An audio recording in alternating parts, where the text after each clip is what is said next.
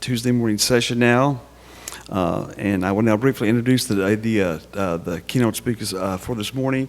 We have three very important and very informative presentations to be given today. The first one is from Dr. Marie Talavera. She's from the University of Pacific School of Dentistry. If you have time, please look on page 46 of the program book. You'll see an extensive bibliography for Professor Talavera. Her presentation today is called The Personalized Medicine and Craniofacial Anomalies. Dr. Talavera?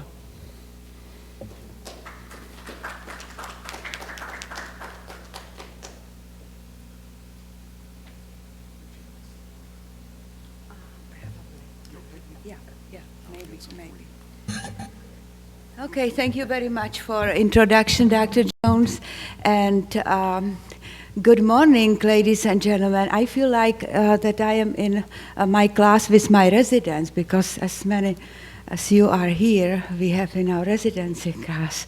So it's going to be a really private session this morning. Let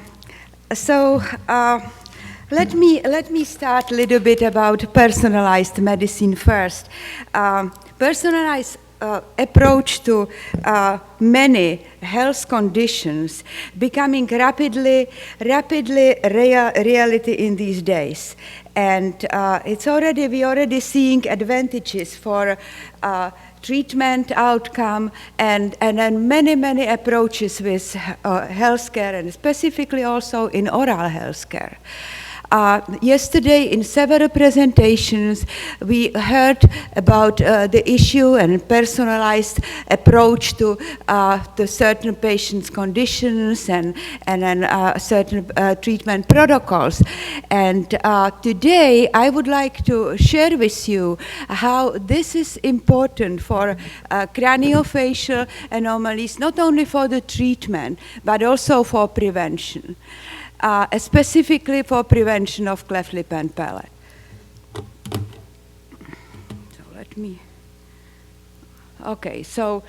So on this picture, this is all what it's about.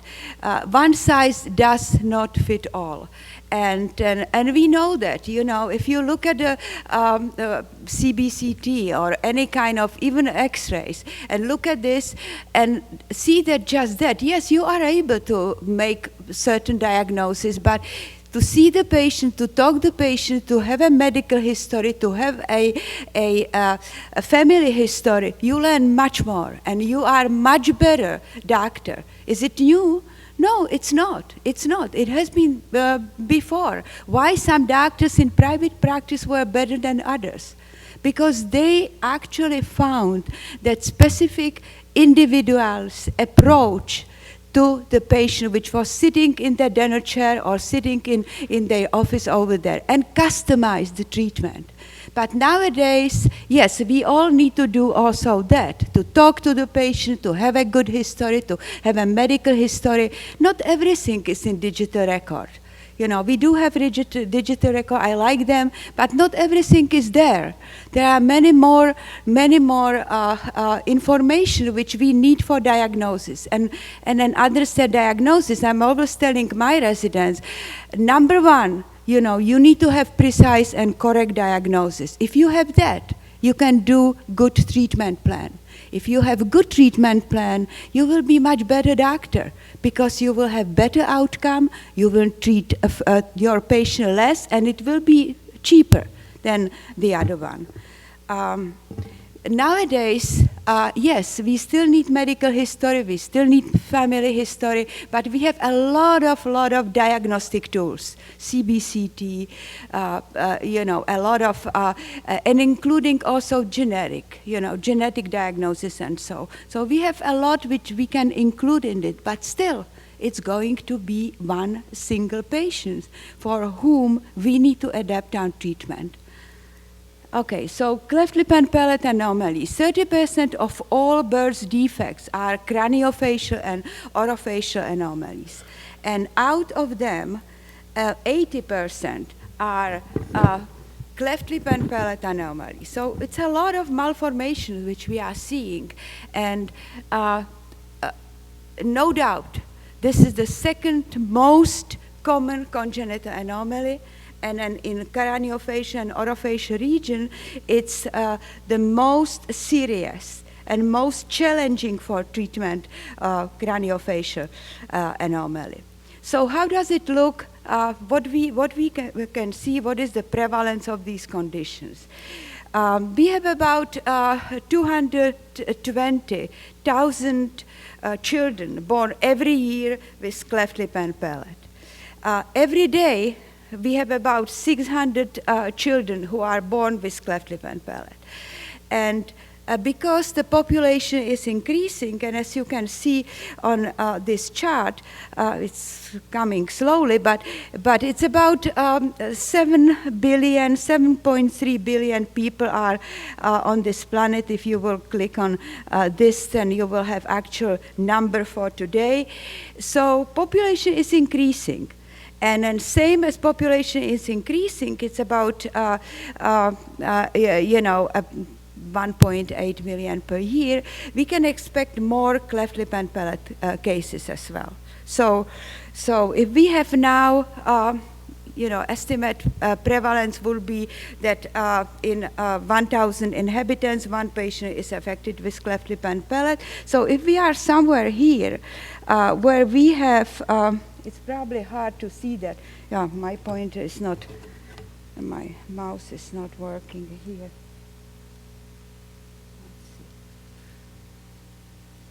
So if we are somewhere here now with over 7 billion people, we have over here approximately 7.37 over 7 million individuals with cleft lip and palate, and then when our first graders will be in childbearing age, it's going to be 2 billion of more people and 2 million more of children with cleft lip and palate. So that's something which we really need to consider. So what we need to do, we need to focus out effort for improving treatment of these patients, also for cleft prevention.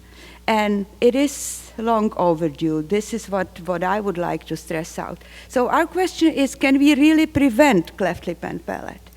And answer is yes. And this would be my first take-home message. Yes, we have enough scientific evidence that a significant proportion of non-syndromic cleft lip and palate are preventable. So my second take-home message is that one size does not fit all. And if we would like to do prevention, if we would like to look at what we can prevent and what causes are of these conditions, we need to look specifically in population which are in by different ethnicities, different countries, and within that we need to really choose personalized approach and be very specific and be very significant with our diagnosis. A little more data which are from our California studies.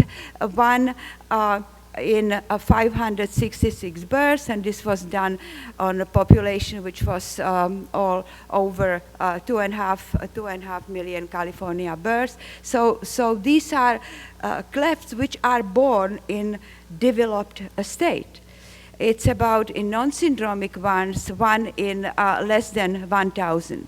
But significant of these significant of these clefts are those non-syndromic clefts, and this is important because this is the category when we can focus on prevention. So again, a little more, every 2.5 minutes we have one child born with a cleft, and during my lecture, half an hour, if I will be able to keep the time, and I hope I will, it will be additional 12 children born with this condition. So this is really an issue. And as I was showing on that chart, population is increasing, but it's not increasing in developed countries. It's increasing in developing countries and undeveloped countries, in low social class over there. And then in some developing countries, an estimate is that about 25% of children born with cleft lip and palate anomalies will never even have surgical treatment, surgical repair. And then my colleague, Joyce Murphy, who is a plastic surgeon from Chennai, she made an estimate that about 1 million of unoperated children are in India with cleft lip and palate. Is it because we don't have good surgeons in India? No, not at all. I have many colleagues there. They are excellent surgeons. There are just not enough of them. It's not enough resources for that. And then backlog, it's really huge. In some places in the world where conditions, nutrition and lifestyle, it's really, really difficult and hard, we have prevalence even 1 per 120 newborn. I never ever saw such a high prevalence anywhere, like I saw in Santiago del Estero in Argentina. So again, cleft, we can fix it. It's not really difficult in these days for surgeons to change the face of the child who is affected with cleft to a face which is nice and which is accepted in the society, and then for child having really good future and then good place in the society. But again, for those of us who are in business for a long time, and myself it's over half of the century, many times we are seeing this, that our patients who we treated as a child is coming with a baby affected with cleft.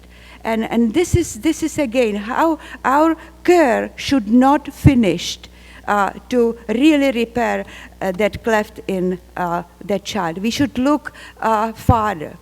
Yesterday also, one colleague mentioned how expensive is treatment. Yes, it's challenging, but it's also really, really costly. 100,000 per child just in medical care, not other, just the medical care.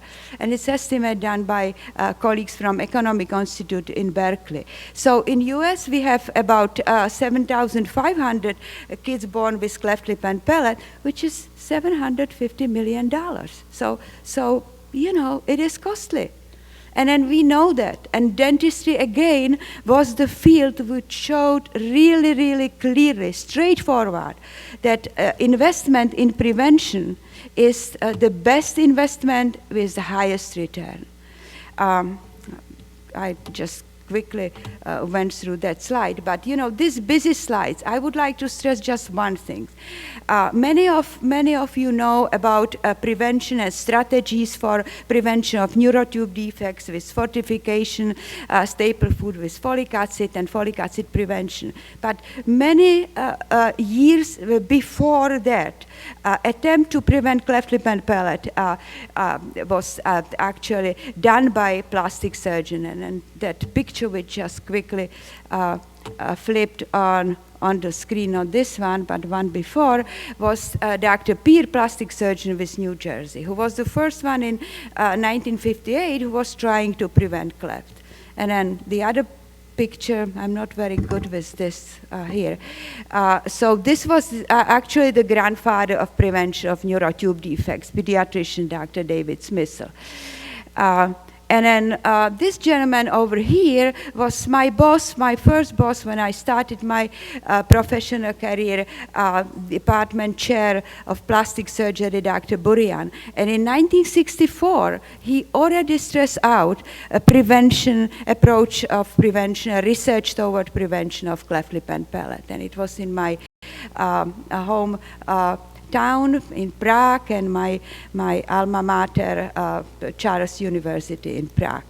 So that approach and that the thinking about prevention was here before, and then we try to put together information, look at and discuss with others how we can understand causes and how we can use it toward prevention. Couple of meetings. And then this chart over here is pretty much summarizing what we know now. We have, if this is all this, it's if all this represent cleft lip and palate anomalies, all which we have syndromic, non-syndromic ones, the pink chart will represent genetic factors, and this will be environmental factors. So this, the middle part are those non-syndromic cleft lip and palate, which I mentioned. We may prevent significant proportion of those. What is the difference compared to both sides over here? We have over here some of these conditions which are caused by environmental factors, let's say fetal alcohol syndrome.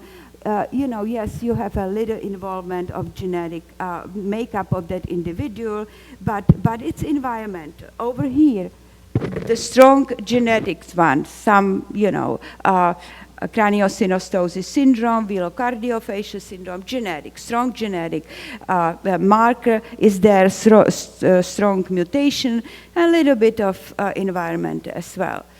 But over here, these genetic factors are creating what we will call a susceptibility, genetic susceptibility. Yes, there are many genes which we identified and there, but they cannot really cause the clefting without being triggered by environmental factors from all that part over there. So only these without genetics will not cause the cleft, only genetic ones without triggering, being triggered by environmental factor cannot cause cleft. So how we can prevent that?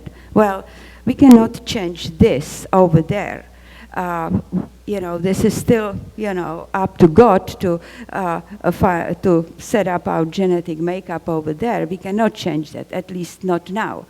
What we can do, we can learn what we have here, which kind of genotypes each individual, each person has.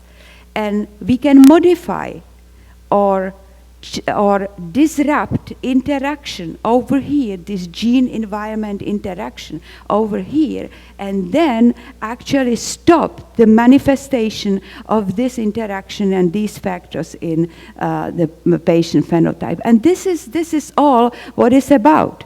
This is all what it's about. Learn what we have here, learn how these environmental factors interact with the gene and our genetic makeup here, and modify those or stop that interaction over there. Well, we have very small window. This is a 6 weeks embryo on the left side, and this is 7 weeks. 1 week, and all these processes, all these parts of the face are together. So I sometimes try to compare this to diabetes, when we have the similar situation. We have susceptibility genes, and then we need some triggers which will make these genes working and cause the condition. If you have diabetes, if you have in the family diabetes, if your mom had diabetes, if your aunt had diabetes, you may think, okay, I may get diabetes as well. You know very well what you are going to do. You will avoid sugar, you will stay lean, you will exercise. What are you going to do? You are modifying environmental triggers, environmental factors. But you have time for that, right? You have time, because this is the condition of adulthood. In congenital anomalies, that window is very small, and that's the issue, and that's what it's really tricky to go through. I will go quickly through some of our data. We did, when I was still in Czech Republic, we did in 80s, 70s, late 70s and 80s, first cleft prevention trials, when we were able with a specific regime, periconceptional supplementation, to decrease recurrence of clefting in families when they had cleft already by 65%. We published this in Lancet in 1982 when we had only one category, males with non-syndromic cleft lip and palate. You know, this is the paper. If you will be interested, I will be happy to share it with you. This is what this was a whole group. So this is again a whole group of our over 200 patients, comparing with almost 2,000 non-cleft patients and families. But I would like to stress out, when we divided them by males and females, we had a different results. When we divide them in males and a type of cleft, unilateral, bilateral, we again had different results in each category. So lumping together, yes, it showed results, but didn't show us, for example, that if I had patients with bilateral cleft lip and palate, and she was a woman, that prevention didn't work at all. You know, so that's what is it about. This has to be individualized approach to that. And then, you know, these data corresponded more and more. This is when we, you know, known multifactorial model, which we developed into the 4-threshold model. And to our surprise, or to our actually, you know, we're very pleased to our really confirmation of our results, we found that these, again, we published that before, that we found that there is a 4-threshold model actually, different for male and female, different from bilateral, unilateral cleft. Again, confirming one size does not fit all. And then we did, when I relocated to United States, we looked retrospectively into the dietary composition of diet of mothers who had a child with a cleft and those which didn't, which had a normal child. Published later in Lancet again. And what we found, when they had at least 400 micrograms of folic acid in their diet, they decreased the first occurrence of clefting in the family. And in our prevention trial, we had in our periconceptional supplementation 10 milligrams of folic acid. So, well, we said, okay, we know that we are there. Prevention of recurrences in families, 10 milligrams of folic acid. Prevention of occurrences increase for 400 micrograms. Well, it was not the case. We started to send our residents to different countries as part of cleft medical missions as a dentist and orthodontist. At the same time, we had about, 150 times. These are our residents with patients. We're excited about that because they did their dental and ortho care. But what we did as well at the time, we collected the data and we collected the specimens for genetic studies. What we found, well, different genes, different genetic mutations, different environmental factors, different lifestyle, only very, very small part of these factors overlapped actually for those locations. Again, one size does not fit all. That's all what is true. But what is here and what is here is different in each population and maybe even in each individual. And I would like to show you a few examples only. This is what our data are based on. This is 8,000 patients from all over the world, from all these locations. Yes, the data are digitalized now, but in field you cannot really digitalize everything. About 24,000 specimens which we have from all over the world for genetic studies. And then I would like to stress out only two things here. If you look at this, we had from 18 different locations in 11 countries, we had about over 2,000 cases of patients with cleft and about 1,000 of controls from the same location. When we lump them together and look for the genes which are related to folate metabolism, we didn't see any difference. Cases and controls, everything was same. When we looked specifically for each of these locations, we had some of them where we see strong significance of mutation which were in cases of cleft and those which were not in the controls.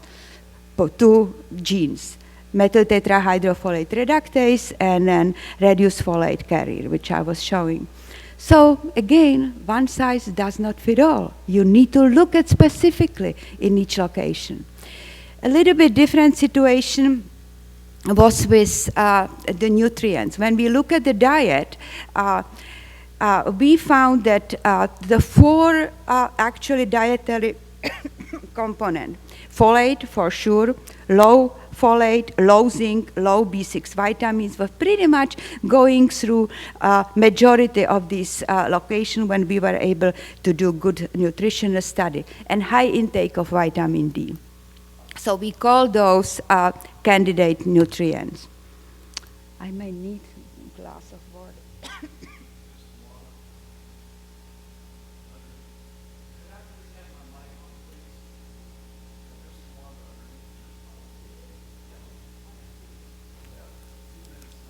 I know, I'm almost done. Okay, so I like to quickly summarize some new findings which we have in etiology of non-syndromic cleft lip and palate, and they are mainly coming from genetic studies. So we are looking for multiple causative factors, which is important, and then looking for these factors which are occurring on multiple levels, intracellular and then cellular organization. DNA blueprints, regulation of gene expression, which is really, really important and coming into play now. Gene-gene interaction and gene-environment interactions. I have some details here, but let's go quickly through this. We have about 30 candidate genes which we can identify them. Genome-wide analysis gave us understanding of really some location on genes where we can look for differences in cleft population, but this is the ocean. Okay, this is the total number of genes on the right side, on the left base pair. So it's really fishing. If you lump everything together, it's really fishing in big ocean. Genome-wide linkage analysis are very, very good. We have actually using multiplex families, which we have there. And then again, we were able to localize some loci, genomic rearrangement, copy number of variations. And then genome-wide association studies where we use case control studies. And so where we are now, it really built up foundation for further understanding. But we still don't have specific gene variant which has been proved to cause non-syndromic cleft lip and palate. We are only region. And I think this is what is the most important. And again, please take this as a home message from this. We need to focus more on processes by which a specific DNA genotypes is translated into the phenotype. And we have to look at epigenetics, environment, gene and gene interactions, and again, somewhere over here, we may find which is, what we are looking at. But again, it's going to be specific for each location. One size does not fit all. And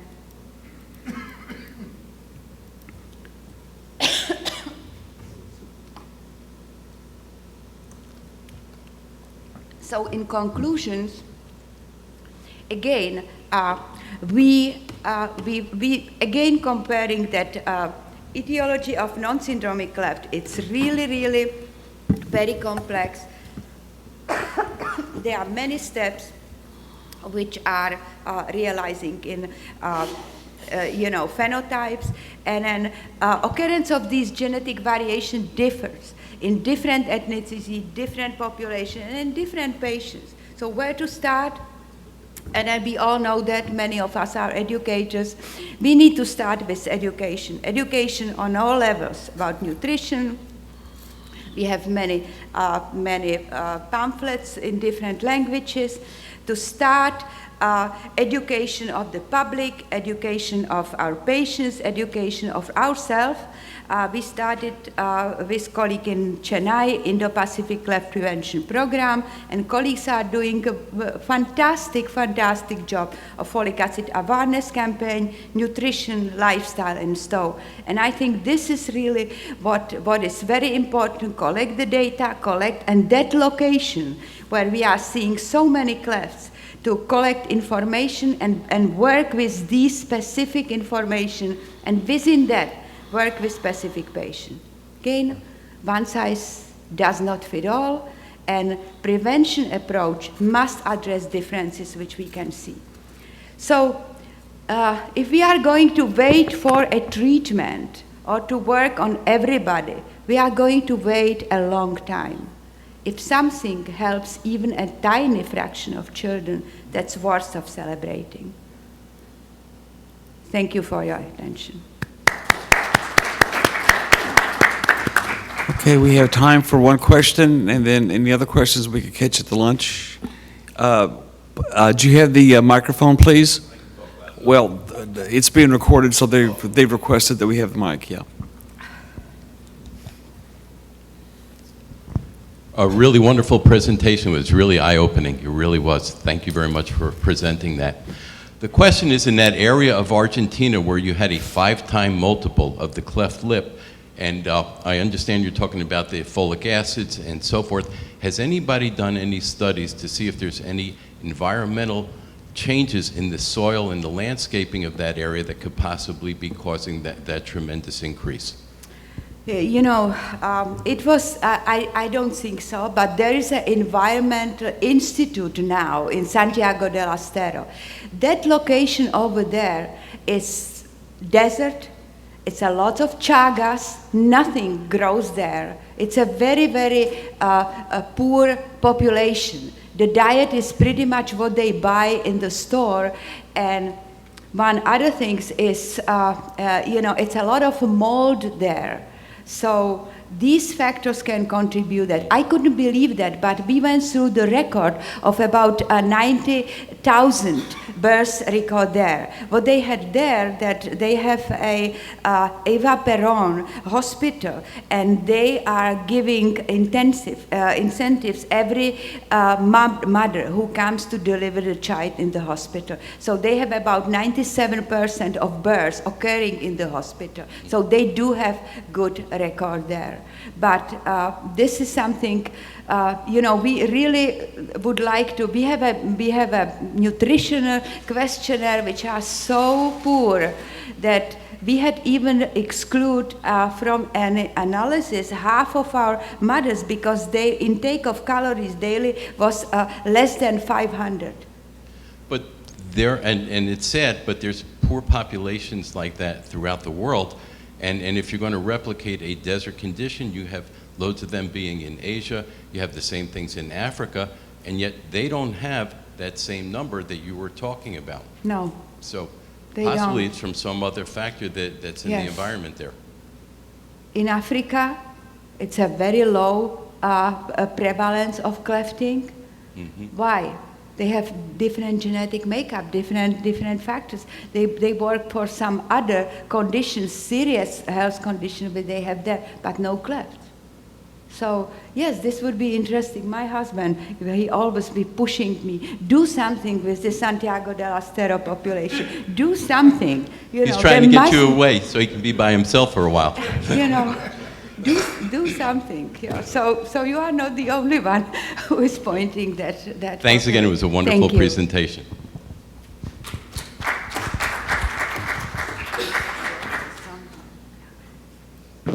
And now I invite Dr. Ratcliffe to come up and present Dr. Talavera with her certificate.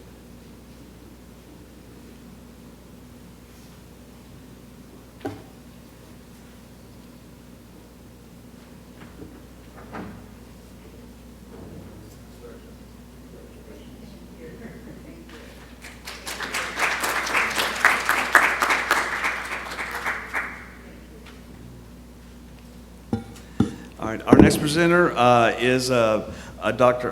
Miroslav Tolar. He is from the University of the Pacific School of Dentistry. In the essence of time, if you would please refer to page 27 of the program document, you will find his extensive biography present. His presentation today is entitled Oral and Craniofacial Region Treatments in the Era of Regenerative Dentistry. Dr. Tolar.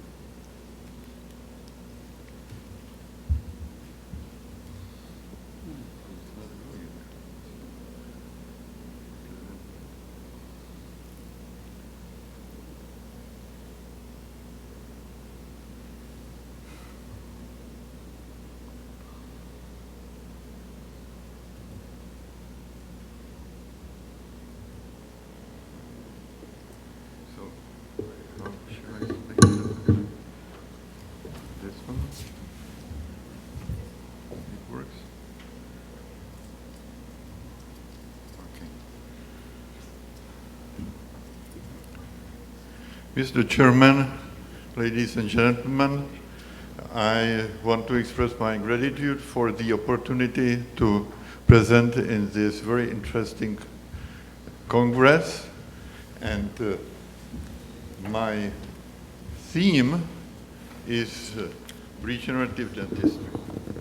I think we are not so much talking, we are not this time talking only about the future, we are talking about present, about present time.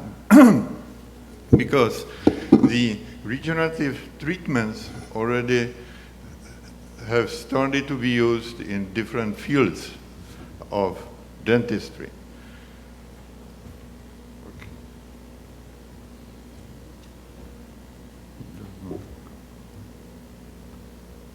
Well, the ideal, in fact, which I'm sure you are familiar with, is the salamander regeneration.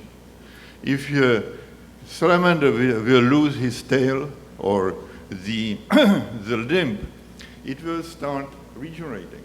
So let's start from the beginning. Here,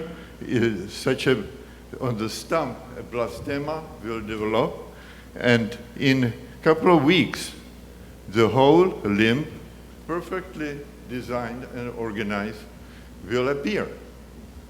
So, can we do this in mammals? It seems that the situation is different. If we look,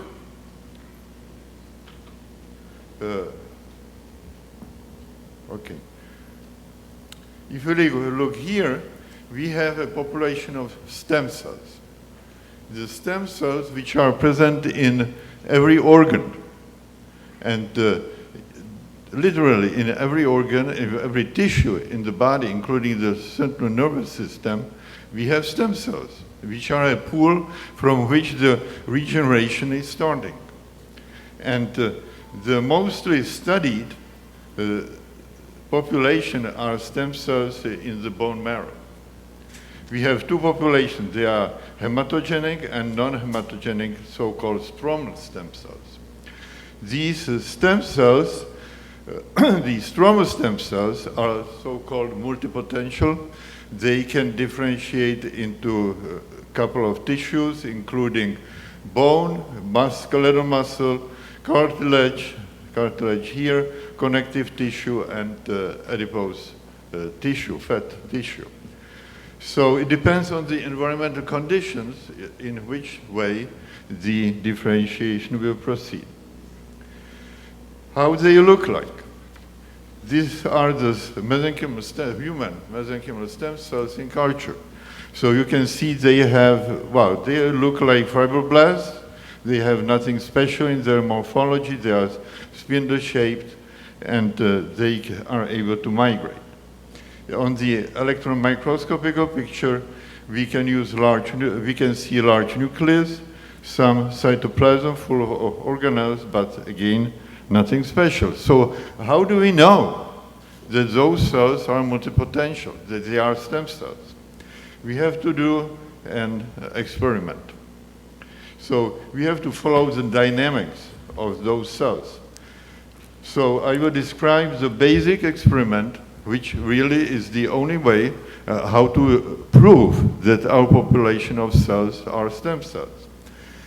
We have to have cells in very low density in the culture dish so that we can have, in fact, separate stem cells. This is one single stem cell which during 1 to 2 weeks will form a colony. So in low magnification, it looks like dots. It's like colonies in bacterial dish.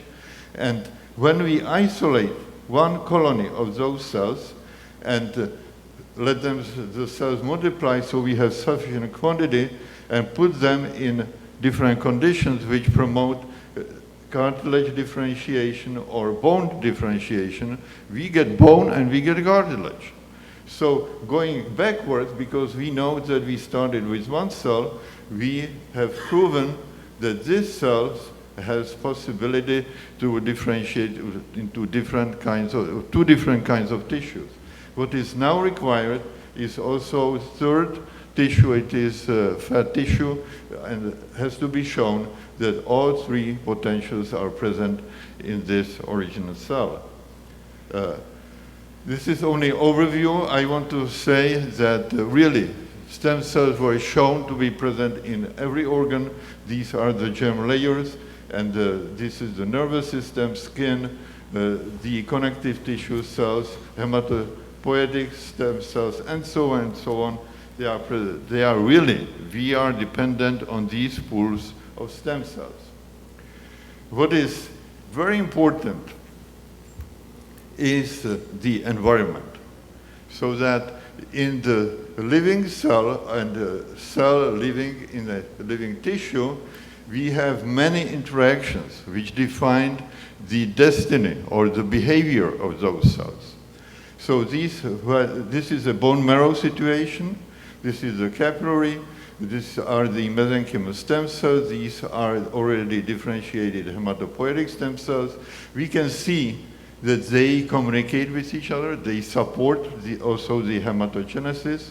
They communicate between each other, and they have many mediators, signaling molecules present in the medium, which defines, in fact, expression of the genes in the nucleus and synthesis of specific proteins for different different ways of differentiation. What is important, I want to show here, is the oxygen concentration or tension, you know, so that it, in fact, goes to low levels. And we have to be very careful when we have the cells in culture, because it's already been shown, and I am showing it in this diagram, when we have cells in 21% oxygen, which is the atmospheric oxygen tension, or in low on 5%, which is approximately the tissue level of oxygen, these are the red bars. We get much higher proliferation of the cells in culture under otherwise same conditions. So, in fact, after 6 days in culture, we have the population twice as large. So, and this is only oxygen tension.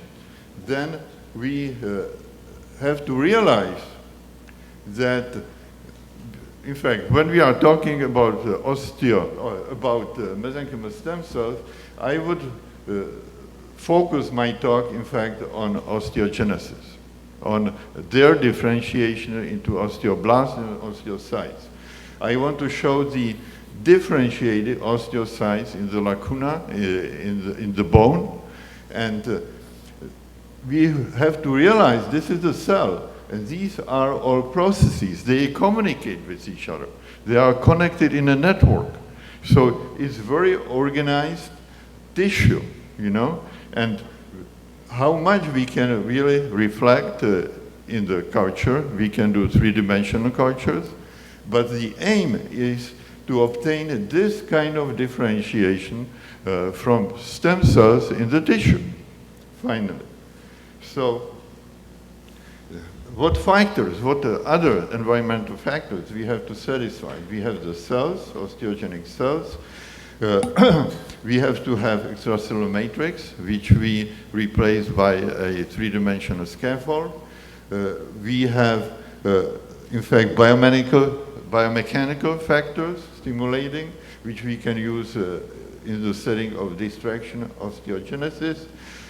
We have to induce by growth factors and other mediators or chemoattractants stimulate the multiplication and then finally the differentiation in a certain way. And we have to respect these cell-to-cell contacts.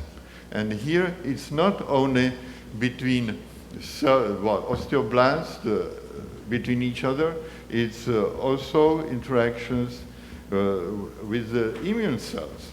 Because, you know, when there is an injury, the immune system is stimulated, and also normally in the bone we have turnover. We have osteoclasts, we have osteoblasts, and we have Rank-Runkel-OPG system. I wouldn't go to this in detail because I don't have time to do it, but it is a balanced system which controls how the bone dynamics in the tissue. So when we are applying we are wanted to grow the bone for the maxillofacial surgeon or for periodontist, we have to be aware of all these factors and all of these dynamics. So it is only to show that the immune cells can synthesize, in fact, Rank ligand, which will promote differentiation of osteoclasts. So we have to be really aware of all those balances and take them into consideration. So this is the original setting, how the tissue engineering, in fact, was planned to be done. And there are several examples which I show you. The cells are isolated from bone marrow. They are grown in the culture. When we have sufficient quantity, it has to be tested, of course, for contamination, for differentiation potential, and so on and so on. So it's safe. Then we put it on the scaffold and implant to the site where we want it. So this is the setting of the culture room, which should be really controlled and air filtered and all sterile conditions. These are incubators. I can show in greater detail. These are the cultivation flasks. The pink liquid is the cultivation medium. And basic conditions are in fact temperature, humidity, and 5% carbon dioxide, which maintains neutral pH. And as is shown here in bigger digits, and what I mentioned already, in our laboratory, we are also decreasing the oxygen tension. When we harvest the cells from the culture dishes, so we can spin them down, and this white sediment, these are represent about 10 million cells. So I show you one technique which was used by Ueda and Yamada in Japan already for 10 years. And in fact, they have a suspension of cells which they combine with the solution containing calcium chloride and thrombin. So that when they have platelet-rich plasma here with cells, combine it with the thrombin and calcium chloride, it will induce coagulation. And they have, in fact, the coagulated plasma is scaffold. So they can apply it for, in this case, they applied it for alveolar-rich augmentation. And showing the patient while the bone was exposed, you can see that it's a senior patient with already with some implants. This is the gel applied to the site. They covered it with PTFE membrane to separate from the mucosa and to hold it in the place. Then they sutured the wound, and after 6 months they were able to install the implants. There is another example from the same group by Hibe. He used it for alveolar cleft, osteogenesis, and filling with the bone. So this is the preoperative status. What they did, in fact, is similar to what I have already described. They cleaned the area, they applied the suspension. Here it contained the cells in platelet-rich plasma, and covered it with titanium mesh. And in fact, after 4 to 6 months, they had the incisor already coming out. So about the why platelet rich. So if these are red blood cells, these are white blood cells, this is a platelet. The platelets are important for coagulation. There is another way how to use them. When we spin, in fact, the fresh blood, freshly withdrawn from the vein, so when we spin it while it's coagulated, we get, in fact, coagulated fibrin in the plasma portion of the blood, and erythrocytes will sediment down, and this plasma portion or fibrin portion will be also enriched with the platelets. So how it looks like when we spin it, we can remove the gel and it can be used in surgical application. There is a so-called a box. We can put the gel on the grid here. It's covered with a plate so that, like here, so that we can get, in fact, they call it fibrin membrane. And this membrane has also been used for alveolar bone augmentation. We tested the properties of the platelet-rich fibrin in culture. So this is, in fact, the human mesenchymal stem cells which were induced to osteogenesis. You can see many more alkaline phosphatase positive cells which were cultured on platelet-rich fibrin. And alkaline phosphatase is, in fact, biomarker for the osteogenic differentiation. The same with alizarin red stain. We get many greater number of cells which are more positive for red stain with alizarin red. So, what I have covered were cells, scaffolds, signaling molecules, but now I want to talk about blood supply. In vivo conditions, we are dealing with three-dimensional with the volumes, in fact, of the tissue, which are much thicker. We cannot rely on diffusion of the nutrients.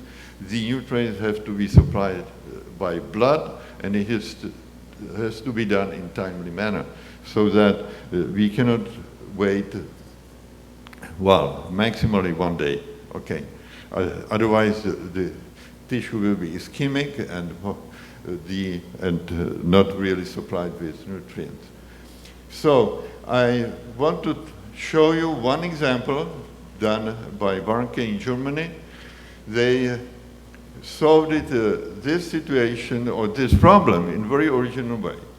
They had a patient with neck cancer, with oral cancer, which had to be operated and irradiated. So it was really a difficult situation because they have very little vasculature in the area. So they decided to make a scaffold. It was, 11 years ago. They don't have so much cone beam, and they didn't have 3D printing, so they did it as well as they could. They made, in fact, such a case from the titanium mesh, which they filled with bio-oss, because it is demineralized bovine extracellular matrix. And then what they did, when they had it done, they put it here. They put it into a latissimus dorsi muscle. Why? Because this is a big muscle, this is one thing, but why skeletal muscle? Because it has intrinsically high vasculature, okay? Many blood vessels already present there. Another thing is that the satellite cells in the muscle are able to migrate into the implant with the blood vessels, and they are multipotential. They can differentiate into osteoblasts. So they, in fact, achieved two benefits. It was vascularization, and it was enough the mesenchymal stem cells inside. And they were intrinsic. They migrated inside. So then they extirpated the implant. It was here, put it in place, and well, I don't have a picture here, but they published, they have follow-up 5 years, 10 years, that the patient was doing okay, and was able to chew. They say after 8 years, he had, well, the first piece of meat he could chew, right? Okay. Another example, this was done 2 years ago by Wolf Shandor. It is in Finland. And they isolated, this was already with stem cells. They isolated stem cells from adipose tissue, and they developed a GMP process. It means good manufacturing process, practice process, which really is safe for absence of any contamination. They proved by the stains, this is again alkaline phosphatase and alizarin red, that they are multipotential, and they used it in I think 5 patients with ameloblastoma. So this is showing they have to excise a big piece of mandible, so it's already a large defect. Okay, I was talking about minor defects, which in fact were filled up and the bone was regenerated, but this is a large defect. When they removed it, they again use titanium mesh, which they filled with granules of calcium phosphate. They also use the bone morphogenetic protein in this case, and this is showing the situation when they already had the implant in place, and after 3 to 4 months, they already saw some bone, and they started putting implants into it. So when they are putting implant, they have to use the burr so they can remove a piece of tissue. So they are showing, in fact, the bone, the histological picture of the bone, newly formed bone. And this is the implant, and this is the final stage.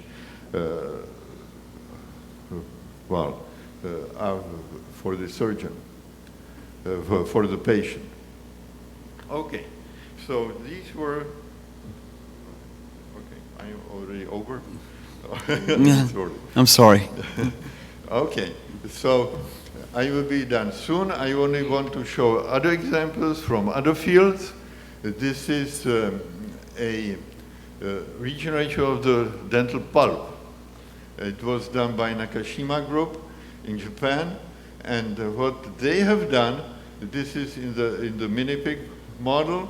They removed the pulp, they filled the tooth with the gel, which was containing chemoattractant and the cells, and they got pulp regenerated. They improved their setting when this is in fact the growth factor, which is stimulating multiplication of those cells, and migration. So they were able to enrich the original population of, these are dental pulp stem cells, which are taken from the same animal, or now they are doing it in humans, in patients. So they were able to enrich the population with the cells which were induced to migrate by this growth factor. And they claim these are the cells which do the regeneration. And they, in fact, you are now approved for a clinical trial. They are doing it with the patients. They started last year. The last example is Dr. Jeremy Mao in Columbia, in New York. He has done a really interesting experiment, and we don't have cells to make enamel. We have cells which can produce dentin. So he started with so-called bioroot, so it means the dentin portion of the tooth. He made it from polylactate in fact, shape of the tooth, of the root below the crown. You can see it was highly porous. It had a cavity for dental pulp, and they put again a collagen gel, which was enriched with growth factors and attractants. And what they did in this case, they implanted it under skin. It is experimental. It was done in the rat or in the mouse. When implanted under skin, it was invaded by cells. Then they extracted from the mandible, the molar, put this tooth, this artificial tooth, this bioroot, okay, filled with cells, into the socket, and after, I don't know, 4 to 6 weeks, they got dental pulp, PDL, and bone. So that it might be a good replacement for implant. So now we are in a situation, well, this is what are the ideal possibilities. We can use those bioengineering tissues for making bone, for cartilage for TMJ, the bioroot for teeth, and we can do soft tissues. We can, in fact, use it for gingiva, for mucosa, and so on. What are the features which are required? The cell culture has to be free of animal components. It is already prepared, it's done. No teratogenic or tumorigenic potential, it's been tested. The proliferation, differentiation, and sinus properties should be normal. So it also is tested.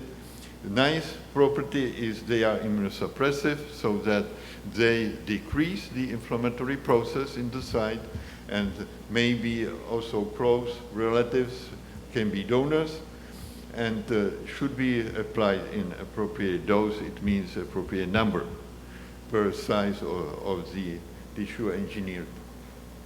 Yeah. implant. Now, what are the guidelines? This is important. What are the guidelines that we can use it? So it's been already solved in Japan. The state regulatory agency approved that Nakashima project. It's been solved in Finland. They were able to use it for their maxillofacial patient. And in the USA, we are still waiting. Okay? I can direct you to the very recent article or comment in New England Journal of Medicine, where they say the FDA, well, in fact, what they are stating and what is true, the FDA, which is Federal Drug Administration, has not issued clear guidelines yet for those cells. And it's clear that we can provide safety, we can provide efficacy. But we need really the guidelines so that it's done legally, okay? Because this is article about illegal clinics in US. They are there. Okay, that's it. Thank you for your attention. Are there any questions? Okay, thank you very much. Oh, let's see. I'd like to ask Dr. Birchman to come up and help present Dr. Tolar with his certificate.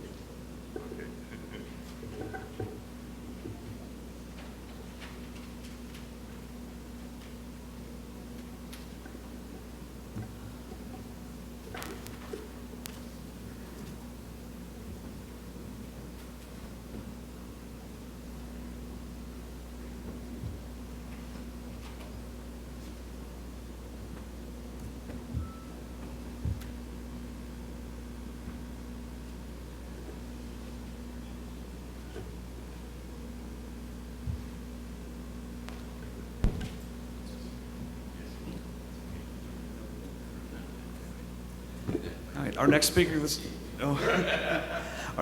for this morning is Dr. Mel Birchman. He is associated with the Academy of Laser Dentistry and here in the United States.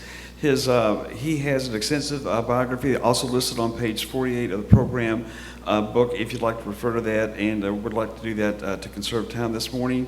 His presentation is called Using Dental Lasers to Treat the Medically Compromised Patient. Dr. Birchman.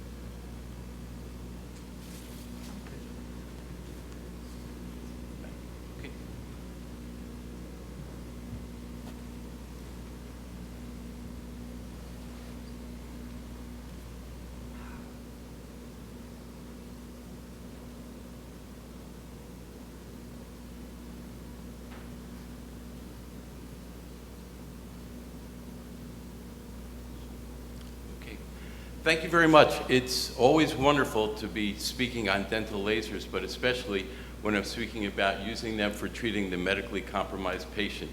And that's my passion, that's my love, and I hope I get it across to you today.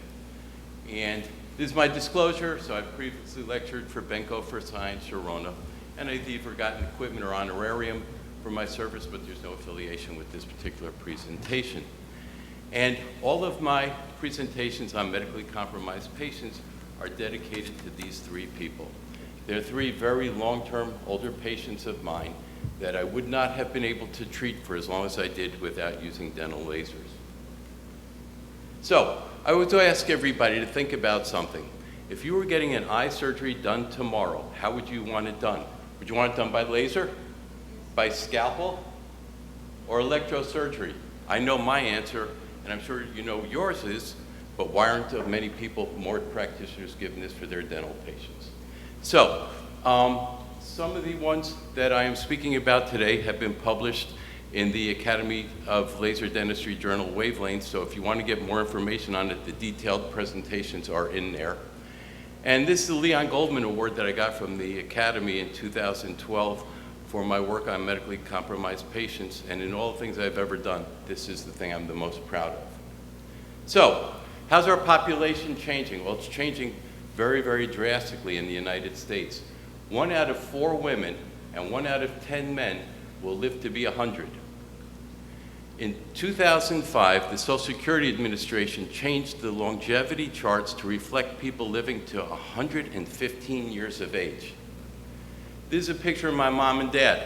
My dad has a medical history very similar to one of the patients in this presentation, and the fastest growing segment of our population is over 100. So, I don't care what lasers you use. I've been using lasers since 1998. I have 8 in my practice. I wouldn't want to practice without them. And also, just because I'm showing different settings, use whatever ones you're comfortable with. And one of my favorite quotes, in our age of anxiety, is in great part trying to do today's jobs with yesterday's tools. So, I'm not a cowboy. All of these presentations and cases were done in conjunction with medical doctors to keep people off of additional hospitalizations and keeping them on all of their daily medications. I want to be the Jetsons. I don't want to be the Flintstones. So, first cases that we're going to show you are 3 cases involving Nd:YAG and diode laser hemostasis in medically compromised patients. And the first one is Robert. And Robert came to my office years ago. He came in the fall, and he needed a tremendous amount of dental work, but he had just gone ahead and gotten done with a hospital stay, and he said, "Doc, I'm going to go down to Florida to recoup with my wife, and I'll be back in a couple months." Well, he came back in February. He's in pain, and let's take a look at the x-ray, and as you can see on number 15, it's broken straight across the gingival margin, and he had a 2-unit bridge there from 14 to 15. And this is his medical history, and we see tons of patients like this all the time. He's got the cancers, he's got the blood diseases, he's got the heart problems, and so forth. So here's his daily medications, and you'll notice he's on warfarin 7.5 and also a baby aspirin. So I called this cardiologist, and he said he absolutely can't come off the thinners. Every time he comes off the thinners, he goes into the hospital for 2 weeks. Next case is laser hemostasis in a patient that had emergency heart surgery a week ago. He had a defibrillator placed. And this is Richard. He's another one of my very, very long-term patients, a very delightful man. And one Monday morning, he shows up in my office without an appointment. It's 8 o'clock, and he's leaning against the doorway. He's about ready to pass out. Well, we sit him down, and he tells us how he just got out of the hospital, and while they were operating on him, they broke a tooth. And here's his medical history. You all see this typical. It's the diabetes, high blood pressure, high cholesterol, heart failure. He's got some stents, and he's on thinners. Well, this is why he came in. They had broken number 29 at the gingival margin, and it's hurting him. Complications on his heparin of 8 milligrams. The cardiologist doesn't want him off. They just put him on it last week. So my conversation with the medical doctor is that, why didn't he tell us about this when he was in the hospital? We would have taken care of it. too soon to take him off the hep. His pro time's low. He says, do your laser thing, and if it doesn't work, we'll admit him. And the only concession I got was that he takes his heparin in the morning, so give him an early morning appointment, and he'll take his heparin later on in the afternoon. Richard's two parts in this one because a couple years later he came in, he had fallen down and he broke a tooth and he was in pain. He had broken number 20. And this is our pre-op x-ray. You can see where it's broken all the way down the bottom there, and he's in pain. And we updated his medical history. Now he's got cirrhosis of the liver. He's got several spots on his liver, therefore he's not a transplant candidate. And his spots are being tested. He's got severe water retention. He keeps falling, which is, he fell and he broke this tooth. He now uses his walker. He's on heparin of 3, and I thought, oh great, it's down from 8, no problem. So, do another conference call with the medical doctor, and he goes ahead, surprisingly, he remembered me. And he said he's way sicker than before. If you take him off his thinners, he's going to stroke out on you. Isn't that wonderful? Next one is Sylvia. And this is doing laser hemostasis in a patient with secondary myeloplastic anemia syndrome. We're going to extract number 20. Quick question, anybody here know what secondary myeloplastic anemia is? I didn't either. So Sylvia comes in, thank you, one person did. You're the only person every time I mention that does. So Sylvia came in, and I'm doing my interview, we're going over her medical history, and she keeps saying, I have secondary myeloplastic anemia. You know what that is? Oh yeah, I do. And she kept saying it, but let's look at her history here. So she's got thyroid cancer that was metastasizing.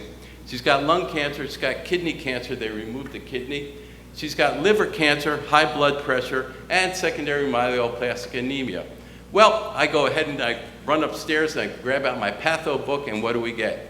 There's two types of it. One is de novo, and we don't know why that comes, but the secondary type is due to repeated treatments with radiation and chemo, especially in people over 60 years of age, and that's Sylvia. So it's a disease of the blood and the bone marrow, and what happens is that stem cells don't mature into healthy red, white blood cells and platelets. So these are plug counts. On the left is Sylvia, on the right is healthy, and look at those great differences. She's got platelets of 35,000, and we're going to be doing an extraction on her. So what does this mean? It means that she's anemic, she can't clot, they're prone to infection, and she has leukemia from her cancer treatments. And what we're trying to do, there's no way to stop it from becoming an acute leukemia. So the treatment goals, basically, they're supportive. And what we're trying to do is prevent the symptoms from being as bad as possible. So she gets transfusions every 2 weeks. She goes into the hospital, they'll do a blood test on her, and whatever she needs, they transfuse into her.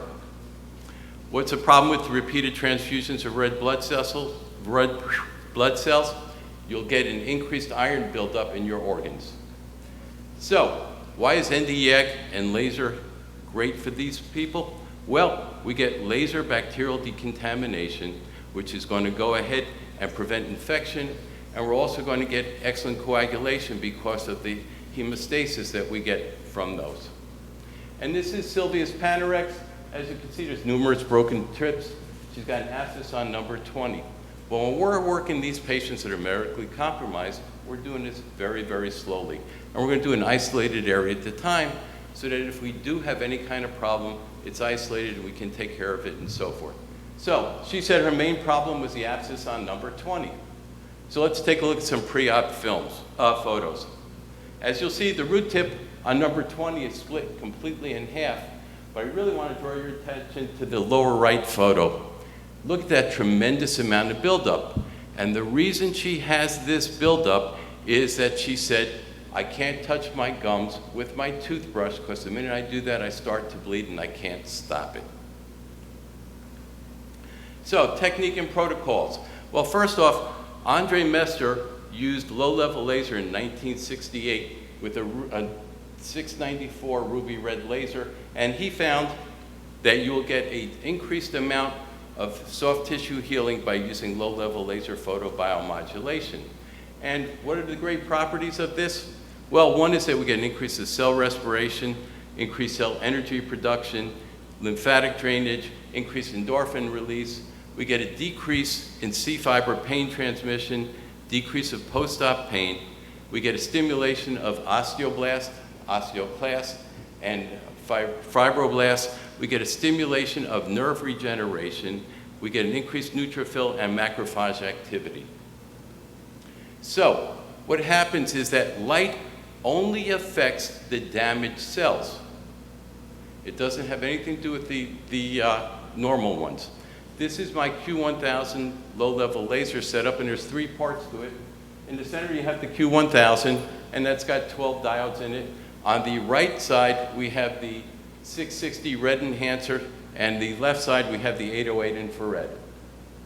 And as I was saying, the 1000 has 12 laser diodes, and our output is 3.9 joules for a 3-minute cycle. The 660 tip will give us more penetration than that, and with that one we're getting 6.6 joules in a 3-minute cycle, and that's good for shallow penetration soft tissue. And our 808 is going to go ahead and give us 54 joules. It's infrared. We get more deep penetration. And what we're doing with low-level laser in a lot of these cases is that we are stimulating acupuncture points by light. So, my extraction protocol. If for a lower jaw, for a mandibular tooth, we're going to do half a cycle of the Q1000, adjacent to it, half submandibular, and then we're going to do the 660 tip on top of the site for a full cycle when we're done. If we're doing an upper tooth, it'll vary because we're using the 1000 adjacent to the tooth for that full 3-minute cycle. And that's what this looks like. We're going submandibular, we're going adjacent, and then we're doing our 660 tip right on top.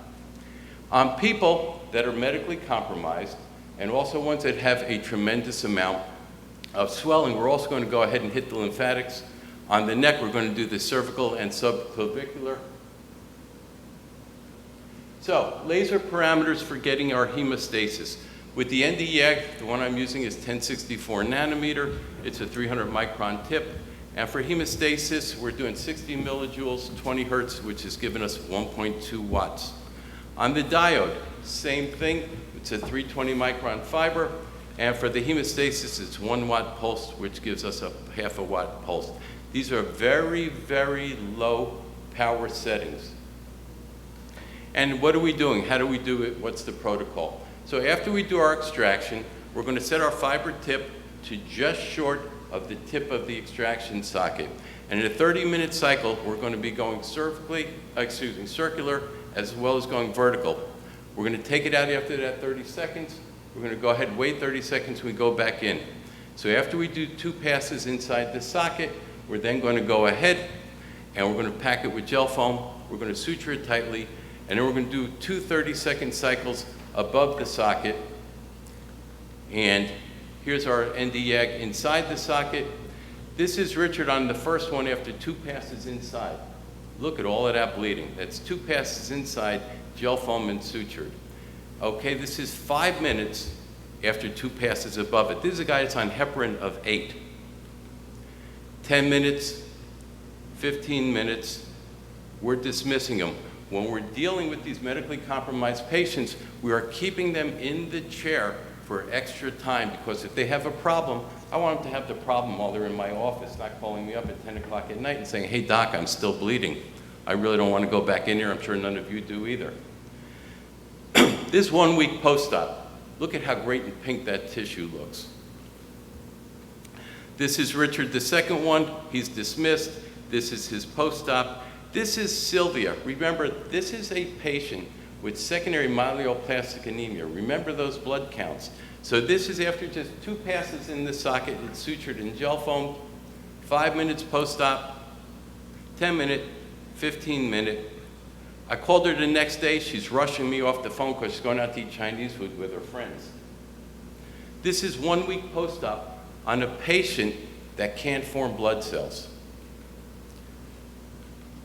So, remember I told you about a case that is with a medical history similar to my dad?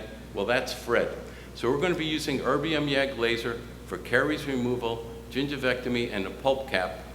And this is Fred's medical history. So we got the typical high blood pressure, cholesterol, diabetes, heart attack, coronary artery disease. But the most important thing in here is the pulmonary embolism. And the way pulmonary embolisms get treated is that they put patients very typically on Coumadin of 10. You touch somebody, they bleed like crazy, you can't stop it, their blood's like water, but they're using that Coumadin to break apart that clot. So he's had the embolism 5 months ago, he's now on it of 5. It's less than it was before, okay, but he still can't come off. What the heck happened to the pre-op photo?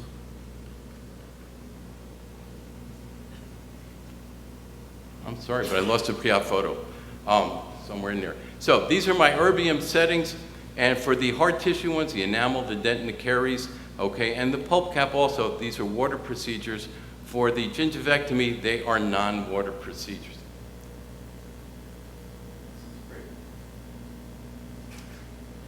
I am sorry that for some reason when he loaded this down, my photos aren't there.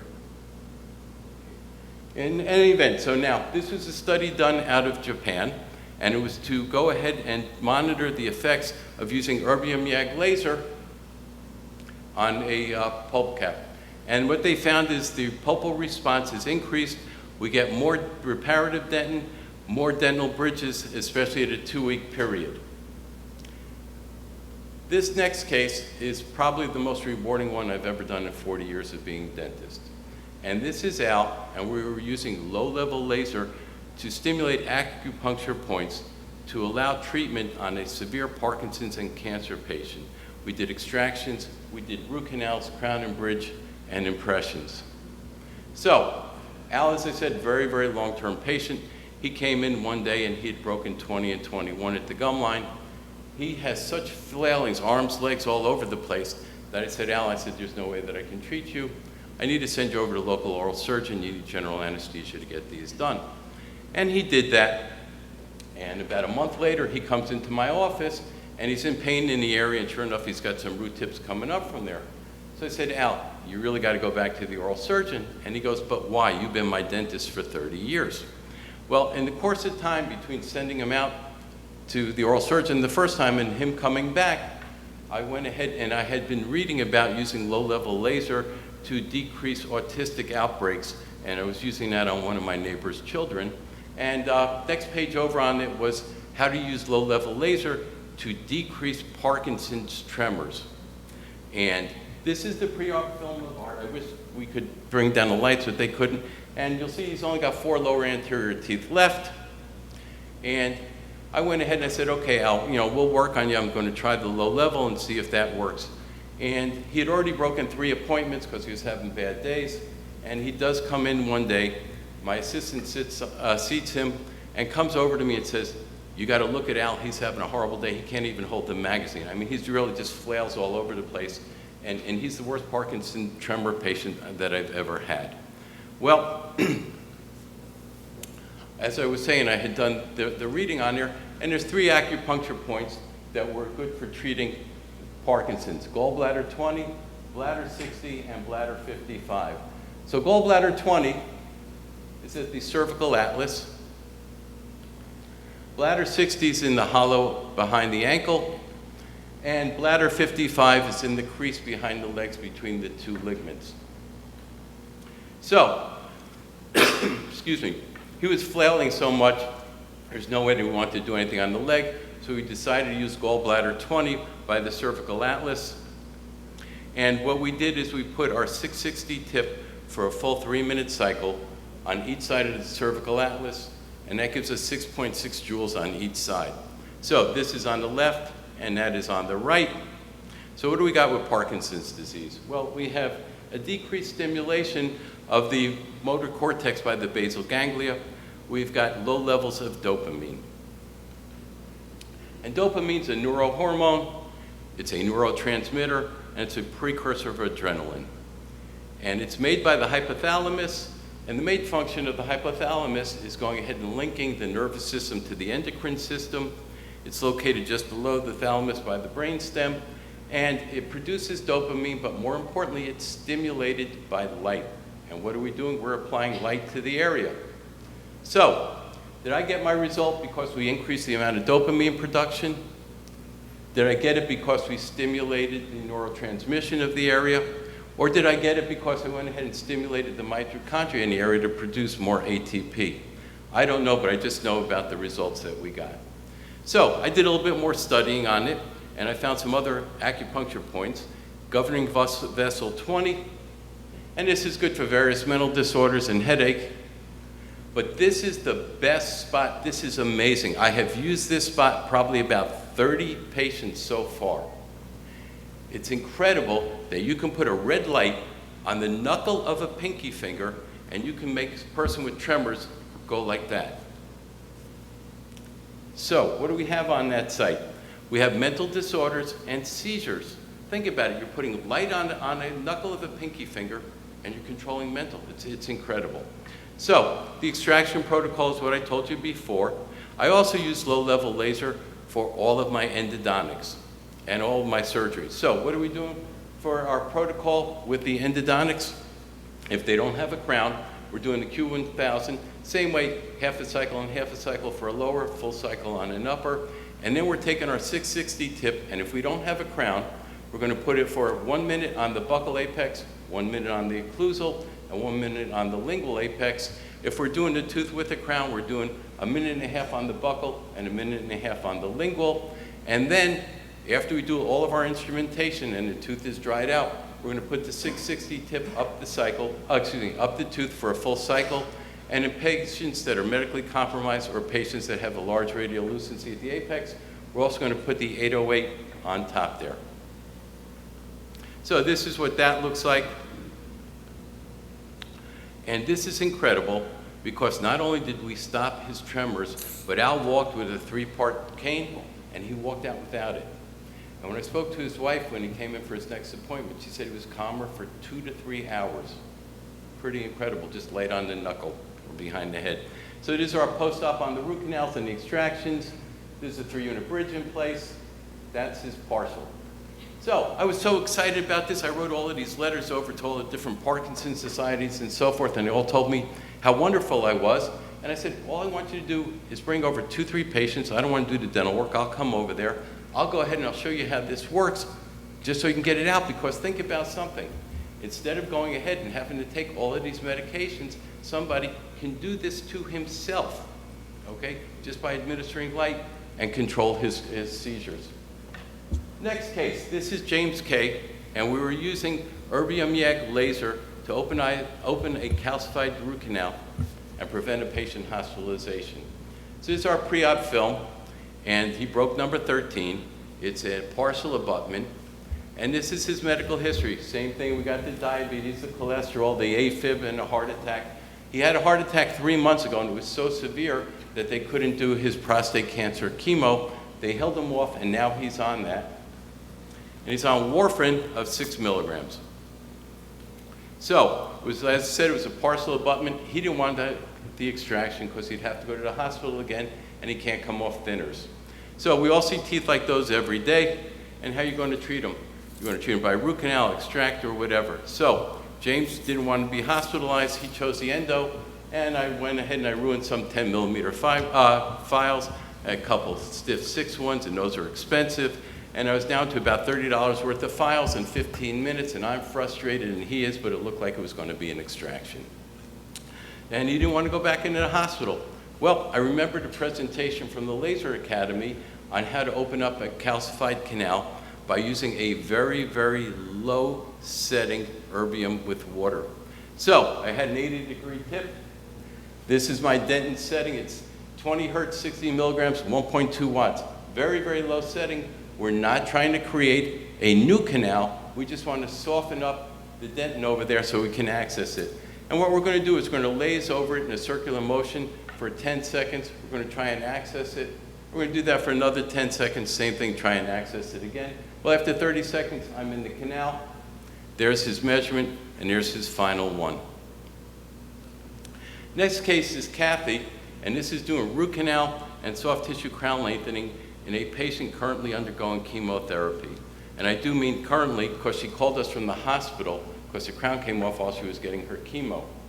So we get calls like this all the time. Can the doc see me today? My crown fell off. Well, this is her medical history. She's currently getting her second round of chemo for colon cancer, already had urinary and breast cancer. She's pale, she's gaunt, and she's green. Doesn't want to be without her tooth because she's already been without her hair. And remember, in dental school, they always told us patients are more than just teeth and gums, and they are. So her husband doesn't go with her for the treatments. When she lost her hair, wouldn't go near her.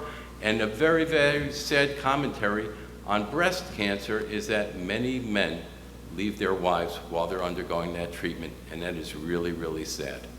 So here's our pre-op film, and gee, I wonder why it came off, because it broke right at the gum line and we got an exposure. So I called her oncologist, who promptly said, there is no way I want her to have any dental treatment at all. And I said, well, that's great, because she got an exposed nerve, so when she swells up or she's in pain and she's going to call me, I'm just going to tell her to call you. I said, root canal is far less invasive than doing the extraction. We'll do this laser protocol with it. And as I said to you, this is the same protocols we mentioned before. We got our root canal completed. And as I said, she didn't want to be without her tooth. So we did a soft tissue crown lengthening procedure. It's a contact mode procedure with a conditioned tip. 325 is what I'm using virtually all the time. And these are our settings. Diode is 2 millijoules pulsed is 1 watt. Nd:YAG is 7030 at 2.1. And we're doing it, it's a circular motion around the tooth, and we're doing it with very, very light contact. These are all end cutting instruments, very, very light contact, because you don't want to break these fibers. They're very, very thin fibers. And we're angling it slightly away from the tooth. We're just doing the epithelial lining and soft tissue. So this is our pre-op, our immediate post-op. Like I said, I wish the lights were better so you could see these better. Another immediate post-op. And she wanted that crown on even though it was all beat up. And as I said, think about how these patients feel, okay? They're injected all the time, they're in hospitals and so forth. And using a laser allows you to work on these people and to really help them. And this is what it's all about, and it makes you feel fabulous. So the root canal's completed. We put our old cap on. Look how short that cap is from where the margin on the tooth is and the root. We did this treatment with no antibiotics, no pain meds, or complications. So this is a 3-day post-op on the soft tissue crown lengthening. Great, now we lost those films too. Okay.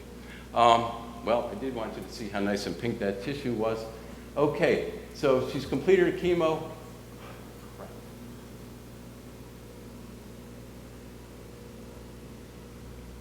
Okay, this is 1 year post-op. She's got her chemo done. You know, it looks like the pictures are up higher.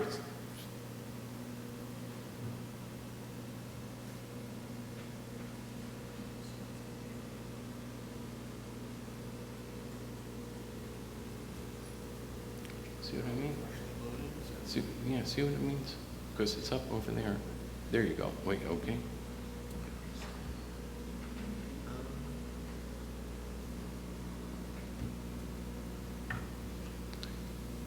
Is that coming up and is that what's blocking them? I think it's just not loading this whole picture. Okay. All right. Okay. Sorry about that. Okay. If there's anything I can do. Okay. Okay. Well, okay. Go ahead. Okay. So this is 2 weeks later after we inserted them. She loves you. You feel incredible. And unfortunately, some sad news. Since this presentation was made up, she's had several more bouts of cancer, and just the other day we heard that she's got a huge tumor on her spine and she'll never walk again. So, next case is Barbara, and this is doing laser periodontal treatment of a patient with severe lymphedema. Anybody know what that one is besides you? No? Lymphedema is elephantitis. So, what we're going to be doing on her is a combination of sulcular debridement, gingivectomy, and gingivoplasty. And what do we have? We got a disease of the lymphatics. We have abnormal swelling and inflammation. It's an inability of the lymph to properly filter bacteria, viruses, and foreign substances. So they get increased amount of fungal infections, cellulitis, lymphangitis, and fibrosis. And this is what they look like. This is not Barbara. She's even bigger than this particular picture. And this is her medical history. She's 4'10", 262 pounds. she walks with these two crutches like this, and when she has to go up a step, she's got to go sideways like that, okay? So what do we have on here? We got the high blood pressure, the diabetes, cholesterol, osteoarthritis. Most importantly, we got the depression, because we all know the mind controls everything, and if you don't want to do anything, you're not going to. And the lymphedema treatment is basically they wrap the areas tightly and they massage, and they're trying to push the fluid back into the sites. She hasn't been to a dentist since 1980. She's a class 5 perio. And these are her pre-op pictures. Look at all those buildups, and these are her pre-op initial perio numbers. So, called her medical doctor, and the only treatment differentiation they wanted is this Keflex pre and post med, 500 milligrams, 6 and 12 before and 6 and 12 after. So treatment, as I said before, when I'm working these patients, we're working them very, very slowly, one area at a time.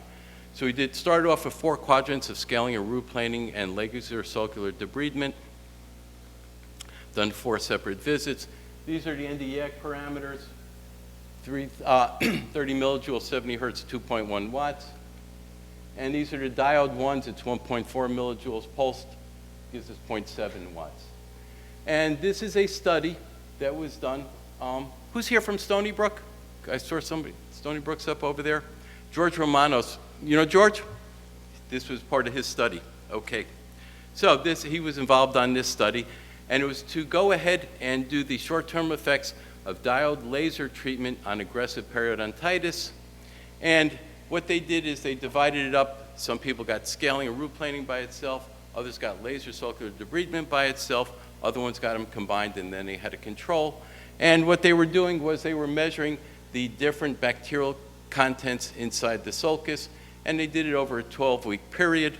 And what they found was that scaling and root plane combined with laser circular debridement got the best results every time that they did any type of measurement.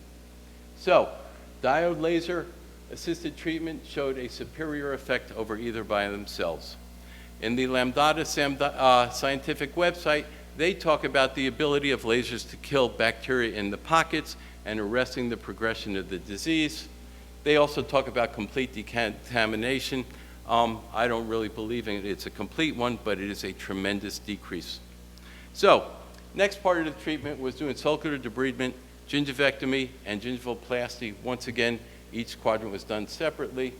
And what you have to remember when you're using lasers is everybody's tissue is a little bit different. So even though you have particular settings, you have to watch what's occurring and modify it, either go up or down. So these were my diode laser ones, both for pulsed or continuous. For the gingivoplasty, gingivectomies, this is my NDEAG ones. And as you'll notice on here, I started off at 2.1 watts, but I switched it up higher to 4 watts because I wasn't getting what I wanted. So, for the gingivoplasty, by the way, though, we lowered it, and it's just a matter of watching what's happening with your tissues. So you always have to know what defines healthy tissue, because you can't produce it if you don't know what it is. And our post-ops, we're always applying vitamin E over the area. We're giving them some OxyFresh gel, which is chlorine dioxide, and a script for Paradex. And this is her immediate post-ops. Remember these guys. That's what we got.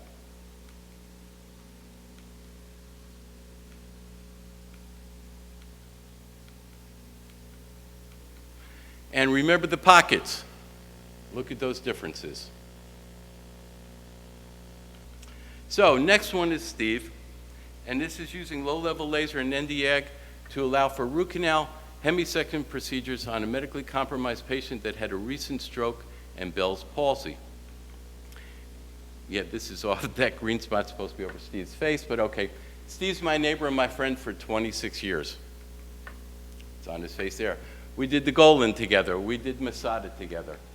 And he had a stroke 18 months ago. He was on Coumadin 10 milligrams and low-dose aspirin, okay? He can't come off it. And 6 months ago, he had a bout of Bell's palsy, which thankfully was completely successfully recovered from. As I said, he's my friend and neighbor.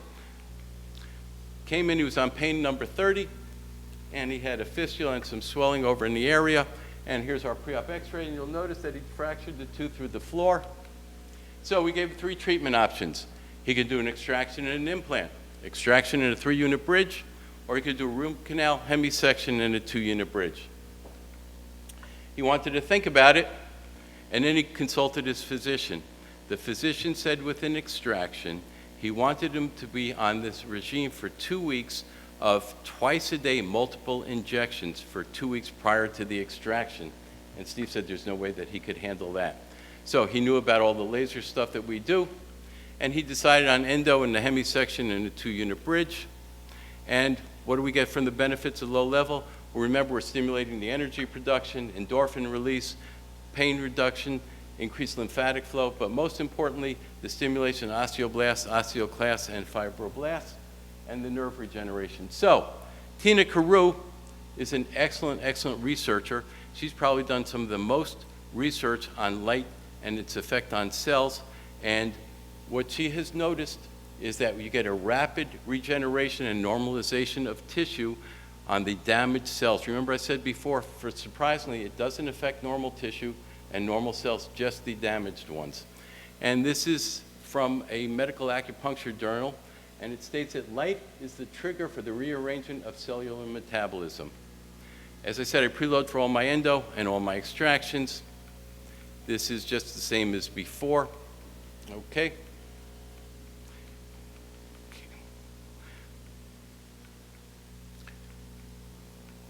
Okay, one of the other advantages of using low level, prior to doing this, you get a decreased amount of injection pain in the area. And all the endo is basically done in one visit and no post-op pain. So this is Steve's crowns off. We went ahead, we did an endo access, Endo's LA's website, and they claim that they get in bacterial content in the root canal when you use their radial endo tips for a 3-minute.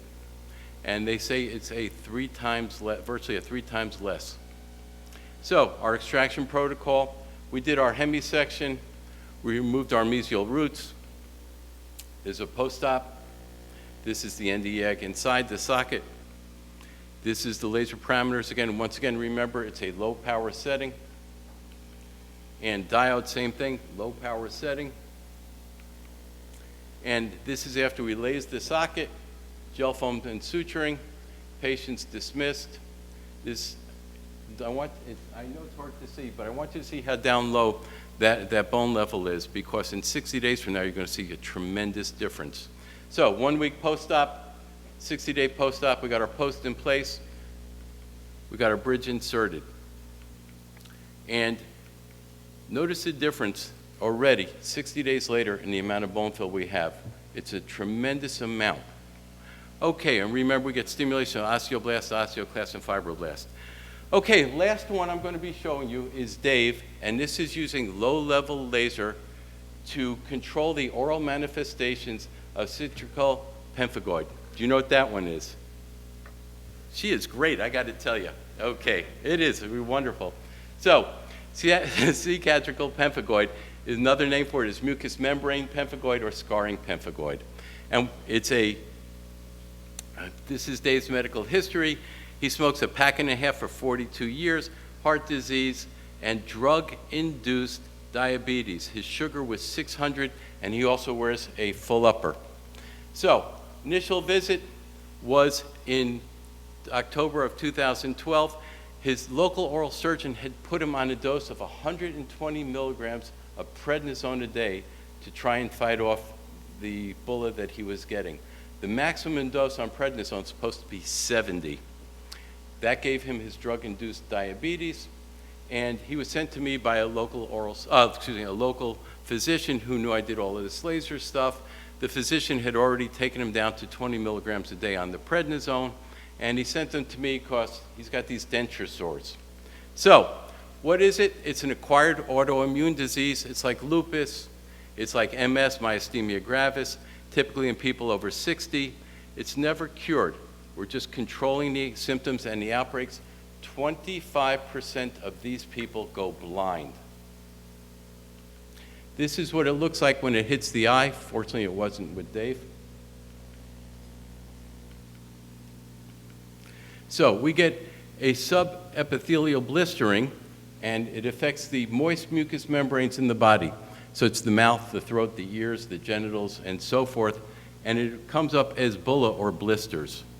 And it's an autoimmune disease because our body is attacking our skin. It's attacking the basement membrane, and what's happening is the epidermis is separating from the lower connective tissue. Basically, the epithelium unzips, we get fluid filling into the area, and we get blisters, and we get bulla. Mild disease, they treat with topical corticosteroids, tetracyclines, niacinamide or prednisone of 20 to 40 milligrams a day. As it gets to be more moderate, they're going to combine the prednisone with the tetracycline or niacinamide, or another drug called dapsone, which is an antibacterial sulfonamide. So in the severe diseases, they're going to put the prednisone up to 70 milligrams, along with these other drugs, which are anti-cancer drugs of the most severe type. So these are our initial photos. Thank God these are still in there. Take a look at that bullet right down over here. Try putting a pull-up denture on that and trying to chew. So, some more of those. I wish it was darker so you could see these better. And I consulted with his physician. As I said, he had put him down to 20 milligrams of dapsone. And I wanted to go ahead and 20 milligrams of prednisone. I had to have his liver tested for dapsone. And we wanted to do low-level laser therapy on these areas 4 times a week for the first 3 weeks, but because of his work schedule, it was only 2 to 3. And we started dapsone. The minimum dose on it is 50 milligrams a day. It's given at 25 twice a day. You can increase it up to 150, but we didn't have to. And the prednisone got lowered to 10 milligrams every other day. So, dapsone is an anti-inflammatory and also an immunomodulatory drug. And what are we getting? Well, this is our skin, and the sites most commonly attacked are BP 180 and laminin number 5. That's BP 180, laminin. And like I said, what we're getting is subepithelial separation. So we're using our 808 infrared on the gallbladder 20, both sides there. And then we're taking our red 660 tip, and we're asking Dave which spots are hurting him the most, and we're putting it for a minute on each one, which is giving him 2.2 joules. And in December, he started complaining of some swelling in the neck, and he wanted to stop using the dapsone. So we began using the Q1000 on his neck for a 3-minute cycle on each side. Remember we mentioned how it increases the lymphatic drainage, and it'll decrease the edema and the swelling. So this is that in place on Dave. And these are some progress slides. Look how much nicer that tissue is already starting to look.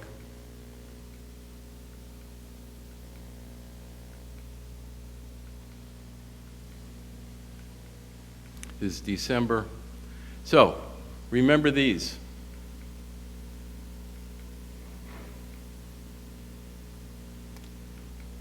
And look how much nicer that tissue looks.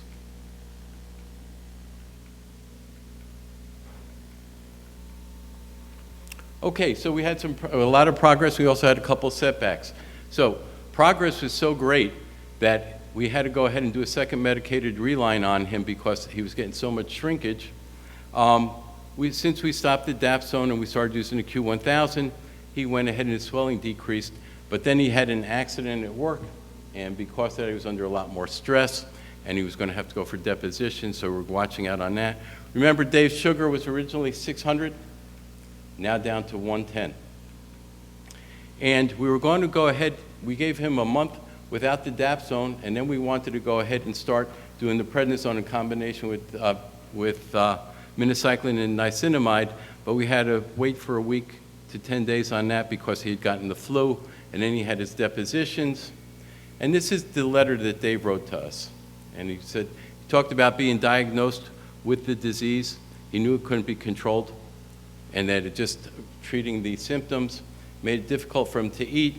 He was losing weight. It was painful, stressful, and he had a very physical job. So after we started doing it, he felt more hopeful, less stressful. I've been receiving these treatments and have noticed considerable difference with the lesions and overall health, including the ability to chew with this writing. I am feeling less stressful about my condition, and physically, I feel the lesions are getting more under control, improvement now compared to the start. I know these treatments are working and helping me because I do feel the difference when I miss a scheduled appointment. So remember, it's very easy to keep yourself in a protected environment, but how do you grow? It's easy to follow, but what are you going to see? So you'll never see the lights or the end of the rainbow, but I'm a laser dentist. Thank you.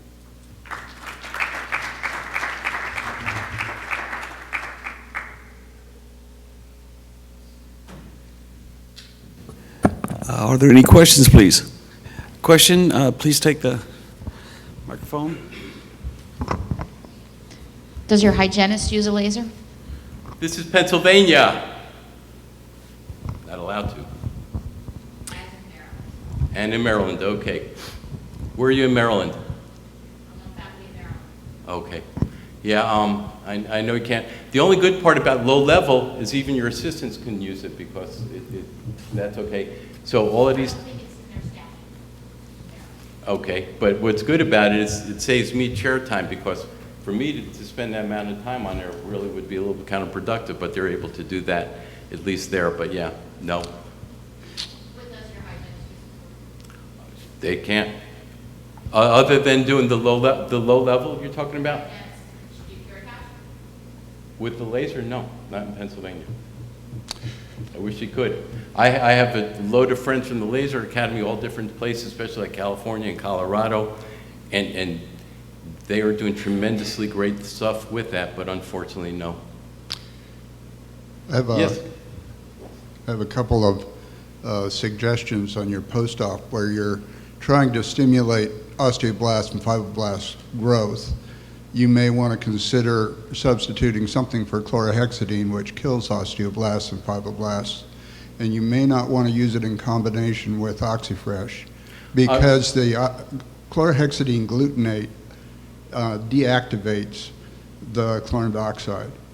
They're interactive in the two. So you might try just using the stabilized chlorine dioxide, which has the same antimicrobial effect as the chlorhexidine glutamate as your post-op. I didn't make that clear, but they're given the script that they start a week later and they're using the chlorine dioxide for the first week. Then afterwards they're using that. And the second is, it appears you're using bleach with your biolays. No, that is from their study. That's from their website. So it's a comparison. The slide was a comparison between doing the water lays with the radial endo tips as opposed to the the sodium hypochlorite. Yes. Doctor, I did a lot of studies on skin lesions with oral manifestations. Have you used this with herpes? That's one question. Herpes simplex or herpes zoster? I'm sorry. Have you ever used the laser to treat ulcers or blisters of, because you mentioned pemphigus. Have you treated herpes or herpes zoster ever with this? And have you worked on the skin? These are my two questions. Okay, couple different answers to that. One, it's fabulous for doing on herpetic ulcers, and I do have slides on that, and I can tell you how to do that. I don't have them on medically compromised patients. It's just on regular patients, so that's number one. Number two, and if you ever get to hear, there's a fabulous, fabulous practitioner. Her name is Jerry Ross. He's out of Canada. He's one of my very good friends, and the guy is brilliant. And he did a presentation one time about his wife having psoriasis on approximately 90% of her body. And you can go ahead and use the Q1000 or any of the other ones on there, and it will get it. But there was a write-up from China, and it had to do with using a 660 tip and going up the nose for 30 minutes a day. And he said that after 2 weeks, his wife was virtually psoriasis-free. And there was a pickup inside the nose. There's an acupuncture point that picked up the red 60 and circulated it through the blood. It was really incredible. So it's good for that. And yeah, and like I said, I have them on my computer, so I'll be more than happy to show you some of that. Anybody else? Yes. Oh, okay. I really admire. I really thank you for a wonderful lecture and showing all the effects. Can you go a little bit more deeply into the biology? What is happening, in fact, in the cells? How do they respond? Okay. And my second part is the regimes seem to me quite complicated. How do I adjust the dose and the length and Okay. I'll address the second part first and then the first part. So the dosages, when we're doing any type of surgical laser procedure, in other words, diode Nd:YAG or so forth, you're always watching the tissue and watching what occurs on there. You could be doing something as simple as a frenectomy, and there's one point in time you may have a really thick one with a lot of white tissue. Well, target tissue for diode and Nd:YAG laser is dark pigmented tissue. So they're not going to function as well, and you have to step it up. There's other times you may have tissue that's dark, or you have people of different skin pigmentations. And it can even be Caucasian people that have much darker gums. And in that particular case, you have to decrease your cells. It's going ahead and it's functioning by increasing the ATP production inside the mitochondria, and that's giving you a release of radio oxygen species. And that's how that's occurring in there.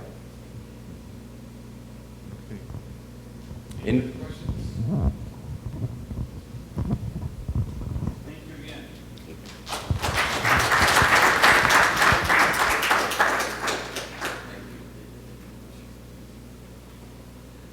Okay, we're going to have a coffee break now. Everything will be in the foyer. It'll be until 11:20. So if you can please be back in your seats by 11:20. We're going to have a change in the guard then. Dr. Birchman will be taking over as the committee chair, and then Dr. Tolavara will be the assistant chair for the committee for the remaining of the morning. Lunch will be this afternoon in the Benjamin Room, which is where we had it yesterday, and that'll be from 1:25 to 2:15. And then we'll start the afternoon session again at 2:15 back here. Thank you very much.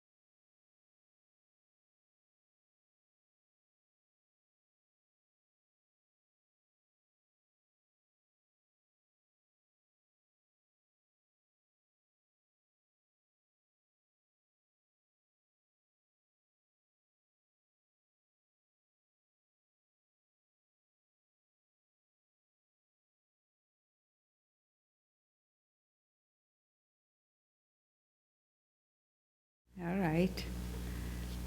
Okay, thank you. So Dr. Agami, it's your podium.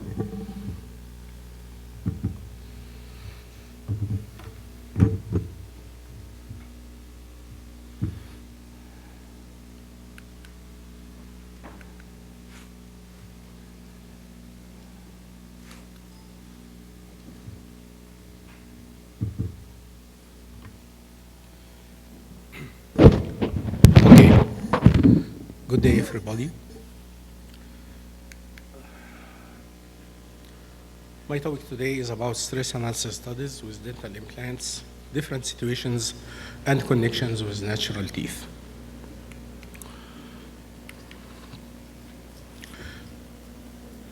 Okay.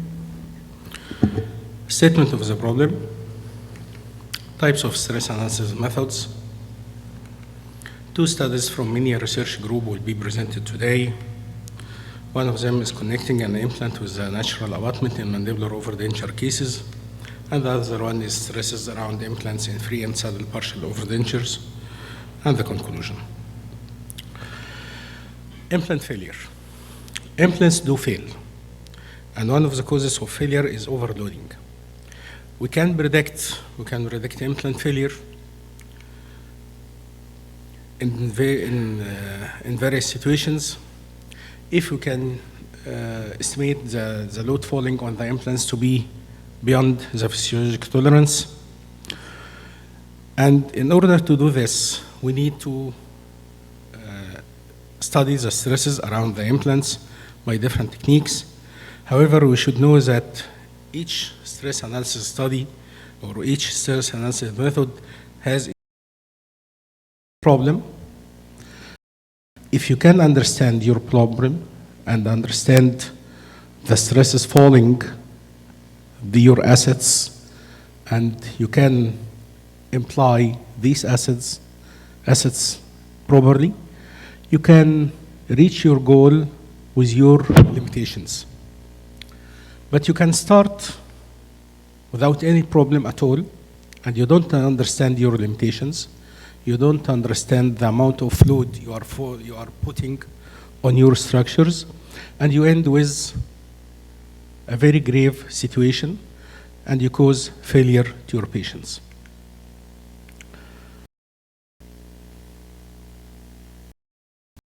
Years ago, stresses were used mainly by some surface methods like Prater-Laker method, or with some theoretical equations like simple geometry and analysis of stresses by simple equation, the amount of load falling, or by mechanical dial gauges, which are now only used for biting force measurements. However, the currently employed techniques includes stereophotogrammetric analysis, holographic interferometry, photoelastic stress analysis, strain gauge analysis, 2 or 3 dimensional finite element stress analysis. Stereophotogrammetric analysis is a method that depends on the idea of acquiring a 3D photograph either by 180 degrees or 360 degrees setup. It may be in vivo or in vitro. And it depends on the situation of non-loaded records and loaded records in old studies before 1990s or formulated software. This is a 360 degrees setup for stereophotogrammetric analysis. And this is the 180 degrees setup where you can put the object here to be studied, and these 2 cameras record the position, or in this situation 4 cameras record the position, and comparing the situation before or after loading. Stereophotogrammetric analysis can produce accuracy up to 0.05 to 0.2% accuracy in the linear. In angle, the accuracy is from 0.04 to 1.180%. Accuracy of area measurement, it is from 1 to 0.06%. Volume, it is not known the changes in volume. We can only compare the linear changes, the angular changes, or changes in the area dimension, but not in the volume. Depending on the structure scanned, we can have this accuracy if you are studying a geometrical shape like a cube, or you may have these great accuracies, but if you are studying teeth or dental structures, you may have accuracy less than these records. Holographic interferometry is the second technique used. Holographic interferometry may be used for in vitro or in vitro studies only. It depends on using a laser beam and the beam splitter. One of those beams is used to illuminate the objects, and the other beam is used as a reference. When we have interferences between these two beams, we can get what we call fringes. These fringes are relative to the amount and direction of stresses. This technique is mostly used for impression making in digital system. Now, the holographic interferometry and stereophotogrammetry, those two techniques are mainly used for impression making in digital systems, such as CAD/CAM techniques in the market. This is the setup for study: the beam splitter, the two beams, the object is illuminated, and the holographic film plate, and the data is transmitted to a computer where you can study the amount of fringes obtained. Photoelastic stress analysis is the last of the techniques that depends on optical phenomena. It is mainly used in vitro, depends on polarized light. By creation of a photosensitive model, which changes the refraction due to stresses. And we can compare the non-loaded situation of the model to the loaded situation by studying the colorful patterns that is produced after loading, which is called fringes. Identify and distribution of fringes is proportional to the stresses developed. And this is the form of the model used. It's a physical model, it's not a virtual model. You can apply load here, here, or here, and these are the pattern of fringes produced. This is 0, where there is no load or no stresses at all. And this, when these fringes are densely condensed and heavily stained, it indicates high stresses. This is the situation when loading. For example, you can compare vertical loading versus oblique loading, different loading points, and you can conclude the situation you have. Again, here is a very heavy stresses than this situation, and here is heavy than this. And now we have reached the two most used stress analysis methods in the field of dental implantology, namely the strain gauge followed by the finite element analysis. Strain gauge analysis can be used in vivo or in vitro. It is mostly used in vitro. It depends on detection of the changes in electric resistance of a wire due to developing strain. You need to completely isolate the wires of the electric resistance strain gauges. You need to cement these strain gauges as nearly as possible to the structure to be monitored. Direct cementation of the gauges on the structure to be monitored, or you can use these gauges in the form of transducer and apply it between two moving structures to detect the amount of load falling on them. you need to specify the loading points, because changing in the loading point, even when these changes are very slight, lead to changes in readings. You need to take care of heat buildup in the circuit, because due to the current passing in the circuit and the load, the temperature of the wires changes, and when the temperature changes, actually the resistance changes, and you can obtain different results only because of the changes of heat of the circuit. Data acquisition card must be used for multiple gauges when you are using them at the same time, and this is the form of the model. You can simulate the structure you are studying, the teeth. It is better to have the teeth with metallic surface when you are going to repeat the loading, because this loading will be in an amount sufficient to produce wearing if you are using acrylic resin or something like this. And these are the strain gauges cemented directly over the outer surface of the model. These are the Cartesian system directions, the z-axis, x-axis, and y-axis. You can study the amount of stresses falling indirectly over this structure through recording of the changes in this part. Okay, this is the situation during loading. So, now with the last method of stress analysis studies used in dental implantology, 2 or 3 dimensional finite element stress analysis methods. It's a numerical method. You can detect stresses and displacement occurring in the model at any direction, either 2 or 3 dimensional detection.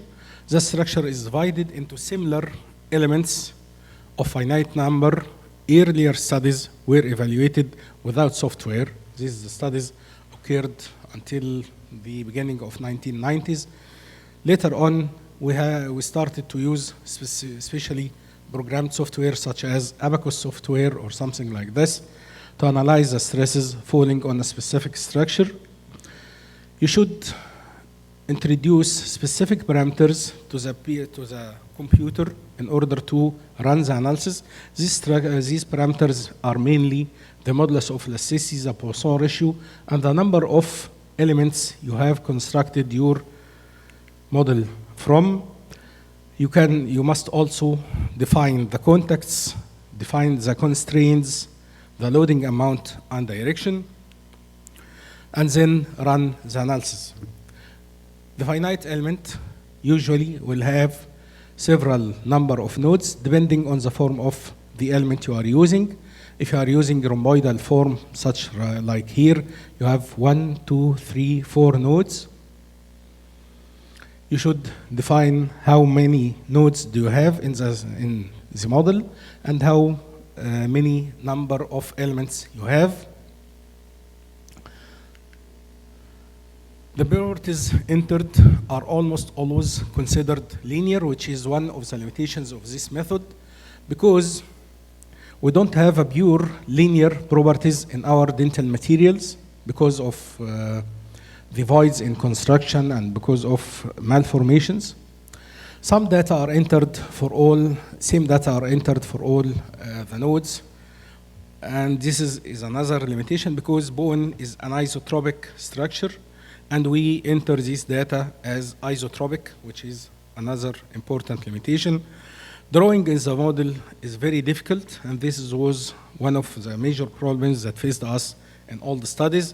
Now we are using a modified technique, which I'm going to explain later. New methods of modeling demand software compatibility in order to make it easy. I'm here just showing one of our old studies. This is the model we used. This model was drawn from the scratch.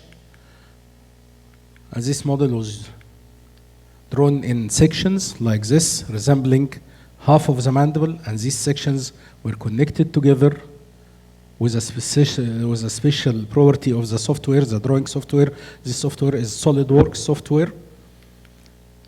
And then by mirror imaging of the model, you obtain a complete model. You simulate the amount, the position of implant insertion, and then you simulate the type of bone around the implant in order to mimic a situation of complete osseointegration.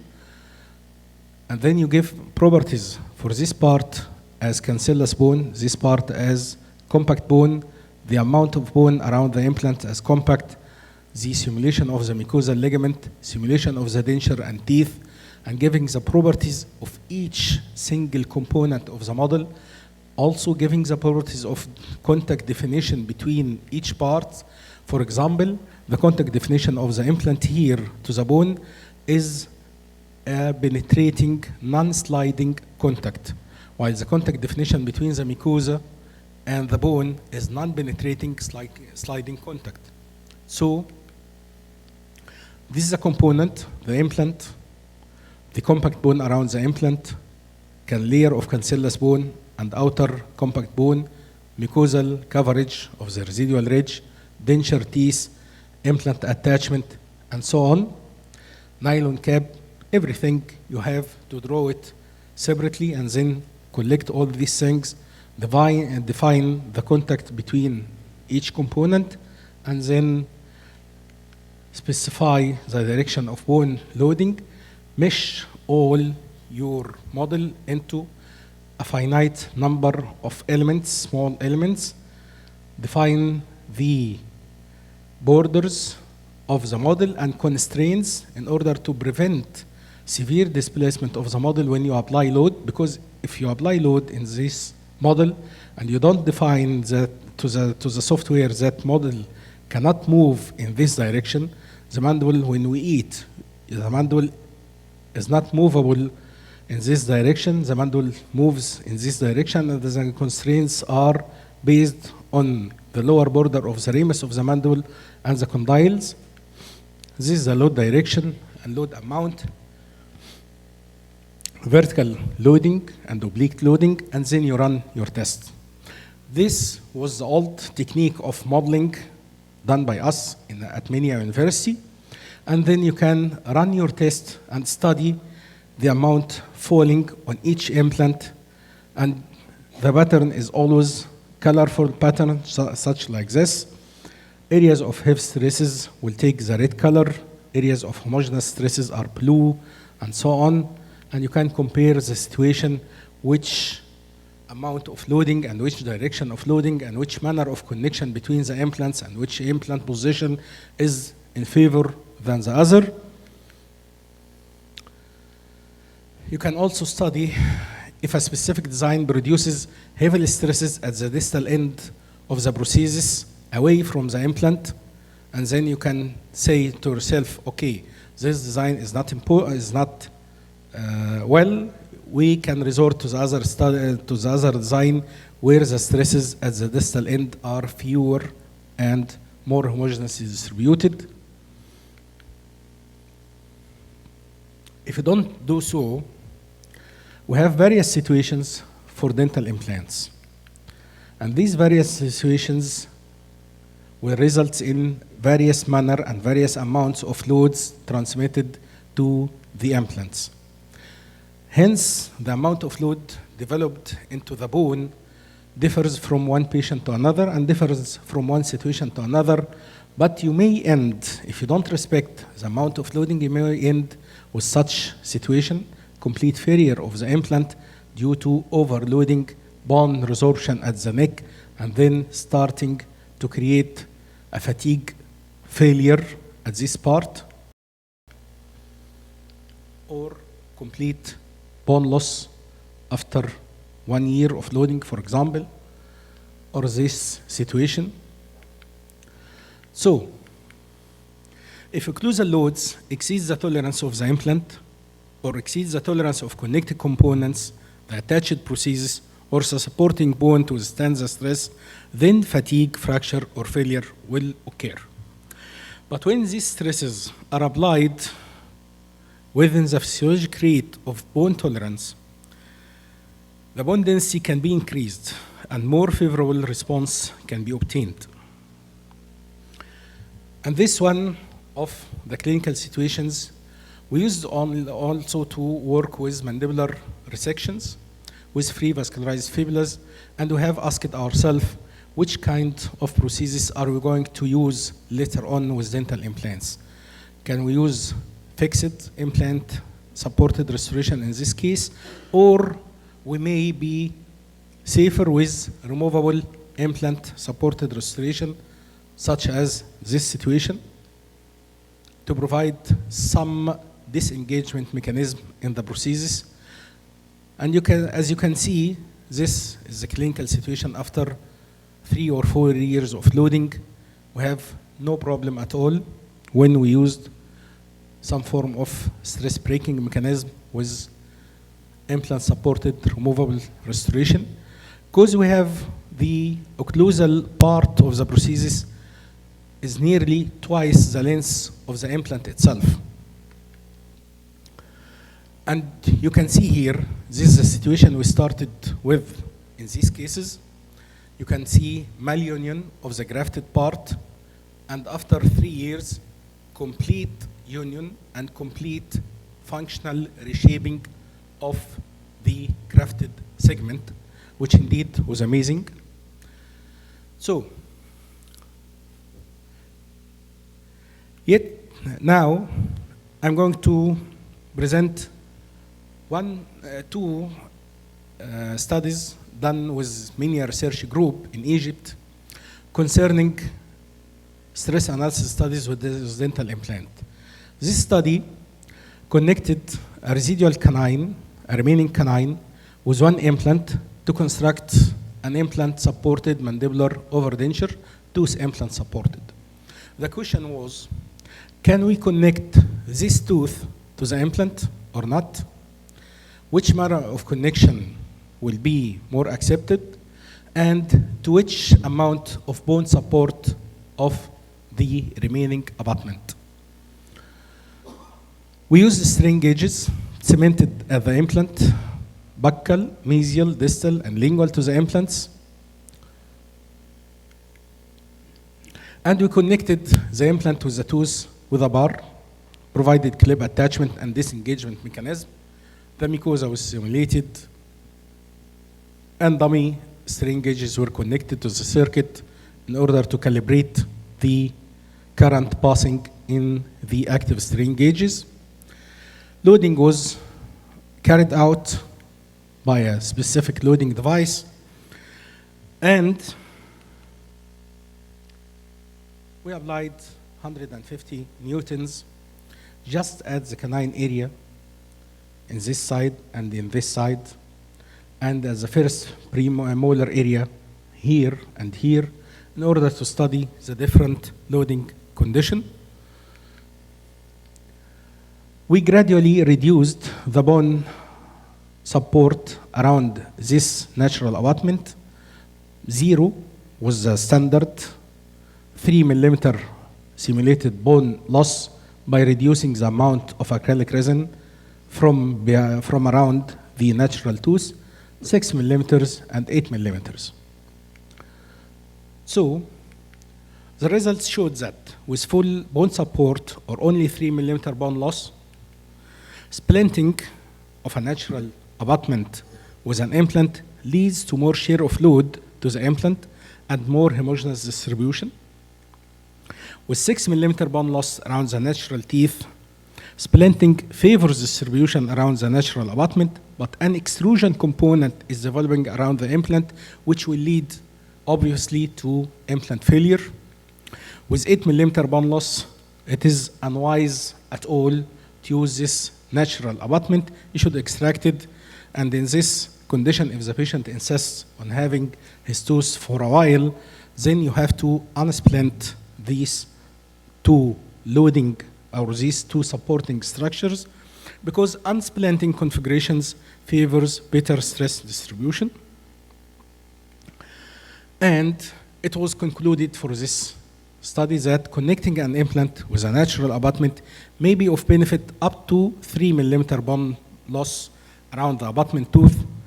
Connection beyond this point, up to 6 millimeter bone loss, may be favorable for abutment tooth, but unfavorable to the implant. Finally, utilization of a natural canine with more than 6 millimeter bone loss is not a safe option for combined implant and tooth-supported mandibular overdenture, whatever the manner of connection you're going to use.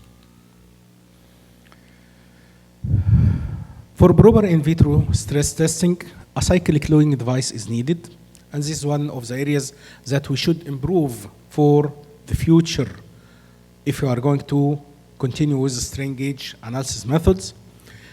Also, a suspended model loading system is needed. Simulation of mechanical properties of various parts also should be provided, because not in the human, in the real situation, the mandible is not only connected with a homogeneous structure such as the model we used. We use an acrylic resin model, which essentially homogeneous structure, contrary to the mandible and contrary to the clinical situation.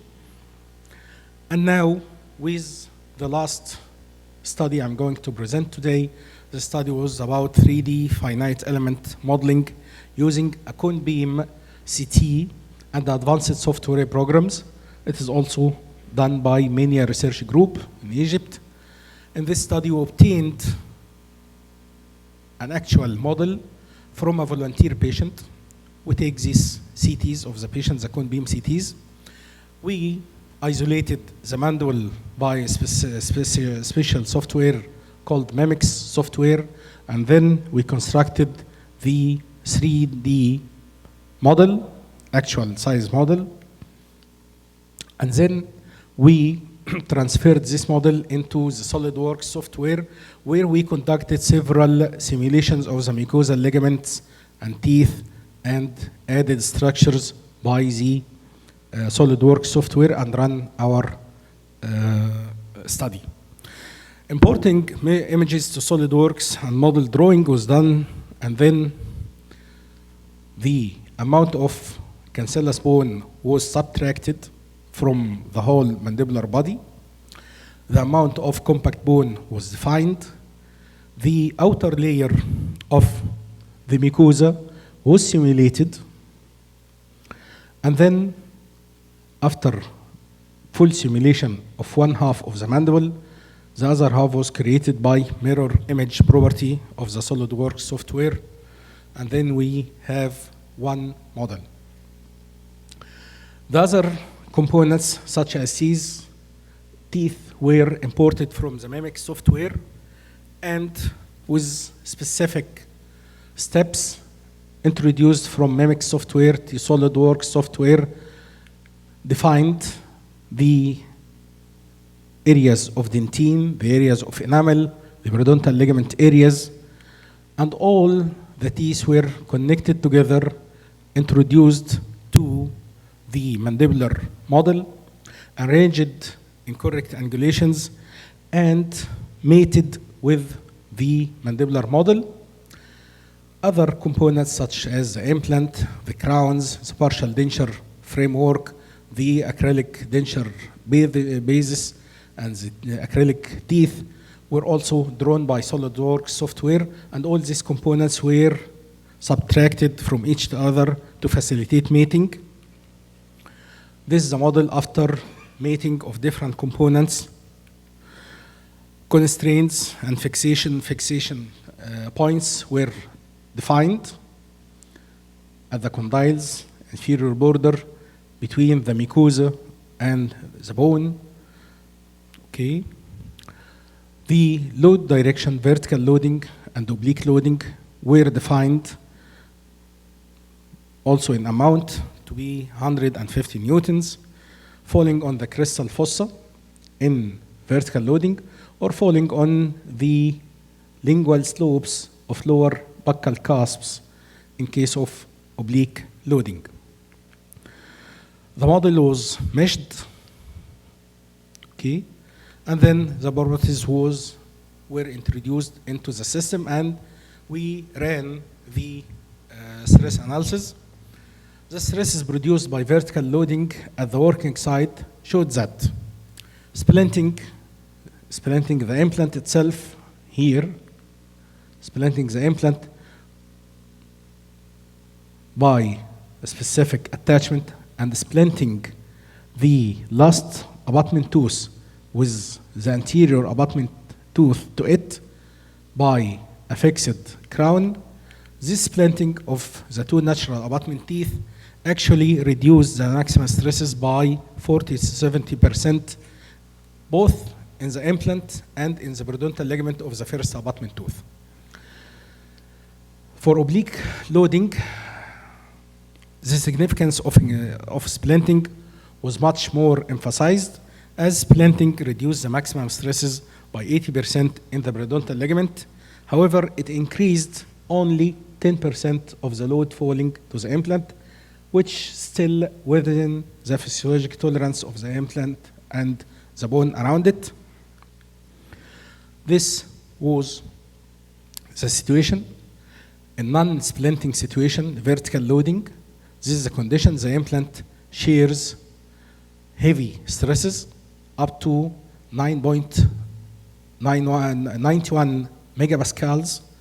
With splinting, this amount of stresses, the maximum stresses reduced to 51 megapascals. Also, the area of heavy stresses was reduced significantly and greatly.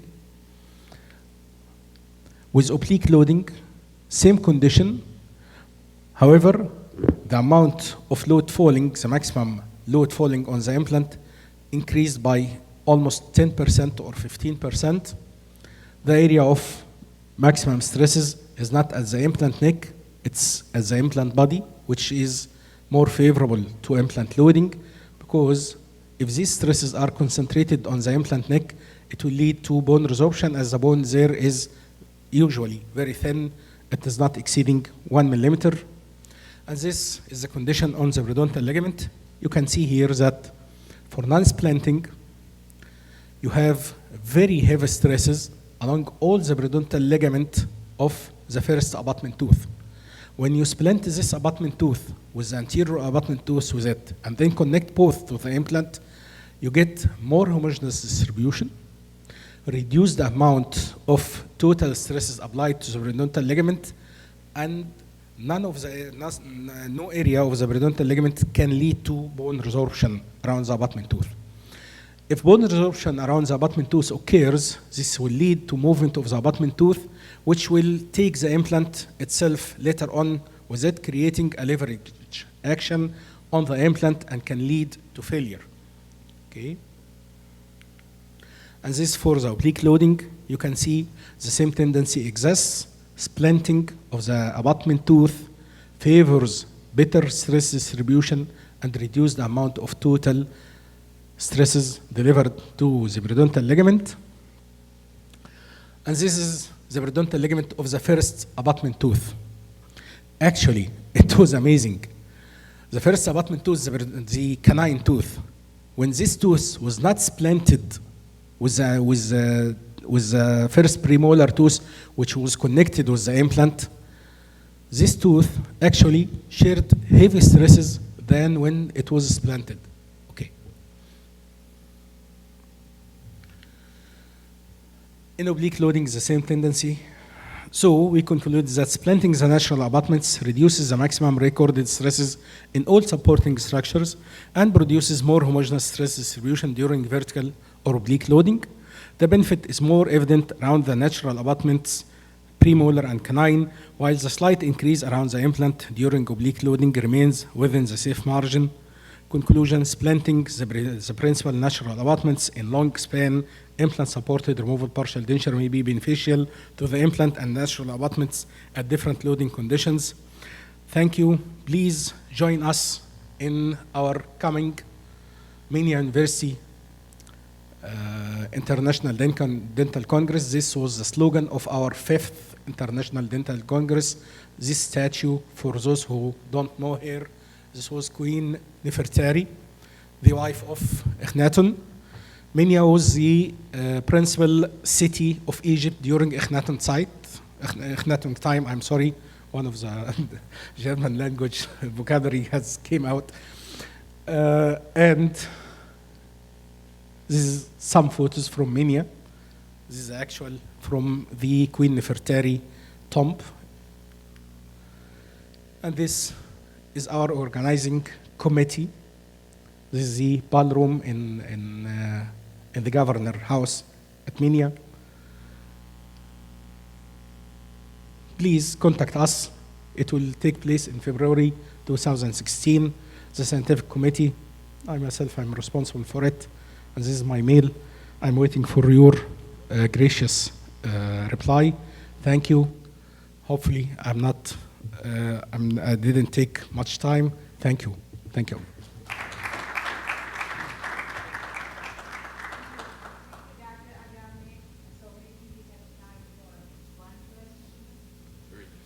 Thank you. Say certificate for you. Yes. Okay. Okay. Thank you.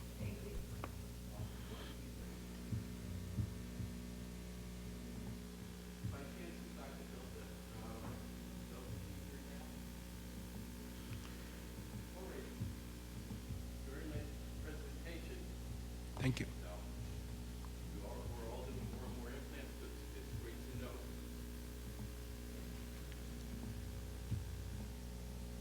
Our next presentation is going to be Dr. Eduardo Vecina Paez.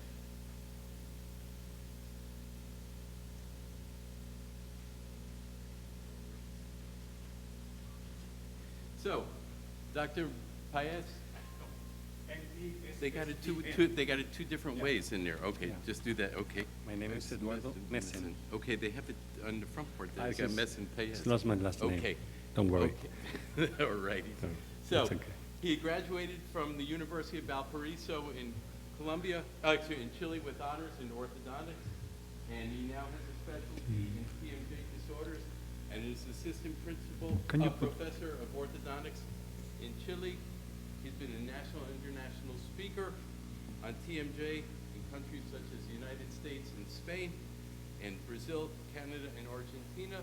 And he has recently received the Latin American Prize for the Medical by Achievement for a Better Life.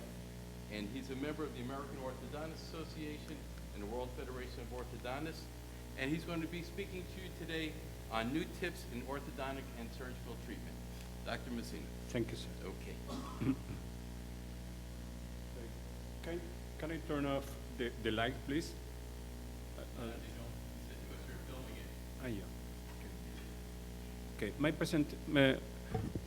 Good morning, ladies and gentlemen. My presentation is a clinic presentation. It's about the new kits in orthodontic and surgical treatment. This is my city, Temuco, in Chilean Patagonia. It has the national parks, volcanoes, and lakes. It's a great tourist place for visitors. My kids, we need to start today in a difference between the classic orthodontic and the pre-surgical orthodontic, because the classic orthodontic is in one way and the pre-surgery orthodontic is in another way. What? Why?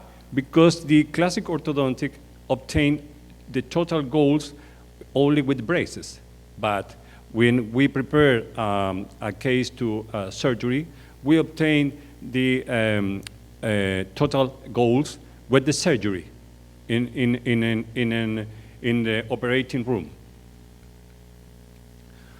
What are our goals? Facial balance, the dental aesthetic, functional occlusion, temporomandibular joint, periodontal health, airway space, and stability in a long time. When we receive the patient, our first decision is this patient an orthodontic treatment or is this patient an orthodontic and surgery treatment? Is our first decision. Then the second decision is the patient is with extraction or without extraction. Remember the indication to the extraction.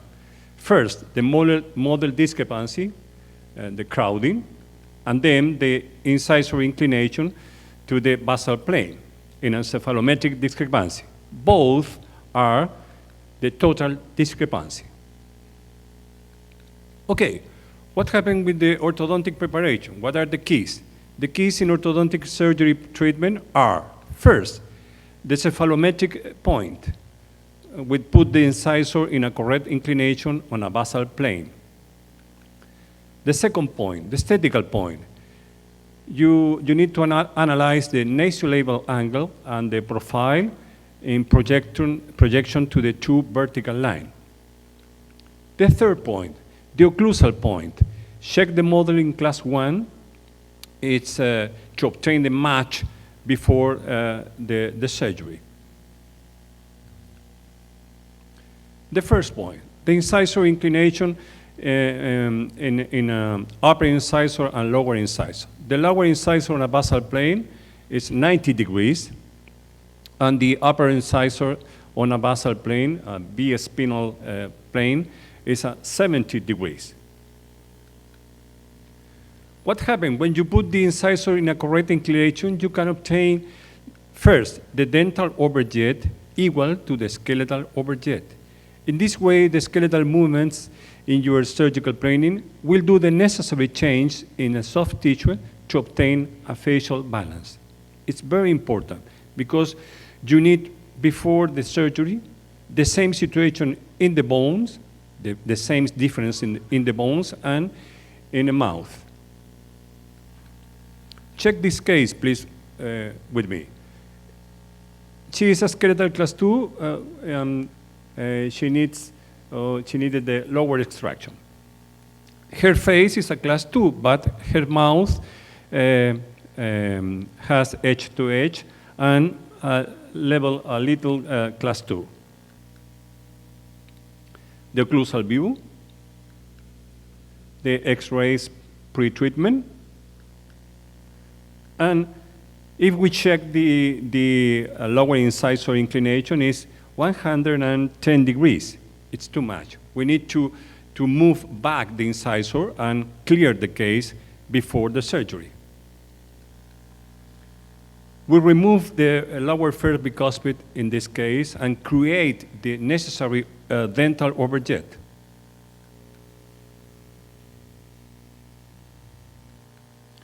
Close the spaces with the MBT system 2 to move back the incisor, the lower incisor. And this is the situation before the surgery. She has class 2 in her face and in her mouth. If we check the skeletal problem, it's the same to the dental problem. Okay, it's the same difference to the maxilla and jaw and the lower incisor and upper incisor.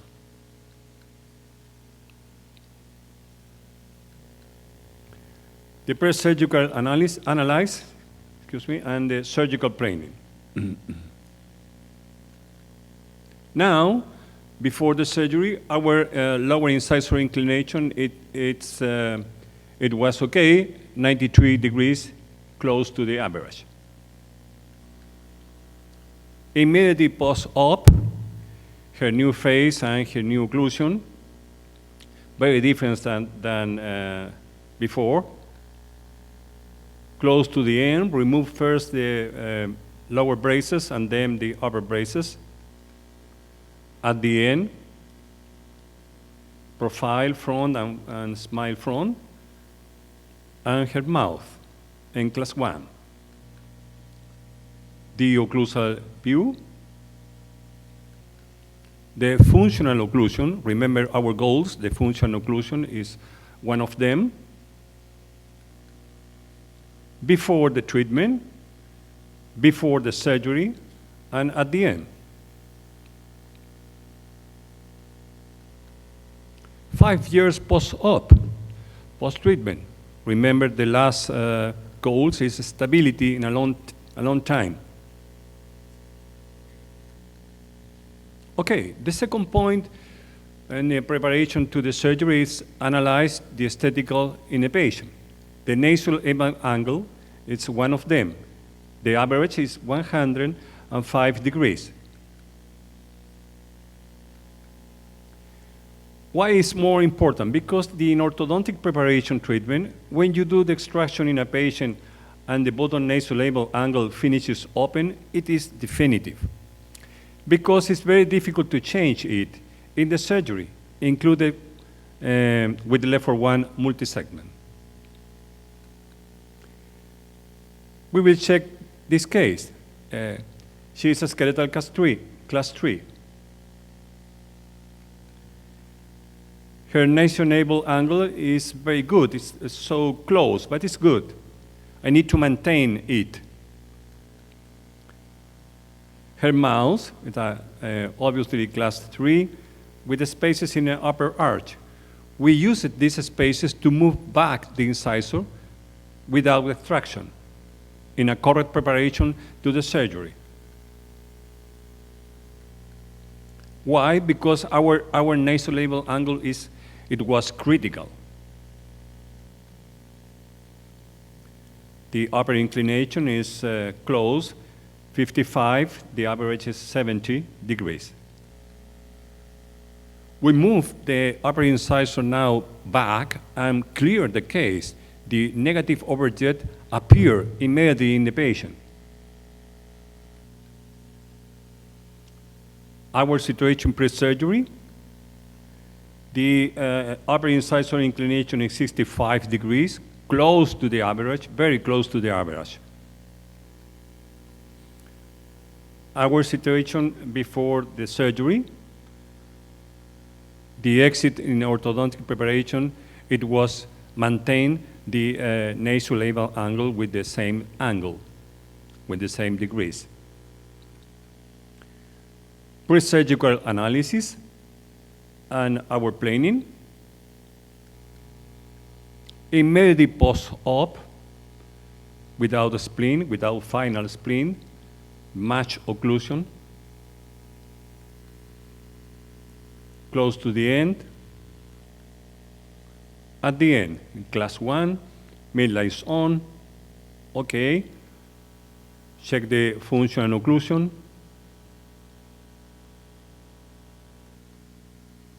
The X-ray control, post-op, her new face.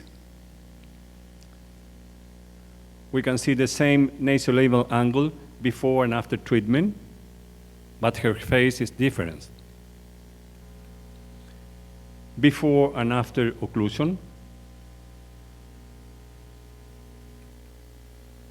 Before and after the airway space, remember one of them, our goals, the airway space, or maintain or increase, but not decrease.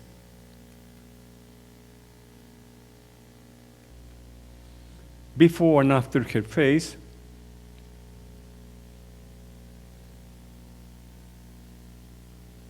Good. Okay, the second point in an aesthetical factor is the true vertical line. In a facial analysis, in natural head position, it's very important the true vertical line. It is perpendicular to the true horizontal line, and you can obtain a complete information of the face. Why? Because the face in our patients determines how you treat the occlusion. We will check this case. He's man, he's a skeletal class 3 with lateral mentonyms, but he had a problem. His face is like a class 2, with the chin, it was back. But his mouth is a class 3 with edge to edge and lateral mentonyms. The true vertical line show us the facial class 2, but the occlusal exam, we can see the occlusal class 3. What should be our goal? What happened? It's the face more important, or it's the occlusal goal more important? The facial balance or the malocclusion? The face determines how you treat the occlusion. This is the great statement.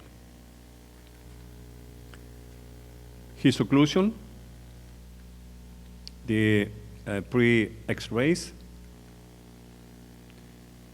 His inclination, the lower and upper inclination incisor, there was good, close to the average. Our preparation to the surgery. Before the surgery, the alignment is cephalometric analysis.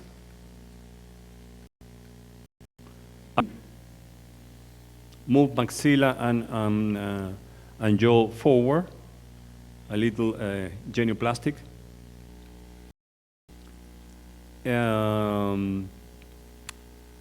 Immediately post-op with elastic, full day for 2 weeks. Remove the elastic, close to the end. Remove the braces. The occlusion is very good in class 1, Minda is on.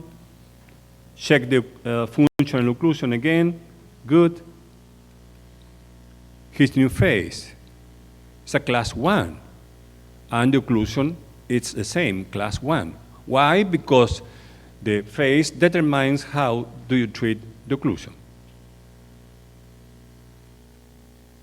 Before and after. Before and after.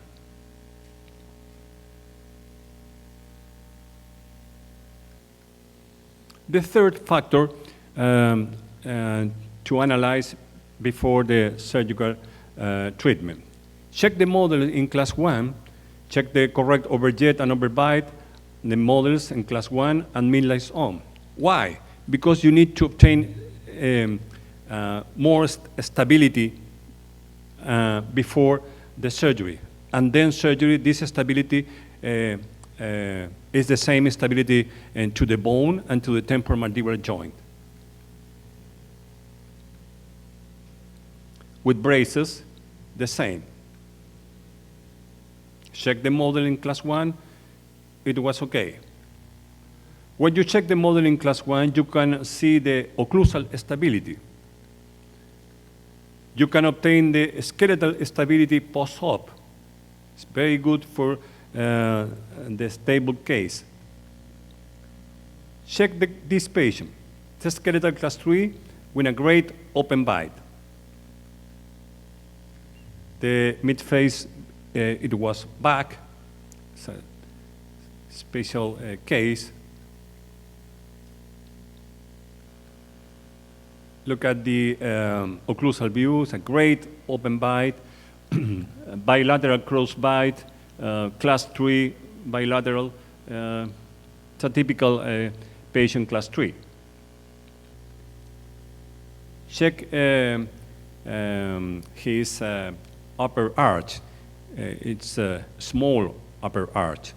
The lower arch is very big. He had a special case because in another treatment, he ended this treatment with an incisor root resorption. We need to prepare this patient in a different form. We prepare this patient in a segment, the lateral segment, right and left, and the anterior segment. No with a continuous arch because he had root resorption in an anterior teeth. We maintain this step before the surgery. Put the arch and maintain the difference step, the anterior and right and left sides. Before the surgery, check the temporomandibular joint. Before the surgery, our planning move maxilla 7.1 millimeters, move down 2.1 millimeters, great counterclockwise movements to the jaw and center.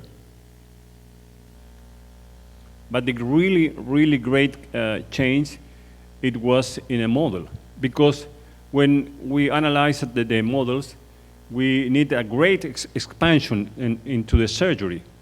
We need in canine 4 millimeters to expansion. In upper first bicuspid, 5.5 millimeters. In second in upper second bicuspid, 7.5 millimeters. In a first molar, 9.5 millimeters.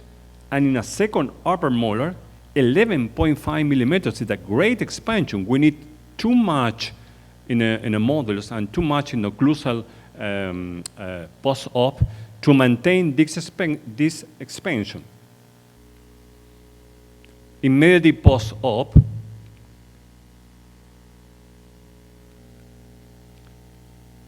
close to the end, realignment the braces, remove the upper braces first, and then lower braces.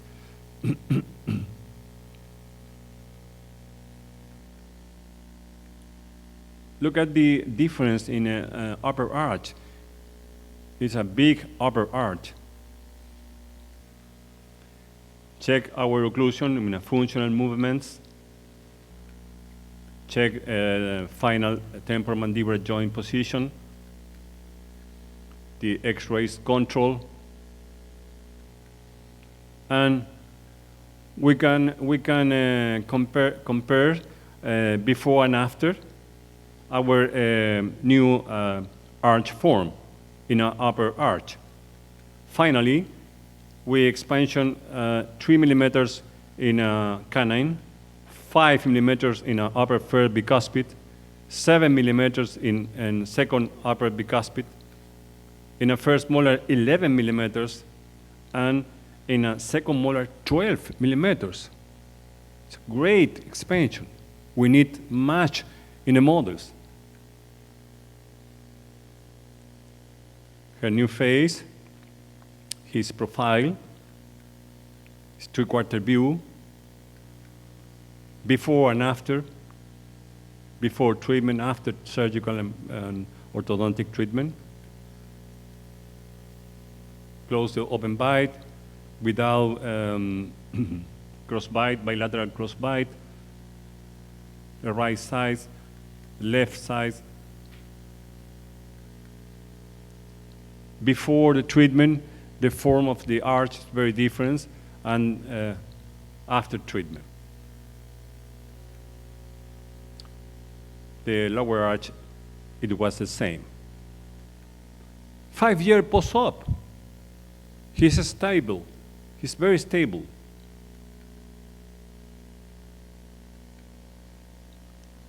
He's a handsome man. 10 years post-op.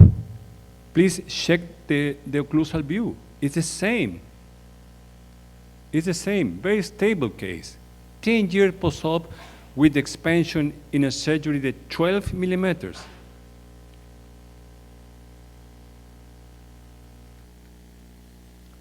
But we have the special cases in orthodontic and surgical treatment. Patient in grow. Patient in grow needed the first fast when grow, maybe a dental fast, and then when finished his grow, we can do the final treatment with a surgery. Patient in grow can be treated with a orthopedic traction in early periods and extraction when their discrepancy is severe. In these cases, you can only treat the dental problem in a first phase, not the occlusal problem or the skeletal problem. The occlusal and skeletal problem will be treated without growth in orthodontic and surgical treatment in a second phase. This patient is a class 3 patient. He was 11 years old. His occlusal view, a cross-bite, anterior cross-bite,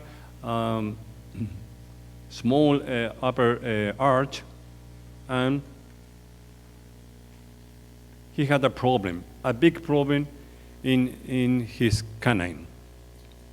We need to put the canine in an arch in a first phase. We need to obtain a space. How? We remove the first bicuspid and traction the canine and put the canine into the arch. This is the first phase treatment in a mixed dentition. We remove the first bicuspid. The right canine appears in the arch. The left canine is very close. Maybe 1 year, no more, 1.5 years is the limit in this phase. Remove the braces.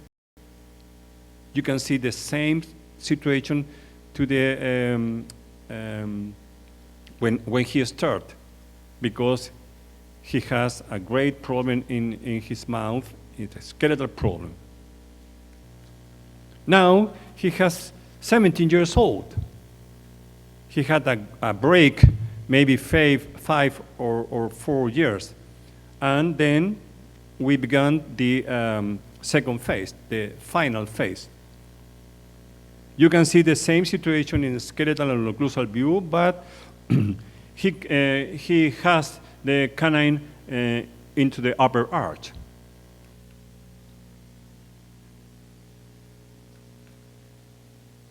Our inclination. We removed the second bicuspid, lower second bicuspid, because he had a severe crowding in a lower arch in preparation to the surgery. Close the spaces. Okay, he has 18 years old. Now, he was okay to the surgery without row. Before the surgery, our planing and our incisor inclination, 72, the upper incisor good, 86, lower incisor close to the average, good. Our surgical planing, move great movements in maxilla forward, increase the airway space, immediately post-op,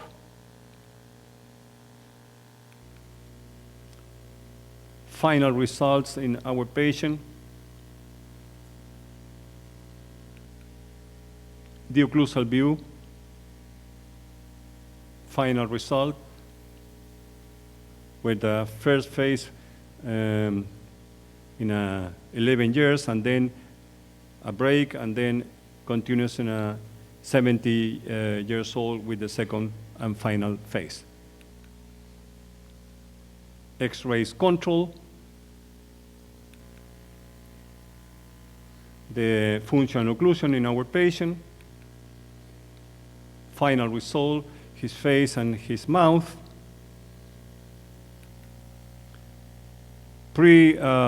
first phase, during the break, in the middle during the break, and the final result, his face and his mouth. Summary. Okay, put incisors in correct inclination to the bone, and in this form you can obtain very good facial results. Second, check the nasolabial angle and the profile projection to the true vertical line, and decide how to treat the occlusion.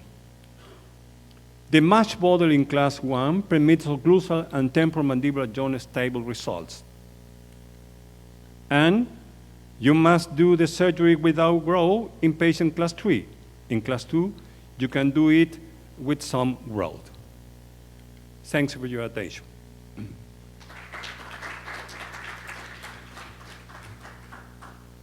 you very much, Dr. Messin. Those are some beautiful cases. I'm sure you're very proud of them. This is a certificate. Does anybody have any questions? Okay, then I have one. All right. Since you practice both TMJ and orthodontics, do you find an increased amount of TMJ syndrome post-op in patients that do serial extraction? Can you repeat the question, please? Okay. Do you find an increased amount of TMJ syndrome in adults that have had serial extraction for orthodontics. Serial extraction is for premolars? Yes, Okay. yes. So do you find an increased amount of that? But what happened with the temporomandibular joint? Do you find an increased amount of TMJ syndrome in those patients? Yeah, okay. You asked me about the preparation to the Yeah, and- temporomandibular joint, Right. right? Okay. When you have the temporomandibular joint disorder, you have two options. If the patient has a temporomandibular joint disorder chronic or it's not chronic. It is not chronic, you need to prepare with aspirin and drugs, pills, in order to stable this temporomandibular joint before the orthodontic treatment, before the surgery. If the patient had a chronic disorder, maybe the chronic disorder won't stable with the surgery because the patient want a good, stable occlusal system with the surgery. Without surgery, for example, with an open bite, with a one contact on the molar, it's unstable occlusion to the temporomandibular joint. Thank you. One question. There's one question, please. Thank you for your presentation. Your cases are really beautiful. I agree with you concerning the incisors position. It's true, you're right. But I would like to ask you one question concerning the cases that I qualify borderline. When you show us orthosurgical cases.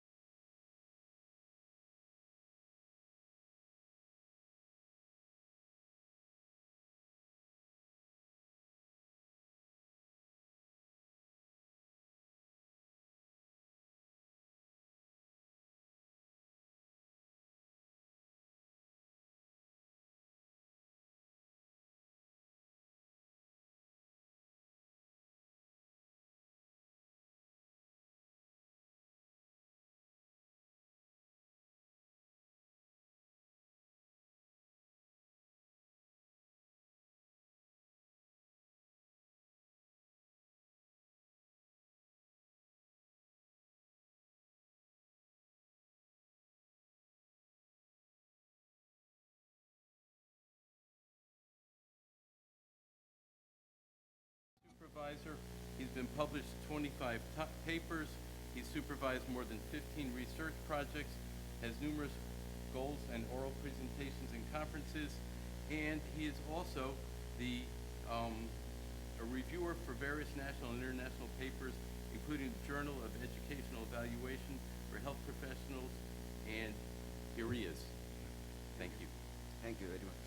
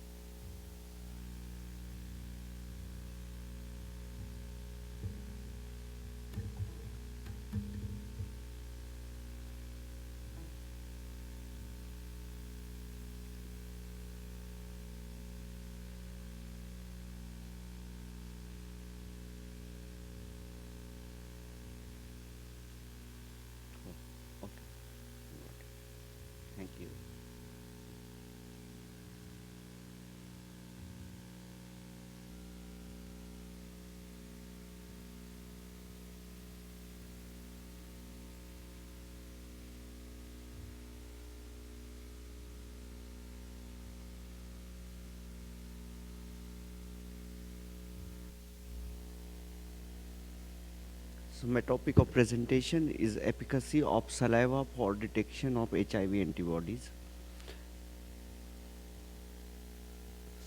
So it's a HIV infection, which is a major global health problem, with 78 million people infected and 39 million dead till date since the discovery of HIV virus. Number of people living with HIV is 35 million, and people who died of AIDS is 1.5 million in 2013. And out of this 35 million, 19 million of the people living with the virus globally do not know their HIV positive status.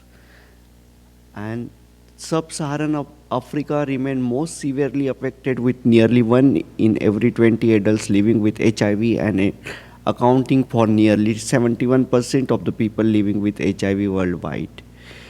Number of people living with HIV infection in India till 2013 were 2.5 million, the third highest number of people living with HIV in the world.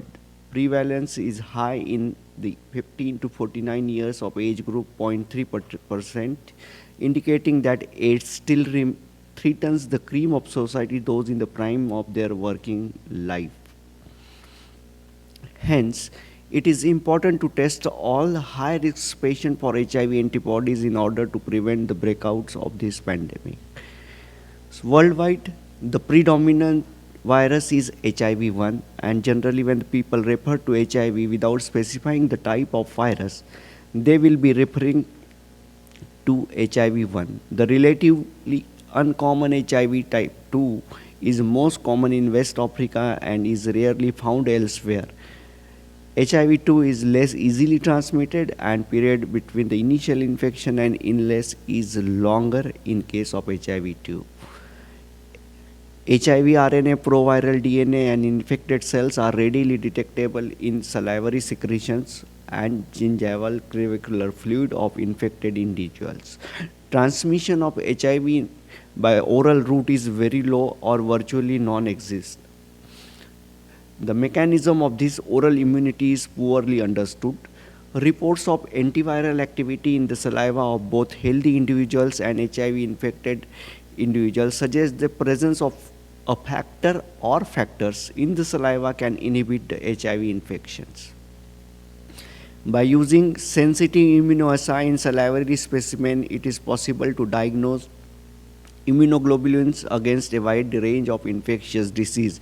For example, hepatitis A, B, and C, measles, mumps, rubella, HIV virus, Epstein-Barr virus, parvovirus B19, human herpes virus 6, and Helicobacter pylori infections.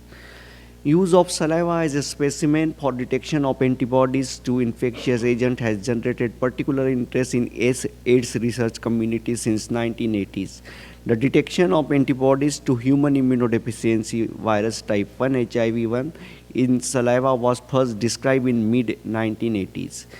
Perry et al. In 1987, who described method for detecting antibodies to HIV-1 as well as antibodies to other viruses, and proposed using saliva as an alternative specimen for epidemiological investigations. Detection of antibodies to HIV type 1 in oral fluids in large-scale evaluation of immunoassay performance by Granade et al. In 1998. Evaluation and diagnostic accuracy, feasibility, and client preference for rapid oral fluid-based diagnosis of HIV infection in rural India by Nikitapan Pai et al. In April 2007. So what was the interest in the use of saliva?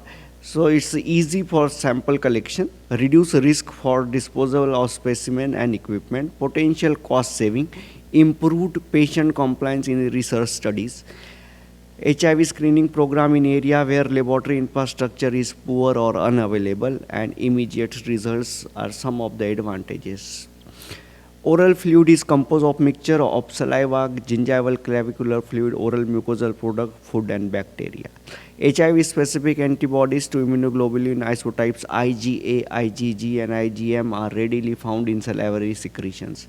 Although the concentration of IgA in saliva is greater than the IgG, studies have shown that the reactivity to HIV-1 in saliva is due to IgG derived from gingival clavicular fluid.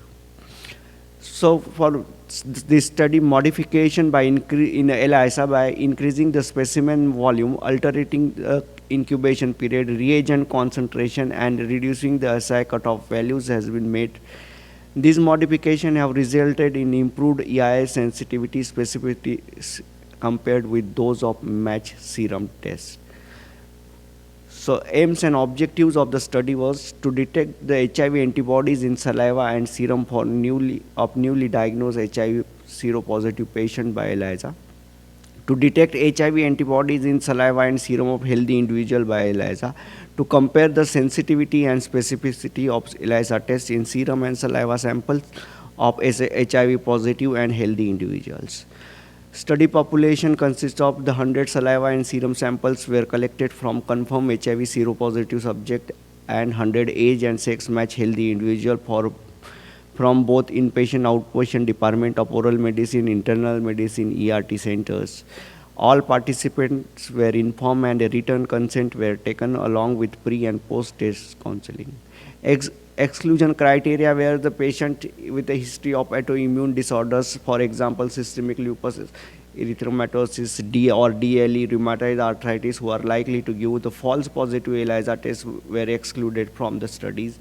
And also the patients who were not ready to be part of study, preclude to informed consent, were also excluded from these studies. This is the pro forma in the English language as well as in the local language also it is there. Whole human saliva approximately 5 ml unstimulated was collected from each of the patient by tilting the head forward and dribbling the saliva from the lower lip into a saliva collector. 2 ml of blood was also collected in EDTA container vacuum centrifuge for 15 minutes, collected plasma and saliva stored at -20 degree until it was assayed for the ELISA test. So this was the kit sample collections, very kit for those. Then testing of samples, saliva specimens were tested by the GenScreen HIV 1+2 kit, which was supplied by BioRed Laboratories. The assay was conducted according to the kit inserts, whatever it is. So this kit was used for detection, and these are the various reagents in the kits for that. And as per the direction of the kit company, that it was, the study was performed.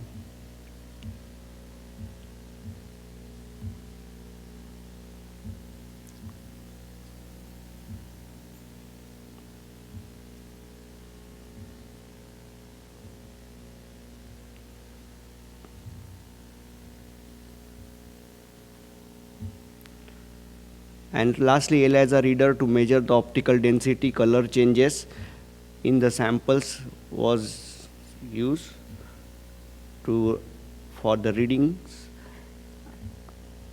And what are the results? Mean age of the study group and the control group was 34 and 31 respectively, whereas most of the study group, 57 male as compared to 55 in control group were there, and 43 females were there in the study group. The mode of transmission, 70% in the cases of study group was sexual, whereas 18 cases of blood transfusion, 9 cases of vertical transfusion, and 3 cases of intravenous drug user were there totally. Sexual activity, if you find the heterosexual, 56% of male and 43% females were there, whereas 1 homosexual and bisexual cases each. The antibody detection in saliva and serum of study group, 99% it was found correct in the saliva and 100% in the serum for that. So in discussion, in our studies, saliva and serum sample of 100 confirmed seropositive patients and 100 healthy individuals were tested by ELISA kit. The results were found to be 99% sensitive and 100% specific, except for the one false negative result for saliva sample, while it was 100% sensitive and specific for serum samples. So these were the various studies, and the sensitivity and specificity were also matched with our studies also.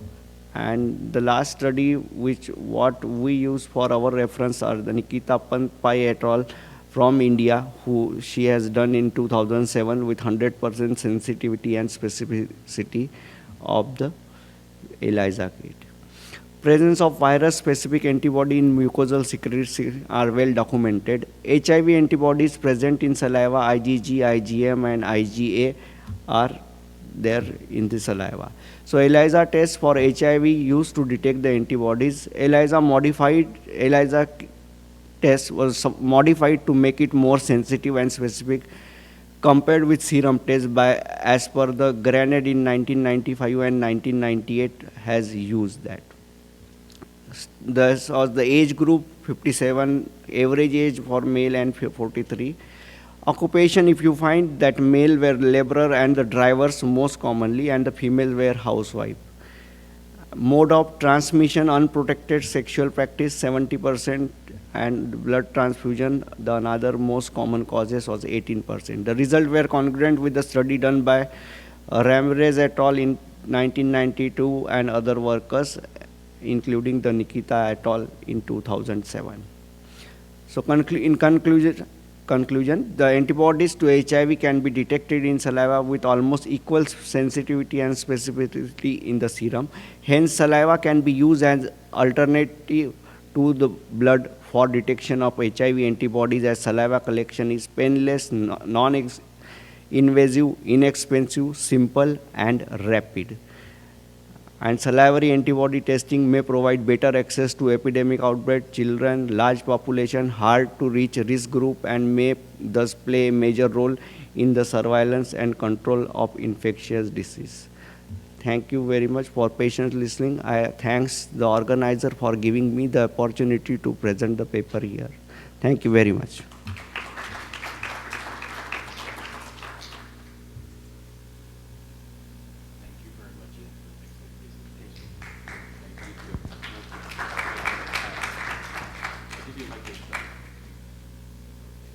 Any questions, please? Why did you use EDTA in saliva specimens? Pardon, sir? Pardon. I don't think he heard you. A little bit louder. Why did you use EDTA in saliva No, specimens? EDTA, that was used for the blood samples, sir, not for saliva.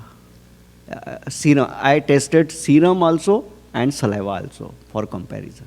So EDTA was for the serum. Yeah. Thank you. Thank you very much.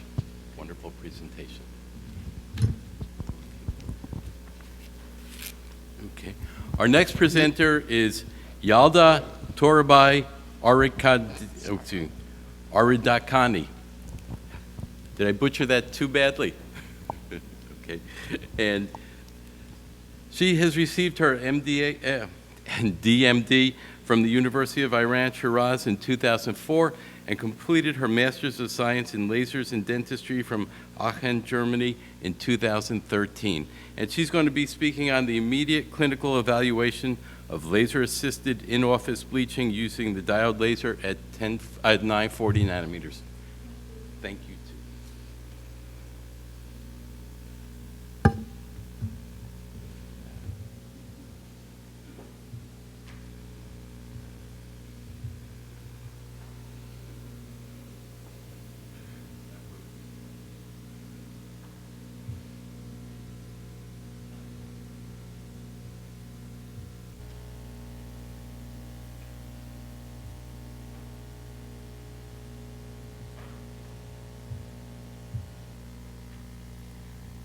In the name of God, I'm Dr. Yalda Torabi from Iran. Thank you very much for allowing me to have presentation in this Congress. Our title of our study is Immediate Clinical Evaluation of a 940 nanometer diode laser assisted in-office bleaching. Dental bleaching has become one of the important parts of aesthetic dentistry. It is one of the most conservative treatment of discolored teeth. For this purpose, techniques and materials are being developed. Lasers, non-coherent light sources, and heat may be used for the activation of the bleaching agent in order to accelerate tooth whitening. However, early methods of physical activation of hydrogen peroxide, such as light or heat, were related to increased tooth temperature and sensitivity. In order to avoid adverse effects of light-activated bleaching, modern light sources like xenon halogen lights, LEDs, plasma arcs, and diode lasers have been developed to produce greater brightening results with less heat generation.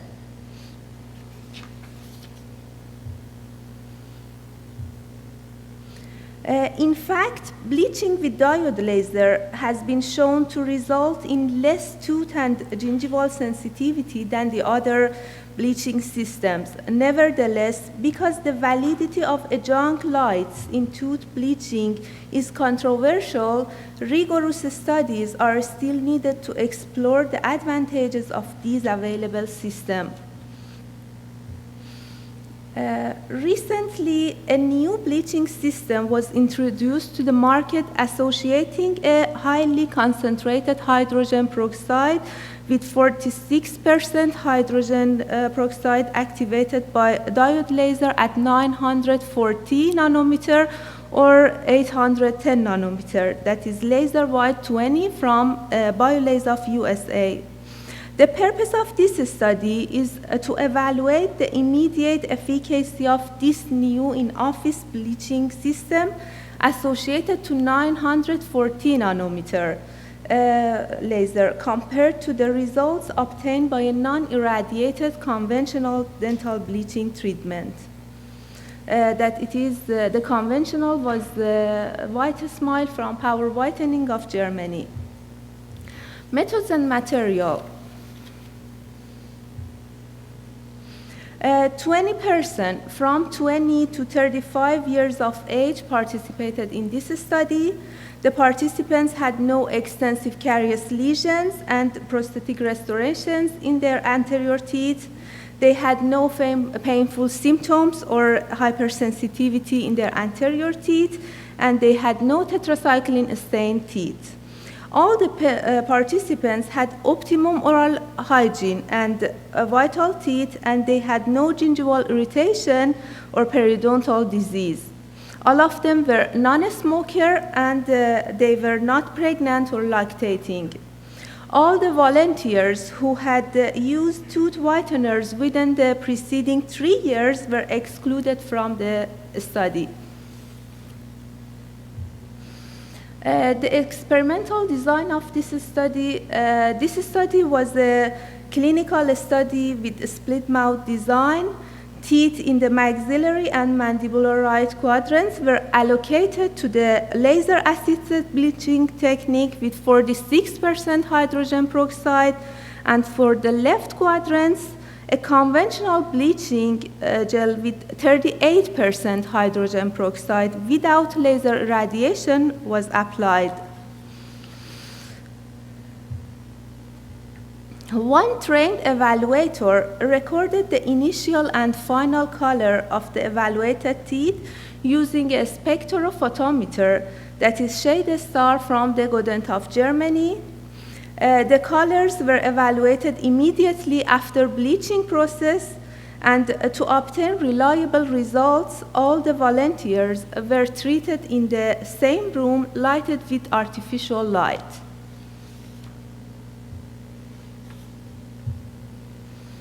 In each quadrant, 4 teeth were subjected to treatment: central incisor, lateral incisor, canine, and first premolar. At first, the stains and dental plaque were removed with scaling and root planing. Teeth surfaces were cleaned using pumice that did not contain glycerin.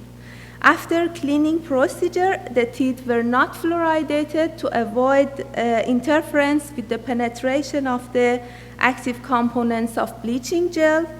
To protect the soft tissue, the lips were lubricated with Vaseline, cheek retractor was used, and gingival margins and all the embrasures were covered with gingival protector.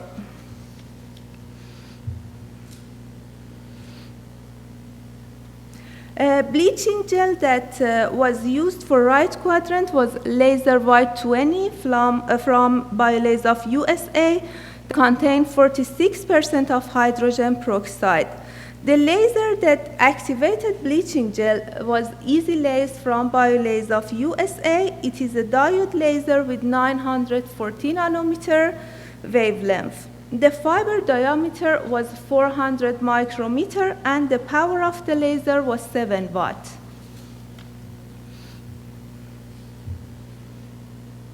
For right quadrants, the fiber was moved against the tooth surface in non-contact mode about 1 millimeter apart to avoid contact with the gel or the tooth surface. As soon as the patient reported a sensation of heat generated within the tooth, laser radiation was stopped and the operator proceeded with the adjacent tooth. This process continued for 10 minutes, after which the gel was rinsed.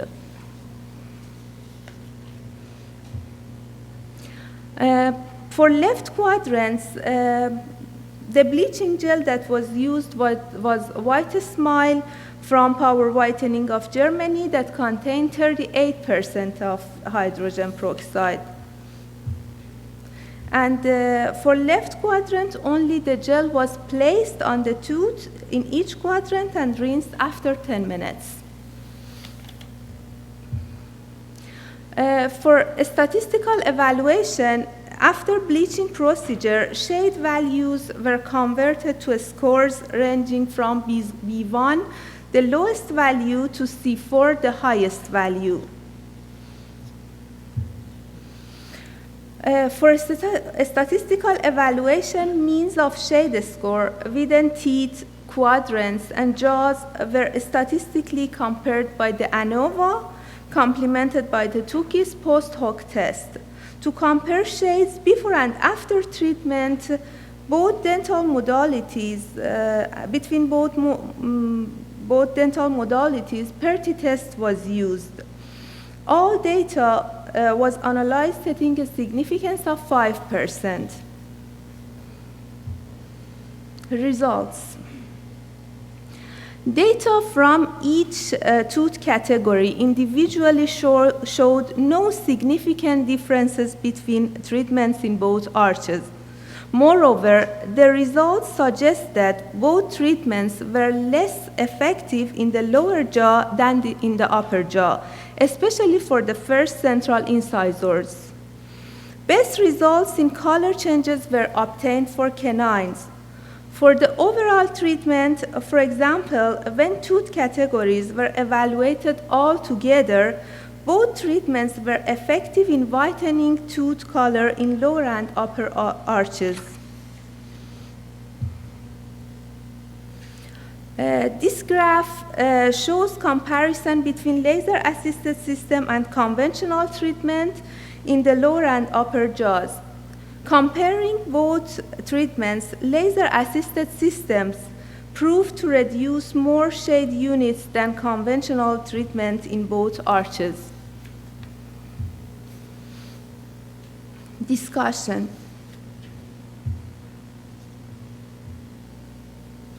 Both laser-assisted treatment and conventional treatment were effective in promoting tooth whitening.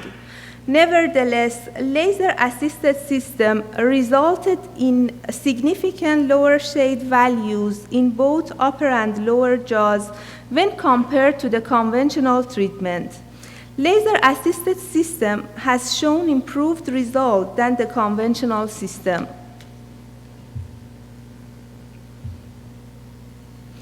The use of supplementary light on the effectiveness of vital bleaching treatment is still controversial, even for laser devices. But 3 types of lasers have been approved for laser-assisted treatment bleaching by the FDA: argon ion laser, carbon dioxide laser, and diode laser. Significant changes used in office bleaching systems and diode lasers were reported in the literature. However, the positive effect of light irradiation on tooth whitening efficacy was not confirmed in some studies. Lack of evidence may be due to the multiple methods used to analyze bleaching efficacy, such as bleaching protocols and laser exposure parameters. It is important to notice that this study was not conducted to verify the use or not use of light activation to improve dental bleaching, such as the hydrogen peroxide gels investigated here have different gel concentrations. The best results obtained in the laser-assisted treatment cannot be assigned exclusively to the laser activation once the hydrogen peroxide concentration used in this system is higher than the one applied in the conventional system used as control. Besides it, it is already known that high concentrations of hydrogen peroxide, between 25 to 35% of hydrogen peroxide, itself can quickly produce enough radicals capable of reacting with pigments.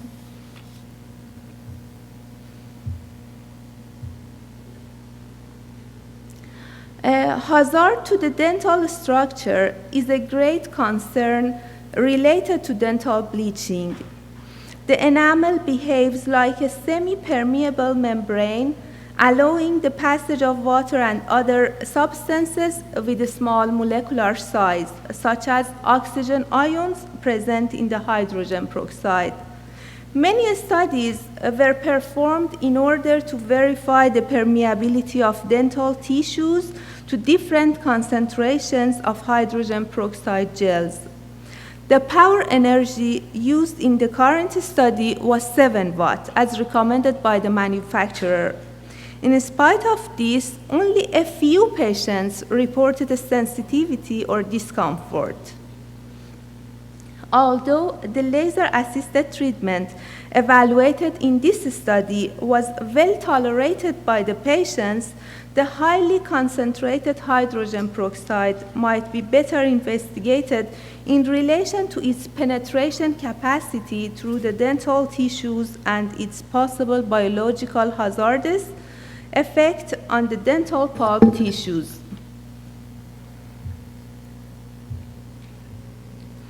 The mandibular teeth were harder to bleach than the maxillary teeth, even for the laser-assisted treatment. Besides the thinner enamel layer, especially in the anterior teeth, other possible reasons for this finding may be attributed to the reduced surface area of mandibular teeth to the gel. A significant overall increase in whitening was observed for canine, respective to the treatment type. Similar results were previously reported.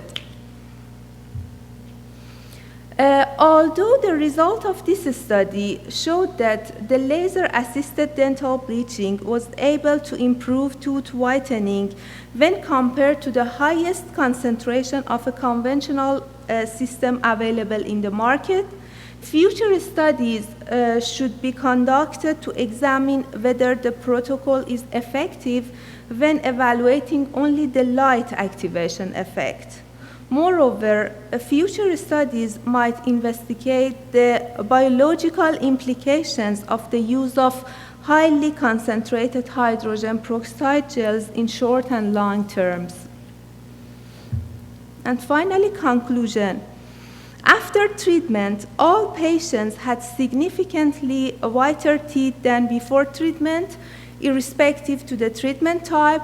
However, laser-assisted treatment using diode laser at 940 nanometer resulted in an enhanced tooth whitening outcome in an immediate post-bleaching assessment. These are the references of the study. And also, thank you for your attention and good luck. I got it right. Thank you. Dr. R.D. Kani? Torabi Erdekani. Okay, good enough. Okay, I butchered Thank it the you. first time. I'm sorry. Thank you. Thank you very much. Thanks. Any questions for the doctor? Okay, I have a question then. They told you to do this, by the way. This isn't naturally me. So how come you didn't use the same concentrations for both? You could have just used the same whitening solution, using it one way with diode and one way without, and that way you would have had a similar concentration. We wanted to compare two brands of bleaching gel with diode laser from BioLase, because the pack of the gel and the laser is all together from BioLase. And we want to compare this method with a conventional one. Okay. Any other questions? Okay. So before everybody leaves, okay, we're going to be coming back here at 2:15. Thank you. Thank you, too. We're going to be breaking for lunch. It will be across the hall at the Benjamin Room, same place as yesterday. Thank you, and see you guys later. Oh, one other thing, this room is going to be locked. So if you have computers or whatever, either bring them with you, but the room will not be locked, okay?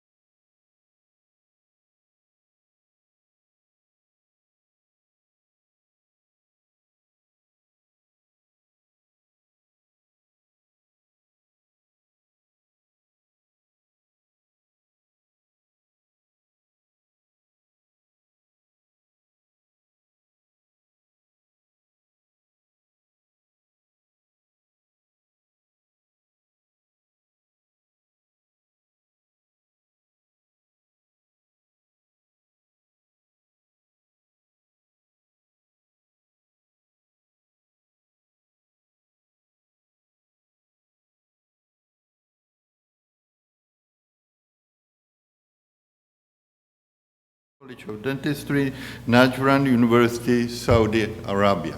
Please. Thank you. Bismillah ar-Rahman ar-Rahim. In the name of Allah, the most gracious and the most merciful. First, I would like to introduce myself. I am Dr. Attas from Saudi Arabia.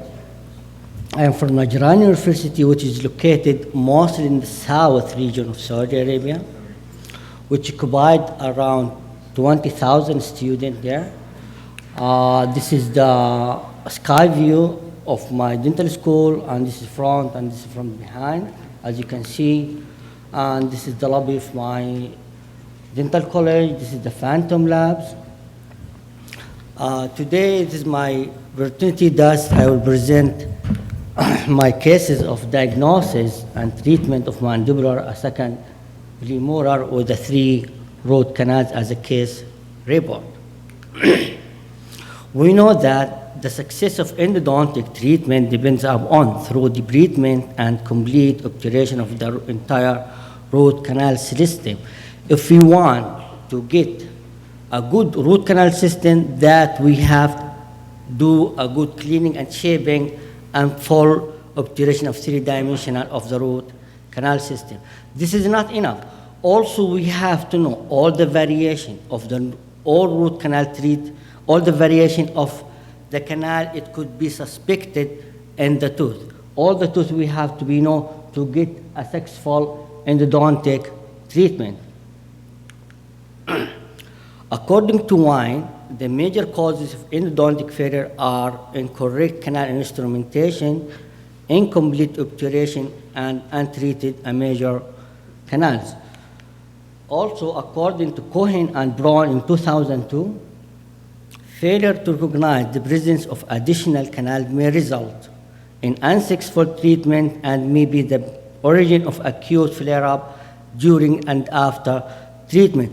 This is typically of my cases that I will present today. This is typically that incomplete treatment of root canal system and the missed canal may will lead a failure of root canal system and will lead flare-up later on.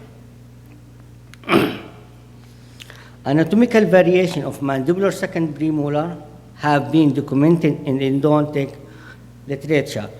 As we can see in this table will show most of the study that is done for incidence number of canal of mandibular second premolar.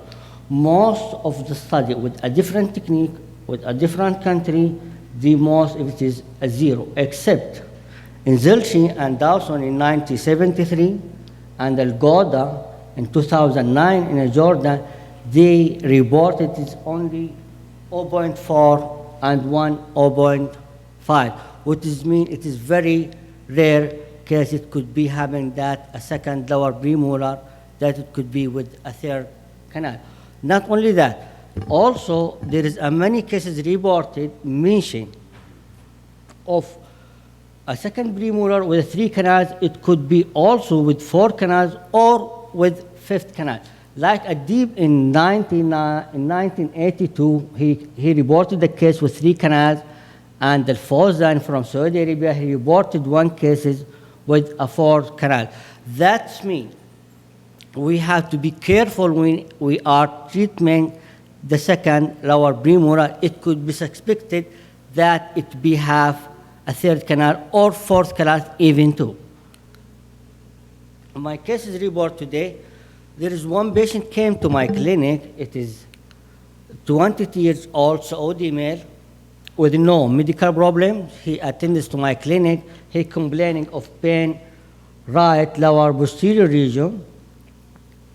This case, he have a history of endodontic treatment in tooth number 4-5. In the American, it is 29. A general practitioner, 1 year previously, he did a root canal treatment.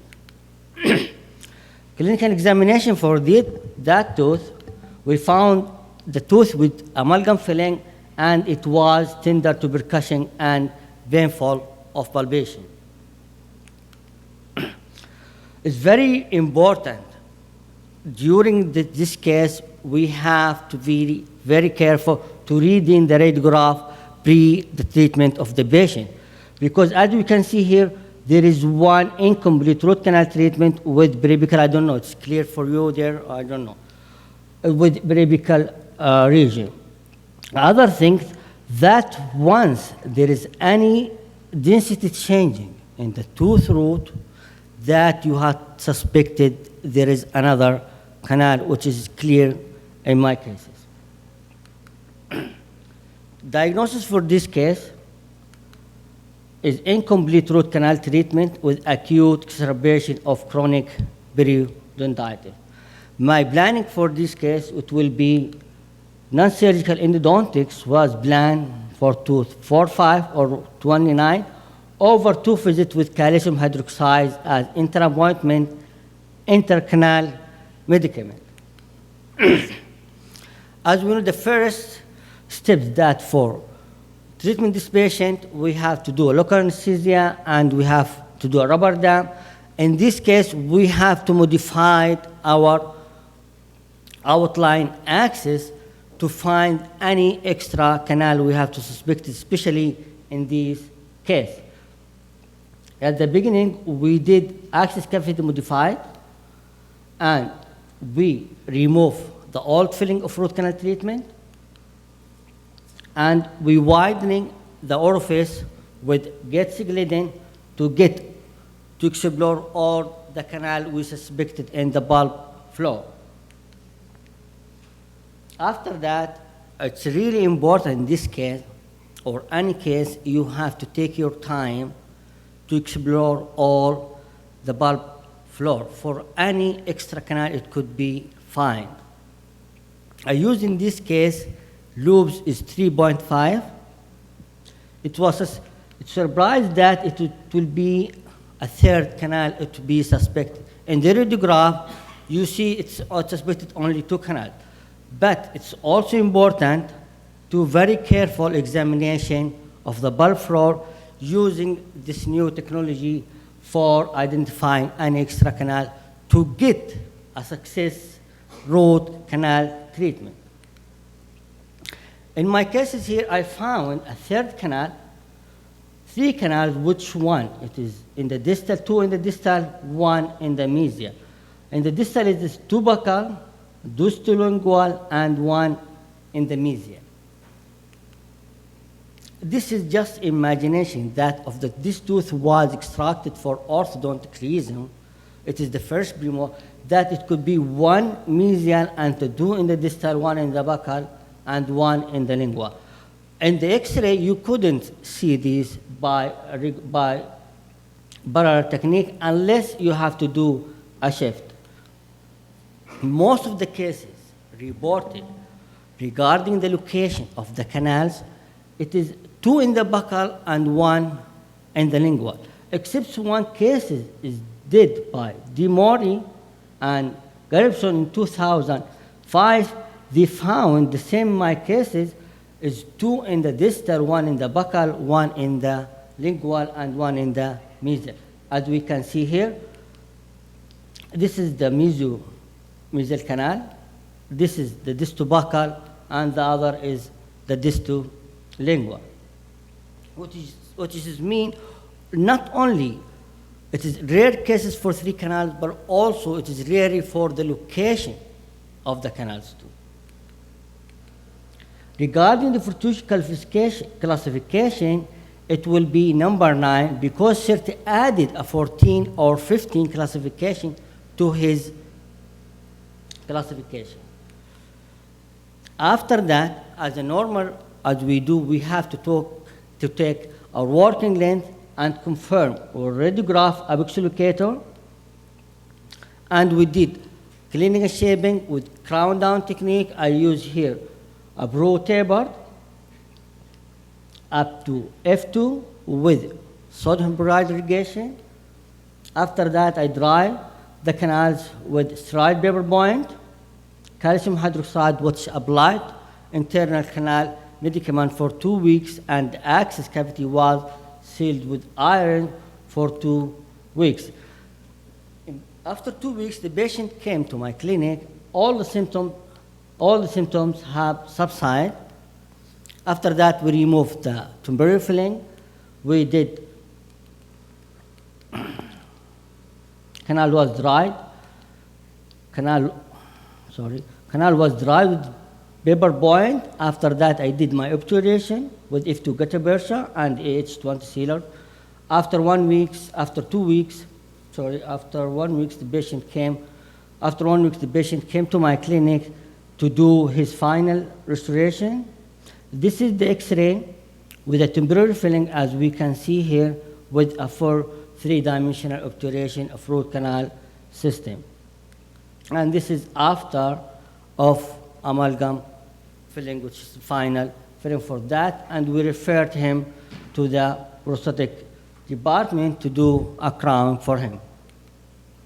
In discussion, mandibular second premolar is one of the most difficult teeth for endodontic treatment because of the variation in intercanal morphology, extra canals, and apical delta and lateral canal. It could be found in that case, especially lower second premolar. Variation Virtucci found second premolar had one canal, apex is 97.5 of the study, and canals, 2 canals was 3.5. Regarding the 3 canals, most of the study reported it is from 0 to 0.5. Another also, there is a case is reported for second premolar with the 3 canals is Adib, Androgi, and Hulsman, and 4 canals was described by Fawzan and Barm and Fleshi. It is important also that careful evaluation of each radiograph taken before the treatment and during the treatment is very important to get the success root canal treatment. Root canal not be evidence in the radiograph and may look unusual. Any sudden change in the radiograph, you have to suspect that there is any extra canal. We have to put caution that during clinical examination or during the access cavity or during the canal, looking for it, we have to suspect that there is another canal that could be there. Also, it is important that we have to angle the radiograph to find the extra canal. It is essential, providing insighting into the number of existing root canal. Slowly in 1974, discussed the fact of these extra canal accounted for many of the endodontics failure, and the most of these extra canal could be found if the clinician was alert to the clues that suggested their presence. Also nowadays, with all this new technology as magnified views, fiber optic illumination for observation of anatomical landmarks in the bulb chamber may be helpful in location additional canal. For better visualization, we use surgical operating microscope that my colleague, Dr. Mandura, he'll explain more about the benefit of using microscope in endodontics. As you can see, I hope it will be explained more to you. Conclusion. Also, the knowledge of root canal anatomy and its variation, careful interpretation, and periapical radiographs, close clinical inspection of the floor of the bulb chamber, and proper modification of access opening, along with adequate magnification, all are essential for get a successful treatment outcome. Always, the key of success is the knowledge. And thank you.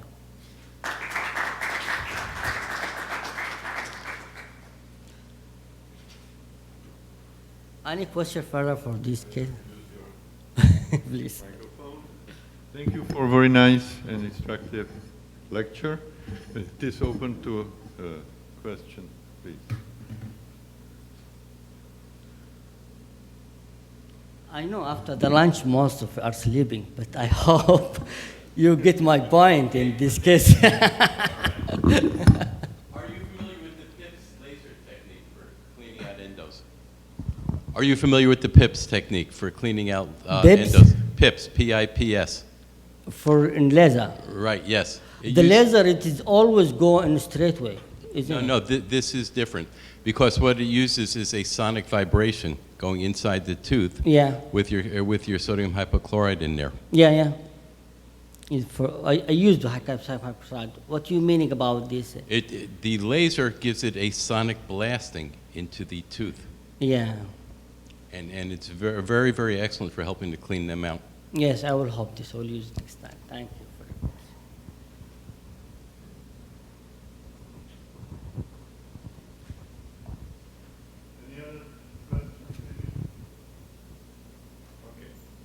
Thank you.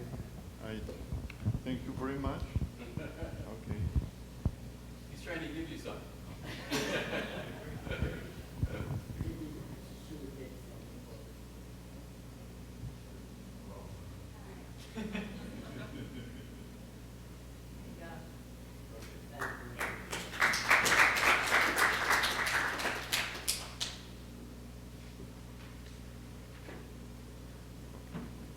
The next presenter will be Ayman Mandura, and he has completed his MSc in Sweden at the Swedish Board of Endodontics in Karolinska Institute, Stockholm, and he is director of Saudi Board of Endodontics. His lecture will be on clinical benefits of dental operating microscope in endodontics. Please.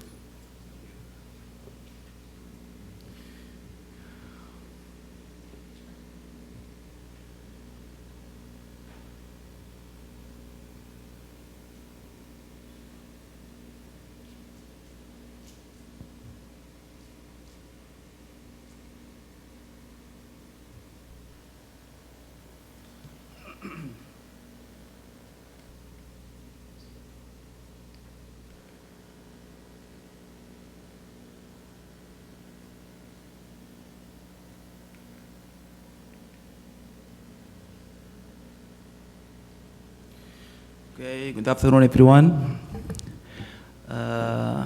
Thank you for everyone to attend my lecture. Today I will talk about clinical benefits of using dental microscope in endodontics. Let us start by asking you a question. How many of you using magnification? Is it all of you or some of you? Okay. Maybe after this lecture we will have more dentists using magnification. Let us start by lecture headlines, by introduction, then I will talk about the microscope components, then how the microscope will help us to have good ergonomic skills, and what are the prerequisites for using magnification in non-surgical root canal treatments, and what the procedures are essentially need to use the magnification. As all of you, it is difficult to use the magnification in our dental practice.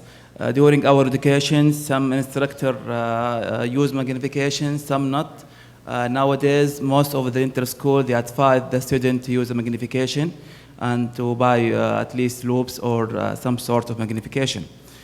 After that, we see from 1980 to 2001, most of the growth happened for magnification, starting by using loops. In British Columbia, the percentage of clinicians using for magnification starting from 20% in 1986 to 75% in 2000.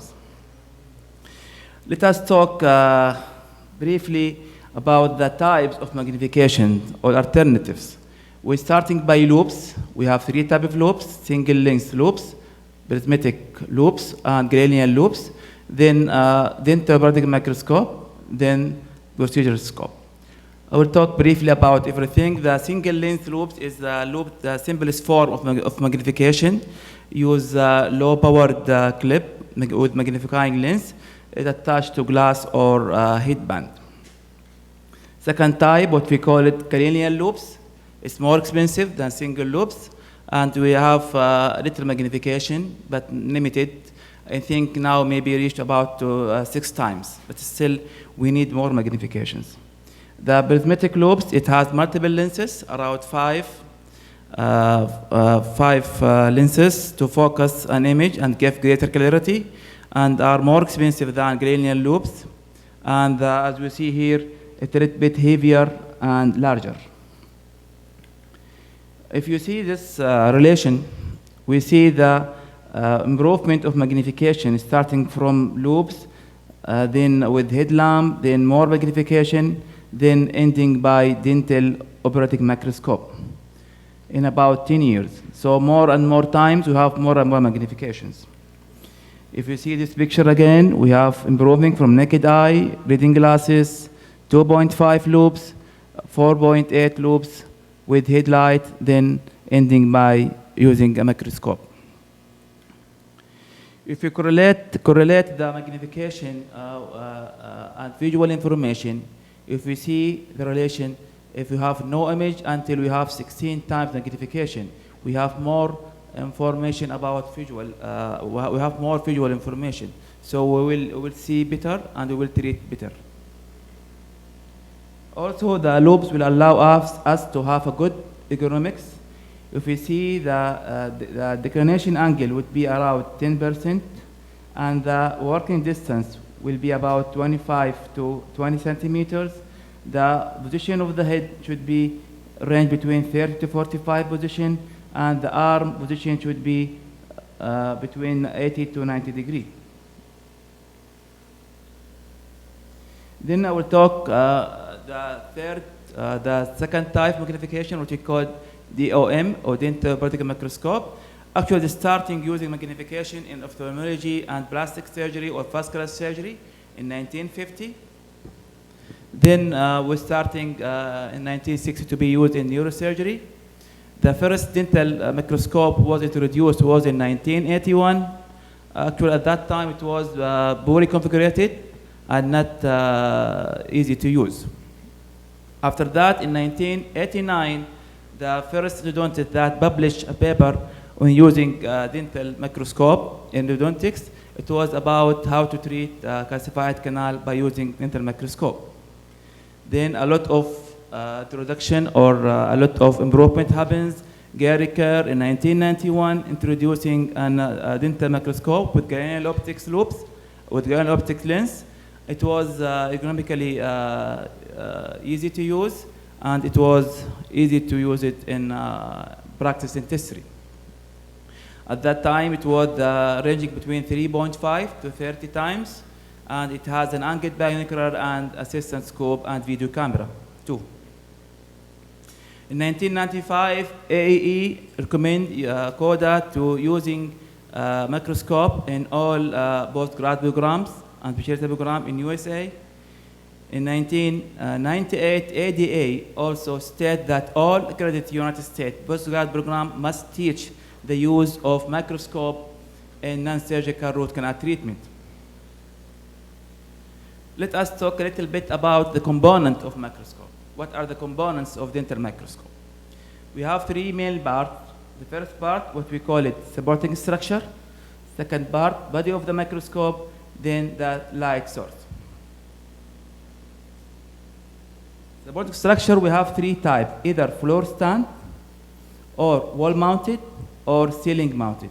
According to your room, according to your space available in your clinic, you can choose what the best type for you to install. But the microscope is the second part of the microscope. It contains lenses, prism for magnification, and also it's made of high pieces, binocular magnification, change factor. If you see here, the diagram showing the pathway of the vision from the eyes, lenses, prism assembly, binocular objective, aminocular objective, and object. These are the components. It is the drawing showing the pathway of the light. The first part, we call it eyepieces, is usually range between X10 to X12 and X16. And according to your need, you can use, and usually the most suitable size is 12.5. Second part, what we call it binocular, we have to adjust a special interpupillary distance for your eye. Every practitioner we have his own measurement. The tube should be inclined to allow easy using and changing your position during work. Magnification changer, it ranges between 3 steps, 5 steps, 6 steps. So according to your need, you can magnify the field of work. And finally, objective lens, it usually we have to keep a focal distance between you and the field of work between 200 millimeter to 250. What about light source? We have different types of microscopes. Some of them come with xenon, some of them come with metal halide, some of them come with halogen. So we have to know what are the differences between them. If you see this summary, we here are comparing LED, halogen, and xenon light according to lifetime, current temperature, appearance, energy consumption, light spectrum, and intensity. If you see the LED has more lifetime than the other, current temperature also here more constant, the consumption a little bit here xenon is better than the other, and light spectrum is here more homogeneous than the other. So according to your budget and according to your need, you can choose your feature of your microscope. As an example, we take an advantage of LED. We see we have long life, energy efficient, immediately stable output, no warm output, warm up time, constant color temperature, and no high voltage power supply. If we go to xenon, xenon has a better illumination for examination, for treatment, and for medical surgery, also for photography and video captures. So, what are the documentation we need? Documentation by dental microscope, we will have. We have for patient education. You have to educate the patient. What are you doing? Showing him the picture or the video of your work. For medical legal visual representation of patient record. For referring for another doctors. For teaching, lecturing, and presentation, and also for publishing textbook or articles. So what are the questions should be asked yourself before buying DOM? What are the documentations you need for practice? What is your level of experience with DOM? What amount of time you need to improve your skills? And the most important thing, what is your budget? To be an excellent in microscope, to have depend on your experience in microscope, depend on your knowledge about photography, depend of type of microscope, is it manual or fully automated, depend of type of camera, if you use Sony, Handycam, or the camera is built inside your microscope. So, as what we mentioned before, the advantage of magnification of using dental microscope to improve precision, to improve ergonomics, to improve communications, and for easy documentation. Let us talk a little bit about ergonomics. But also, using microscope will give us a good ergonomics position during work. So we reduce our back bends, our muscle tension in our back with the time. As what we see here, we eliminate unnecessary effort. We have a good opportunity to reduce overextension injury, to improve comfort and prevent development of fatigue. How to use it in root canal treatment or during endodontic procedures? You have to put the patient into bind position. You have the surgeon should be in upright position, slight bend, not more than 30%. And you have to minimize joint position by keeping wrist neutral, keeping joint held at midpoint of the range of motion, avoid extreme extension and flexion. So if you use all these steps in a good way, we will have a good position. Your back is straight, your joint and the level of the head, your vision around 45 degrees, and the movement of your head a little bit 30 to 45 degrees. And the microscope should be above the patient head to have a good benefit from using microscope ergonomically. Okay, if we go to the laws of ergonomics, we have 5 motions. Either moving fingers and wrist, moving from movement originating from elbow or from shoulder, or involving twisting or bending at wrist. And I think the most important moving in our root canal treatment is maybe finger and wrist, sometimes elbow. So we have to know what are the motion that I need in our work to apply it in a good way. We have to know where the operator should be set and what are the benefits from each position. If you have some tip about this, we have 2 positions, 9-11 position or 12 position. We have to look about leg and feet, upper body, head, and arms. For leg and feet, you have to be at right angle. Avoid to overextend the angle. For upper body and head should be straight, and your arm should be in the right angle. And the movement of head, as what I mentioned before, it's between 30 to 45 degree maximum movement horizontally. So what about the arms? Should assume home position. What is home position? It should be in construction height, horizontally and vertical direction. The movement of your hand should be in this rectangle to have a good position. Otherwise, you will have overextension of your arm. So the solutions for relaxed, non-tiring position, you have to select few components of microscope. You have to select small focal distance. So 25 centimeter is a good distance to be between you and the work. And microscope should be 135 degree angle, like this. And the microscope must position vertically, as what I mentioned before, above the patient head. So if you see some advantage of 9 position, it has a good accessibility to treat teeth in 3rd and 4th quadrant, as what I mentioned here. This 9 position here. The 4th and 3 are very clear here. And has also, there is no obstacles in front of the dentist. It's easy to access the treatment.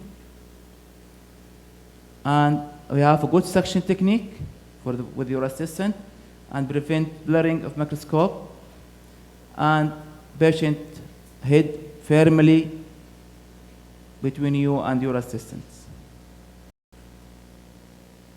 Disadvantage, if you work in upper jaw, we have to perform in indirect view, and tripod of the microscope will be in the way of your assistant. If you look for the other position, 12 position, it will be most acceptable position for dentists to have a good working position. And the body of microscope will be not in the assistant way, so easily accessible for assistant to help you and assist you in a good way. For disadvantage, there is no ideal section, not like 9 o'clock position, and the tablet away from the dentist, and we will have more effort in your hand to look or to see. His view is limited. The last things, procedure scope, which is usually used mainly for prosthodontics, not for root canal treatment. I will give you some idea about this. It's an extra camera placed above the patient mouth, projecting 1 to 23 image into a large flat LCD video screen. The screen mounted in eye level, the operator moves freely around the patient while visualizing the screen. If you see here, this is a procedure scope, is a 2D. If you use an 3D eyeglass, will be 3D dimensions. So you will see the 3 dimensions of the tooth during work, especially for finish line or retraction cord or impression. You will see it very clear. So we'll talk a little bit clinically about the prerequisite for using microscope in non-surgical root canal treatments. Rubber dam.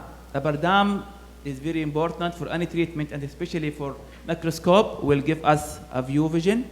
We will avoid fog formation in the mirror. We will absorb reflected light from the DOM. Also, we have a better magnification and illumination of chamber floor and canal anatomy. So better to use the rubber dam with a microscope to have a good and clear vision.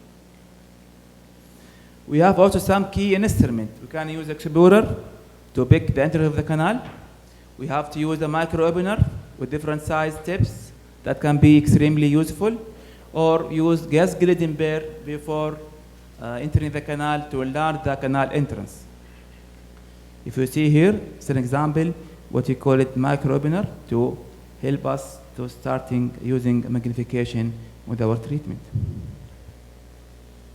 So, I will give you some examples and some knowledge about what are the procedures we are essentially we have to use a magnification. For diagnosis, if there is macrofractures cannot seen by naked eye, under 1 to 25 times magnification, you can see macrofracture. You can also use methylene blue or iodine to stain the macrofracture to be easily seen. As a review, we'll show you some of the type of cracks. We have cross line, fractured cusp, cracked tooth, vertical tooth fracture, split roots. As you see here, did you see the crack here? If you see here, we have a crack here. After staining, before starting our treatment, this is a case of retreatment. Just to start removing the old filling, we see the crack here, and at that time, we understand why there is a bend. If we see a stained crack, that means it's an old crack. If we see a non-stained crack, it's a new crack. Here, another one. You have see one crack here, a little bit here, but here is more deeper than the other. Here, more clear to see. To identify. Sometimes your patient, after root canal treatment, he feels pain when biting, and you don't know the cause. When you reopen the tooth again and see, we can diagnose the cause of pain. Here, a little bit more fractured, and this case we have to do extraction, of course. It's hopeless tooth. Okay, the other thing, what we call recording missing canal, as Dr. Hussein, we found 3 canal in lower 5. If you use a magnification, we will find more canal. So always look for missing canal by using magnification. You cannot depend on books that, as what we study in the school, molar have 4 canals or premolar had 2 canals. We have to look for missing canal every time. You have to use magnification. We don't know how many canal we have in the tooth. For perforation repair, sometimes we, by mistakes or heterogenic error, or we cannot see the bulb chamber, we did a mistake, we did the perforation. So if the perforation is very small, you cannot see it, you cannot diagnose it. So better to use a magnification to see the size and the location. And you can use, and I think all of you are familiar with MTA, that is a good material to use to repair a perforation. And also, we will have a good handling to avoid extrusion or overfilling the material. For retrieval of broken instrument, also it's very effective. As an example, I give you some flow chart. I usually recommend every dentist to follow. If you have a fracture, you have to decide, is it easy to bypass or not? If not, don't make effort to remove it. If you cannot bypass it, always recut it. If the cut is apical, don't, if you in the middle or in the coronal, we can remove it. But in the apical, we cannot remove it without any destruction. So we have to look about the location, if I remove it without any distraction or not. Then we'll follow the diagram until you remove the instrument and treat the case. Also, the most important thing is final examination of the calibration. We can use a microscope to see if there is a small amount of sodium chloride still in the canal, or if there is a bubble coming from the prepared canal, or if there is an imminent of bulb tissue or gutta-percha in the canal. Also, for management of calcified canal, with using ultrasonic tips or using C-files, also you can open the calcified canal. Here a case, come to me without, if you see the periapical radiograph, there is no tracing for any canal. If you try to open it by microscope, you will reduce size 10 file. Then we'll do obturation, Boston core and crown. And apical microsurgery. Why we call it apical microsurgery? Because we are always using magnification in doing surgery to have a good success rate. To also to assess any pathological changes more precisely, to remove any pathological lesion with far greater precision, to minimizing tissue damage during the surgery. I have a good review for you by Dr. Kim and Kratchman from Pennsylvania University here. They did a review about modern endodontic surgery, concepts and practice. It was a good review, and everyone, I recommend it to every dentist to go through. It has a good summarization between the differences between the additional surgery and microsurgery. If you see the improvement is from the side of osteotomy, it was 8 to 10, now 3 to 4. Bevel angle, it was 45 to 65, now 0 to 10. For inspection of resected root surface, here none, here always. Isthmus specification, root end preparation, everything had become macro. Even the suture, it now 6-0 and 5-0. Before it was 4-0. Even the suture removal time, it was 7 days. Now we can remove it in the second and third day. Also for the bevel, it was now no bevel. Now there is a the old one was there is acute bevel. The exposed of the entire tubule, and the osteotomy size, buccal plate, and also the perforation of lingual side. I hope that I give you a brief knowledge about using microscope and the benefit of using, and I hope all of you understand the benefit of using magnification and try starting using even by loops, and with time you can improve yourself until we use using a microscope. Thank you.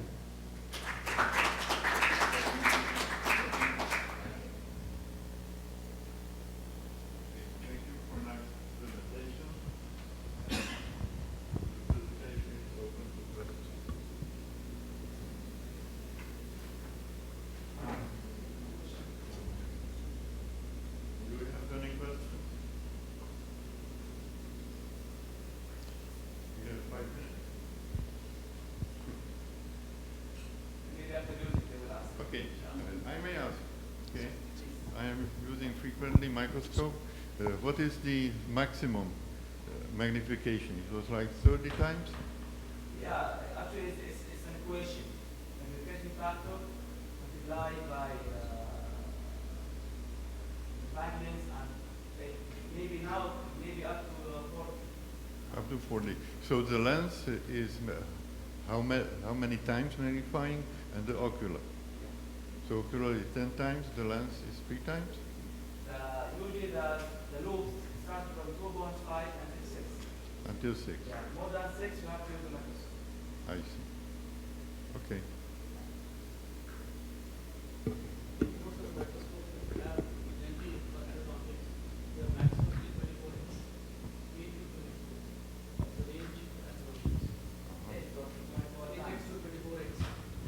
No, actually, for microscope is an equation. You cannot say this one is 45. I will show you. If you interested to know, I actually moved it because I thought nobody. I will show you later if I am talking another time.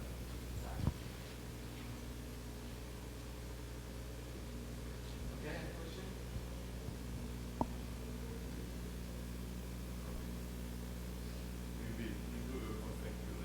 Okay. Well, you have my contact here, by the way. And So, thank you.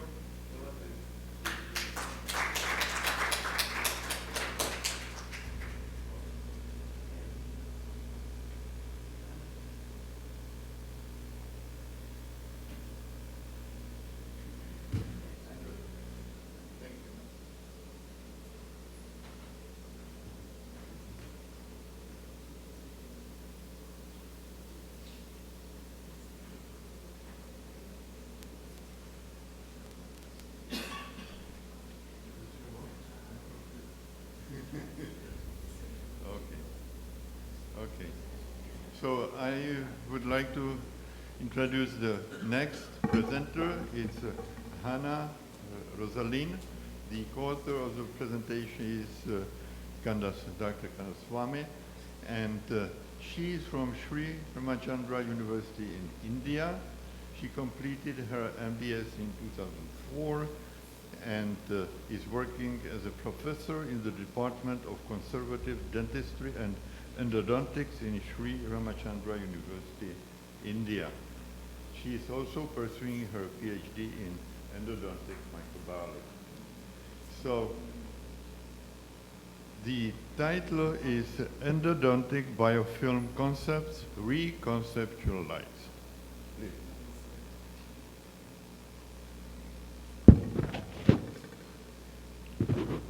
Good afternoon, one and all. After a good lunch, it's difficult to speak about something which we have forgotten and gone, our dear bacteria, which is a cause for all our high technology. Today we bring lasers. Today we talk about laser, we talk about PIPs, we talk about ultrasonic irrigation. And where is bacteria? Bacteria is forgotten and gone. So my research is on bacteria. Whether it is a biofilm, whether it's going to be an endodontic biofilm or a periodontic biofilm or it's implant-based, anything, it's going to be the same thing with a little variation in the bacteria. Right? So let me proceed with the topic, concepts in biofilm reconceptualized. So this is a prestigious institution that I come from Chennai, India. And my topic is concepts. So let me see what, I'm not going into the details of treatment because I think you've heard so many treatment. But I'm going to talk about the bacteria. So the first thing that I'm going to speak about is composition, attachment, the co-aggregation between bacteria and the root canal, the common bacteria in the root canal, and does bacteria require nutrition like you and me? Does it penetrate the dentinal tubules? Is there any stress to bacteria, how the bacteria behaves, and the resistance of the organism to all your medication and your treatment.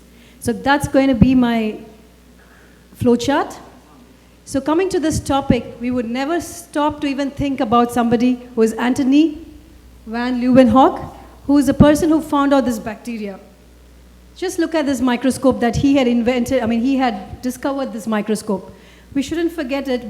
Today we talk about DNA hybridization and fish theory, with a little lovely microscope like a Toffelmayer matrix retainer, that this person found out the bacteria in all the cells of our body.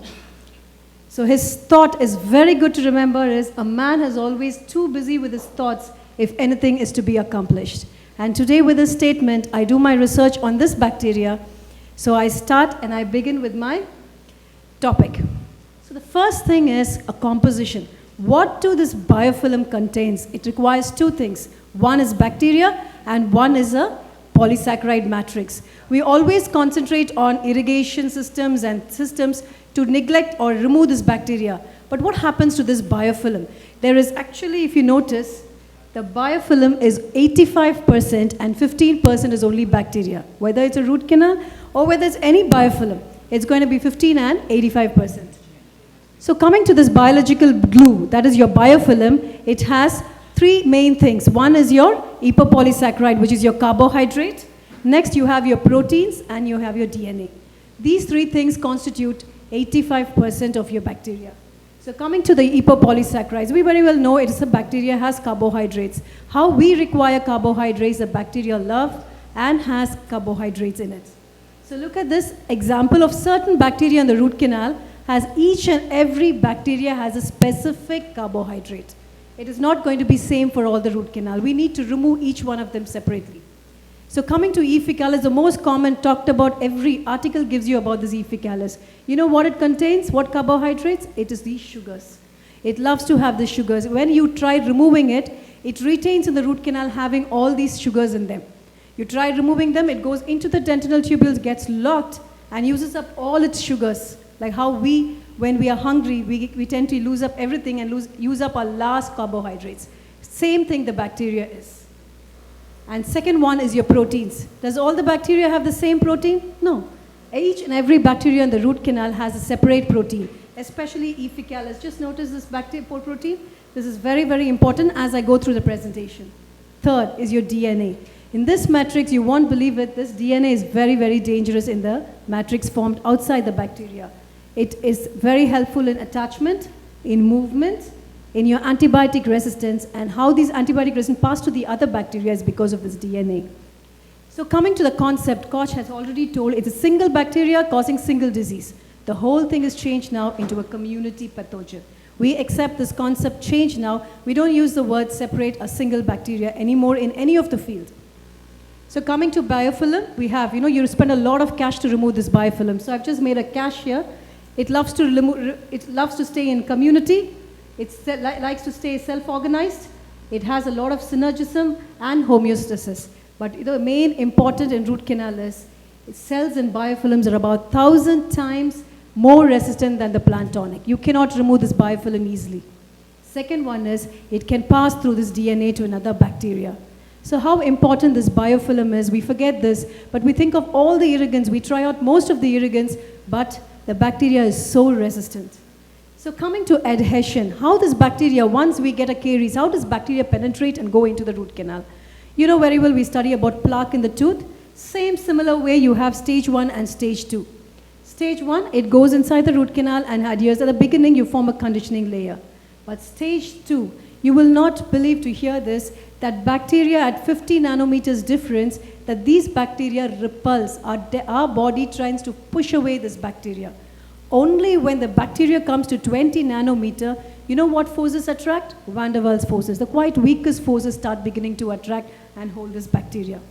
So in this stage, so you will imagine the bacteria slowly getting into the root canal, and in this stage, it is going to be your reversible attachment. You can remove it very easily, whether it's implant or proso or perio or anything, you can remove this. But once it goes to the next stage, it gets completely between an adhesin and a substrate. Let me see what is this. It becomes an irreversible. I'll just explain to you what is this. Just look at this. This bacteria adhesins are proteins, right? We have proteins in the biofilm. You have receptors which are carbohydrates. Once this both gets adhered to each other, it is going to be an irreversible attachment. It's not going to be easy to remove. You use sodium hypochlorite, there is no irrigant which says completely I remove the root canal bacteria. So this is because of these two things, the proteins and the carbohydrates. So coming to the next stage, what it does, the bacteria co-adheres. What is co-adhesion?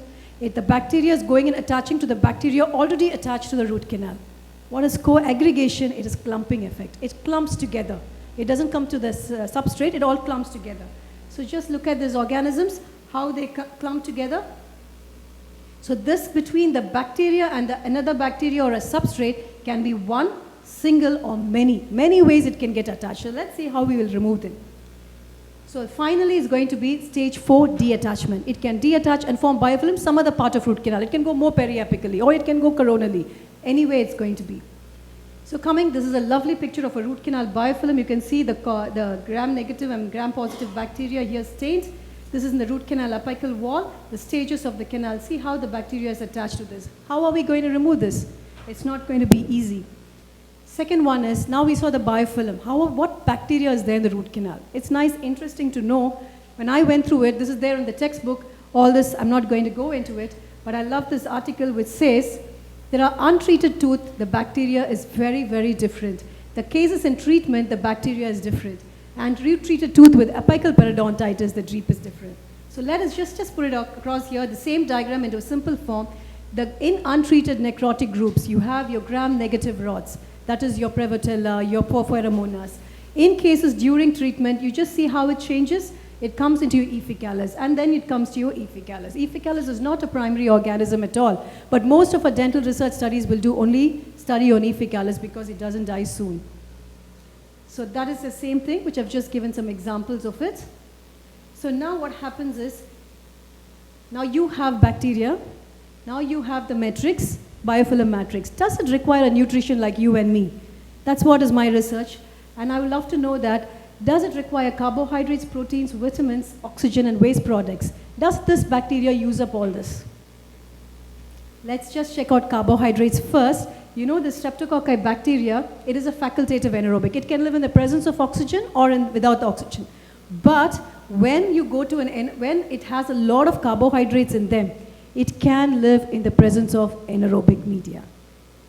That is one lovely advantage why why streptococci is there in the apical root canal in the initial phases of treatment. Second one, it does require proteins and glycoproteins. Third, vitamins. We take vitamins for a long life, right? So this is going to be another bacteria which is Prevotella and Porphyromonas. You know what it requires? It requires vitamin K and hemin.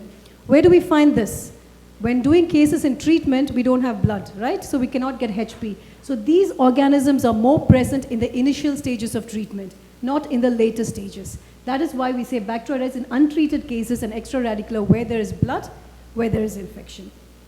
And fourth is oxygen. We all very well know facultative and anaerobic organisms.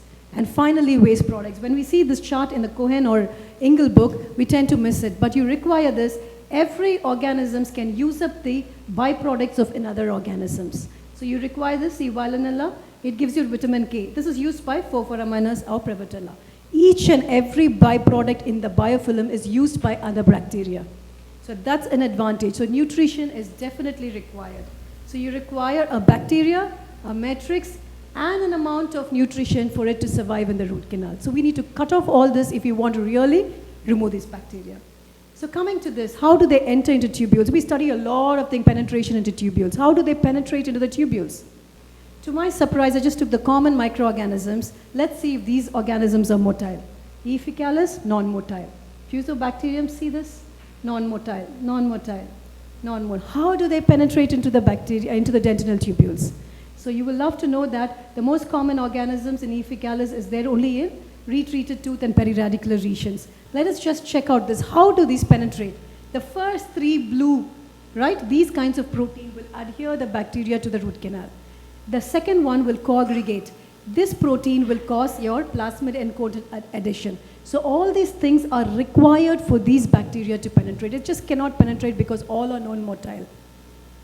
So next is, how does they adhere? You know, we all know that it adheres. We have in our hydroxyapatite and collagen. All these bacteria gets adhered to the collagen. It loves to get adhered to the collagen, right? But to the latest research, I have found out that it has lipoteichic acid, which can adhere even to the mineral part of the tooth. So this lovely organisms, not only collagen till latest, in 2015, they've said it can adhere even to the mineral part. So what an organism which binds right way into the root canal. How do you remove them then? So this article, which really made a difference in my research, is it is a co-aggregation between two bacteria. There is never a single bacteria in the root canal. We always study single bacteria, but there's no single bacteria. So you've noticed here, in asymptomatic cases, is Fusobacterium nucleatum and E. faecalis. If you take asymptomatic cases, you see Fusobacterium nucleatum and E. faecalis. So when you have this, how do the biofilm live inside? You notice there is early colonizers, late colonizers, but the bridging organism is Fusobacterium nucleatum. It cannot survive. No organisms can survive separately. It has to be survived with something bridging between two organisms. So let's see, this next question is, how is anaerobic and aerobic living together? Anybody's doubt can be that in a periapical region, how can an anaerobic aerobic? To my research that I found that Fusobacterium is only one of the organisms which can survive up to 6% of oxygen even in the presence of even if it's an anaerobic organism. It can live in the presence of 6% of oxygen. It increases in number, increases in length. It creates an oxidation potential here round about it. It reduces all the oxygen so the other organisms can survive. So lovely organisms, which is a bridging organisms, congregating between all the organisms together. So look at this.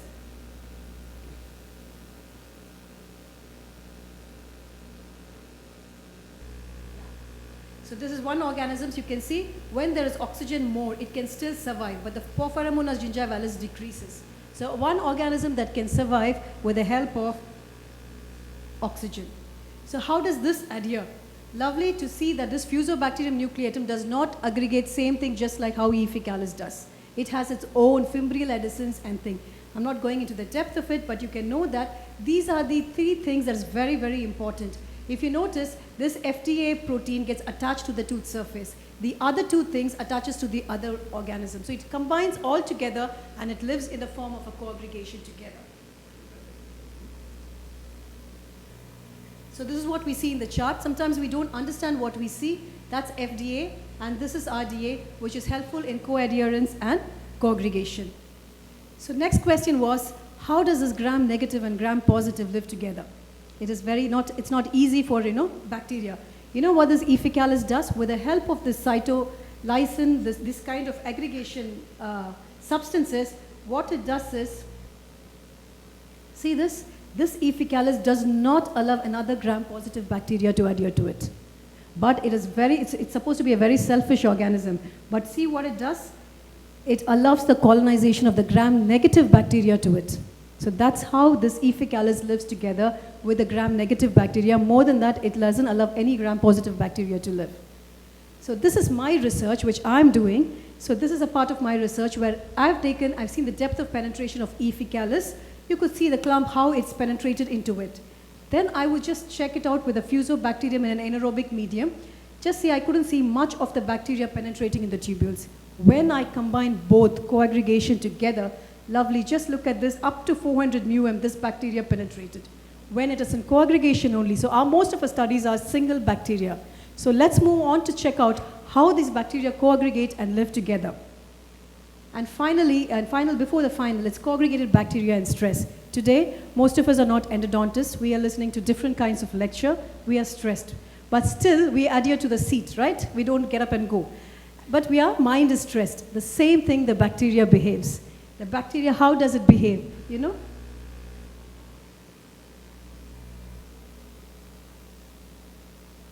Yes, how does it behave? It comes into a viable but not culturable. It lives, but it cannot be cultured. So how does this happen? It happens because it changes the cell wall. You know how our face gets stressed? Even that's one cell wall, the bacteria cell wall gets stressed. But it maintains the adhesive property. It sits in the root canal by itself. So this, suppose you completely irrigate it, how do you find that E. faecalis still survives? It can break down the hyaluronidase in the root canal and gets this energy. Again, you obturate it, still you know what it does? It gets somewhere some amount of serum. This is the bacteria that can survive. So that's a lovely part of bacteria on stress. How all this happens is because only if this bacteria has this universal stress protein. Every of our cell is activated by one protein. Similarly, bacteria has this protein. So last one is resistance to bacteria in biofilm. How does a bacteria resist all your irrigants, your intracanal medicaments? So first thing is, in Lancet, they've given 3 things, which is slow penetration, doesn't allow the antimicrobial to penetrate. It is a resistant phenotype that changes in structure and altered microenvironment, and slow growth.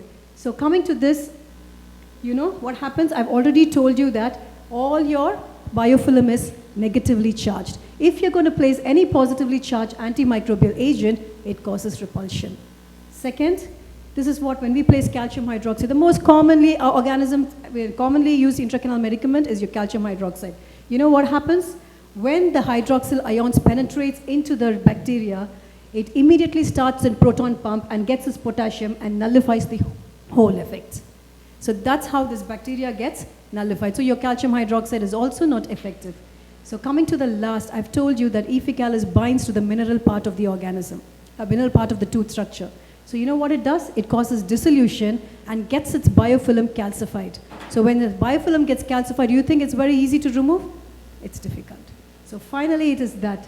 And last one is your persister cells. This is a very, very interesting concept. After you irrigate it, so many authors have said you use 2% chlorhexidine, you have remnants of your bacteria left in the canal.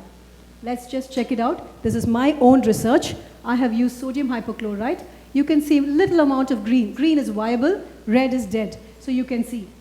Here, when it is chlorhexidine, I saw a lot of red color, the dead bacteria. But I wanted to really prove, is there any persister cells which remains after you irrigate it with 2% chlorhexidine? And look at this. This is a Z section. It goes 1 μm down. You can see a lot of dead bacteria in the first slide. But you can see right inside there are amount of green bacteria left viable after you clear it with sodium, chlorhexidine, 2% chlorhexidine. This is what is my research. It's on the road to publication. So I end by saying just treatment part of it, which lot of treatment is given like this in your Journal of Endodontics. And finally, it is your sodium hypochlorite, which we talk about, chlorhexidine, ultrasonic irrigation. You talk about ozone, plasma dental probe, and photoactivated disinfection. But never forget the basics, which is going to be your coaggregation between bacteria. So I like to say that, I'll just put in a line with you. I'll just put a thought in for you all that can some sugars, because every binding of bacteria is based on sugars and proteins. So can we try using sugars and amino acids and then use your final call of your this. So this is a very, very interesting concept. So maybe I'm trying out this. Maybe in the next research, I'm just proceeding with my research. See, you can see this. When you use sugars, this they have done in microbiology. So why not in our root canal? Here, if you block this thing with lactose and amino acid, you can break in the coaggregation and easy to remove. So disinfection of bacterial biofilm, the research continues. It's nothing stopped because till today we are trying out new irrigants, herbal irrigants, everything. So I like to, some message to the brain is, it's biofilm which is defensive, it colonizes, it's community, altruism. You know, we human beings are not, but these bacteria, they're not beneficial or harmful to themselves, but definitely benefiting to the other species. This is one of the important characteristic of the bacteria in coaggregation. And finally, quorum sensing, it can talk to each other with the help of this auto-inducer system. So my summary is, endodontic disease is a biofilm mediated, so you should know the pathogenic because of this biofilm, and we should know how resistant it is to this disinfecting agents. So I conclude my presentation with this lovely verse: the measure of greatness in a scientific idea is the extent to which it stimulates thought and opens up new lines of research. Thank you.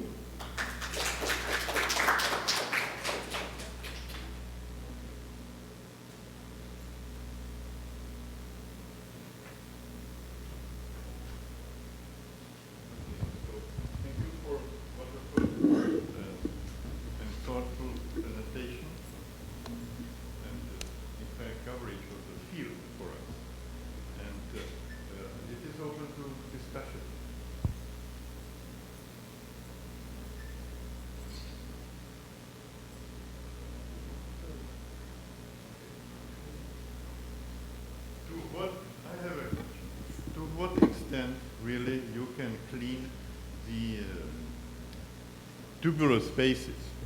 So we have tried up to 200 μm and 400 μm, and they found that it is positively removing bacteria, but it doesn't completely eradicate the bacteria from root canal.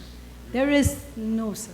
It is now, of course, laser has come, which says it ablates the root canal, but everybody, each and every dentist does not have laser.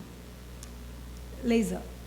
Yes, that can ablate and burn up the tissues along with the bacteria. But unfortunately, everybody don't have. So the research is still continuing and continuing till today. We started with sodium hypochlorite, and today we have herbal irrigants, photoactivated pips, anything we try out, sir, there is no complete disinfection. And when you fill in the canal, how long they survive, or can be the bacteria which remain there? How long they are viable? They are viable for 12 months, sir. There's an article which proved that even after obturating, it can survive up to 12 months in the root canal. And these coaggregation inhibitors can release those bacteria? Exactly. So they have tried in microbiology articles, where in dental it's not started. That's my PhD research. Right. We maybe next time when I finish it, the next 6 months. Can you characterize more in depth what is community pathogen? Community is they live together. That's what I said. There is synergism. There's like a how we live in a community. It's not that E. faecalis lives alone. The gram-positive, the entire thing lives in one community. So does it mean it is individual? Everybody has different community pathogen? No? All live together. All No, bacteria- I mean individual patient. Yes, it's different. So it's different in, 100% different in each patient. and in each and every tools endodontically treated? Nice. Okay. So there is a big variation. Okay. Yes, thank you. Well, okay. It is my pleasure to present you with the appreciation.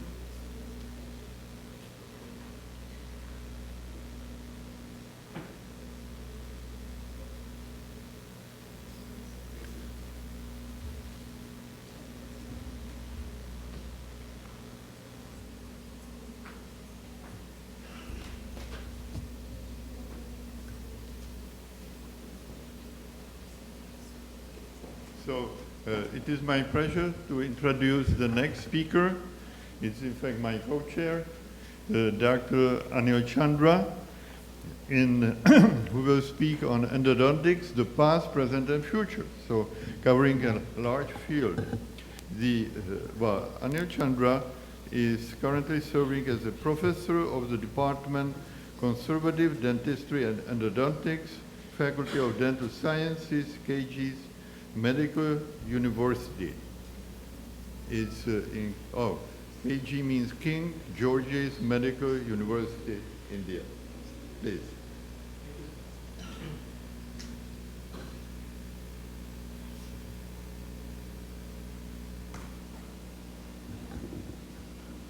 Well, good afternoon, everybody.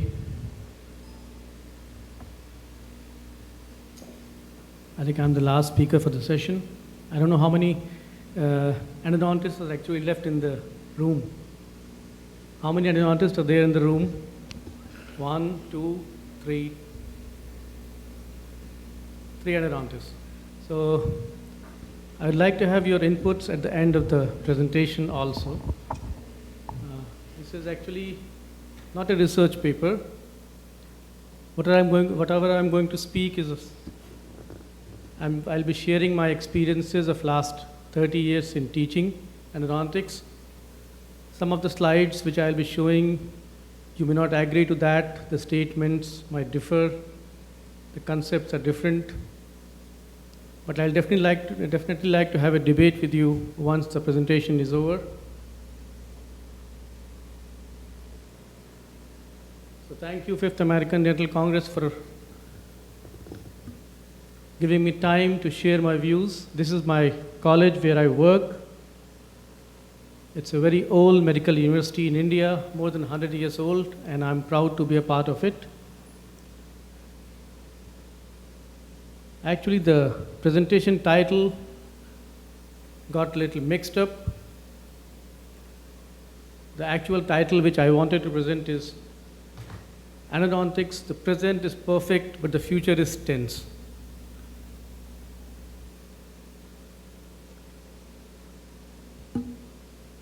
Somehow it got mixed up to past, present, and future. What I'll be discussing in next half an hour or so is the present 10 trends in endodontics.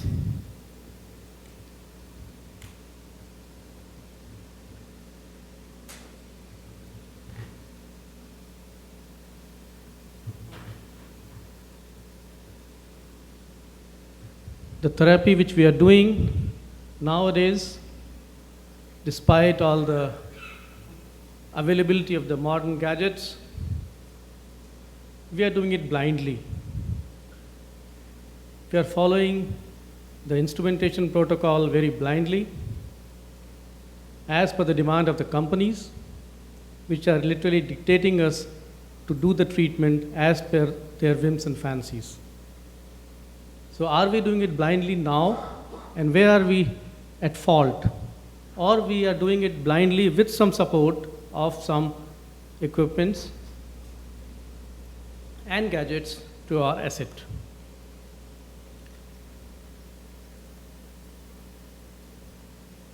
So what is the future for such treatments now? If you look at the success from the success point of view, the criteria can be evaluated in terms of clinical success, histopathological success, and radiographical success. In endodontics, it has been observed that if you do a good endodontic treatment with a good restoration, the success rate is in the field of about 91%. If you do a very poor endo, but a good post-op restoration, the success is still fairly okay, it's about 69%.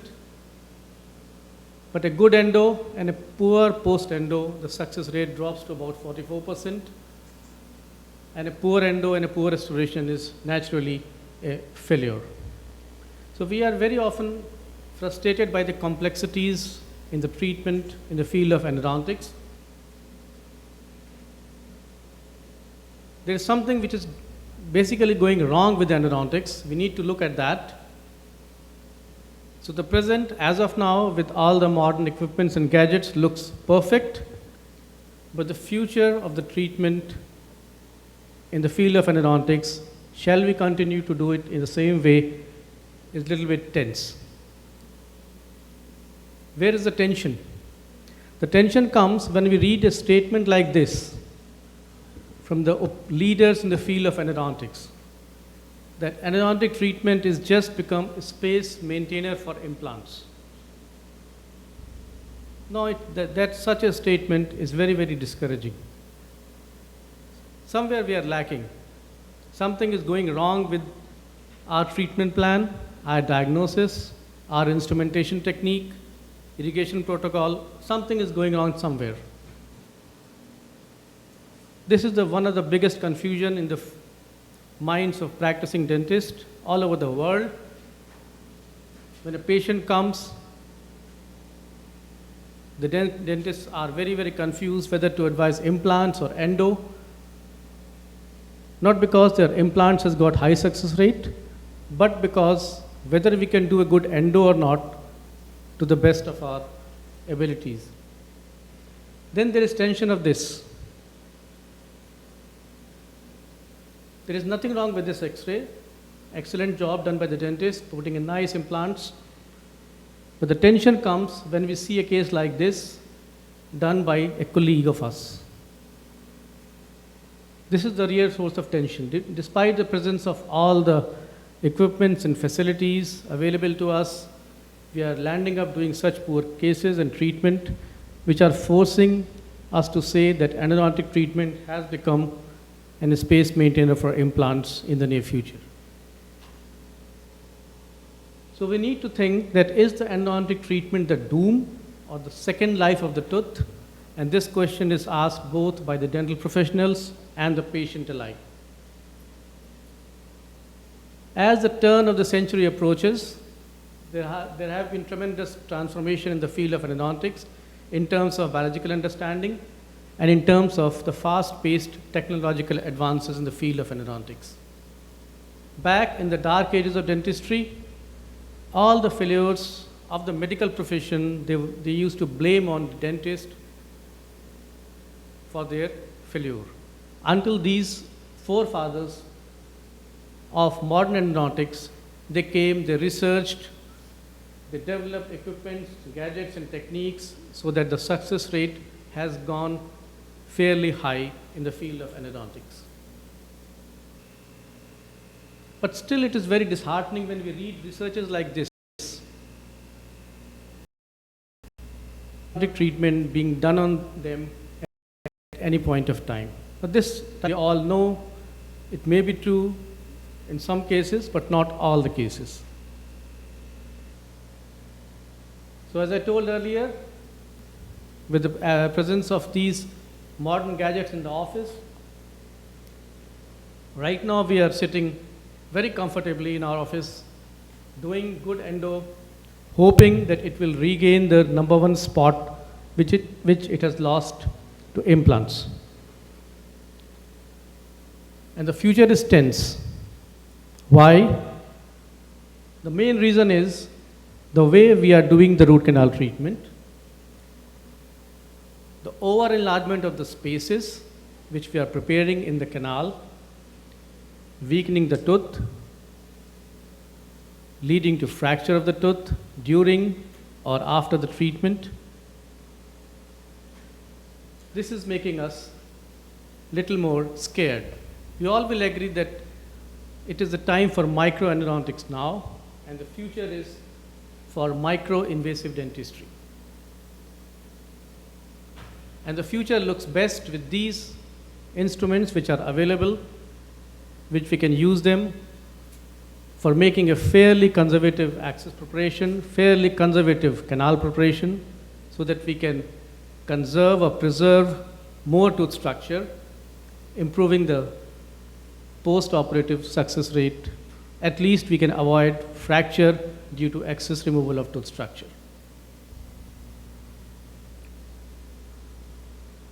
We all will agree that magnification has fundamentally changed the modern concept of endodontics.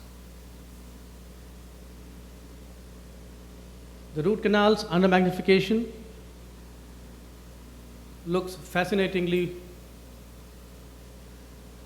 very, very acceptable to all of us. We all are very, very fascinated when we look at root canals through magnification. But how many of us are using magnification in the practice? Maybe in the developed countries, we are using it more. In the underdeveloped and developing countries, it is fairly less. But my question is, when we are using scopes and higher magnification for locating the canal, for instrumenting the canal, do we need to follow the treatment protocol which is being followed by dentist or endodontist to prepare the canal?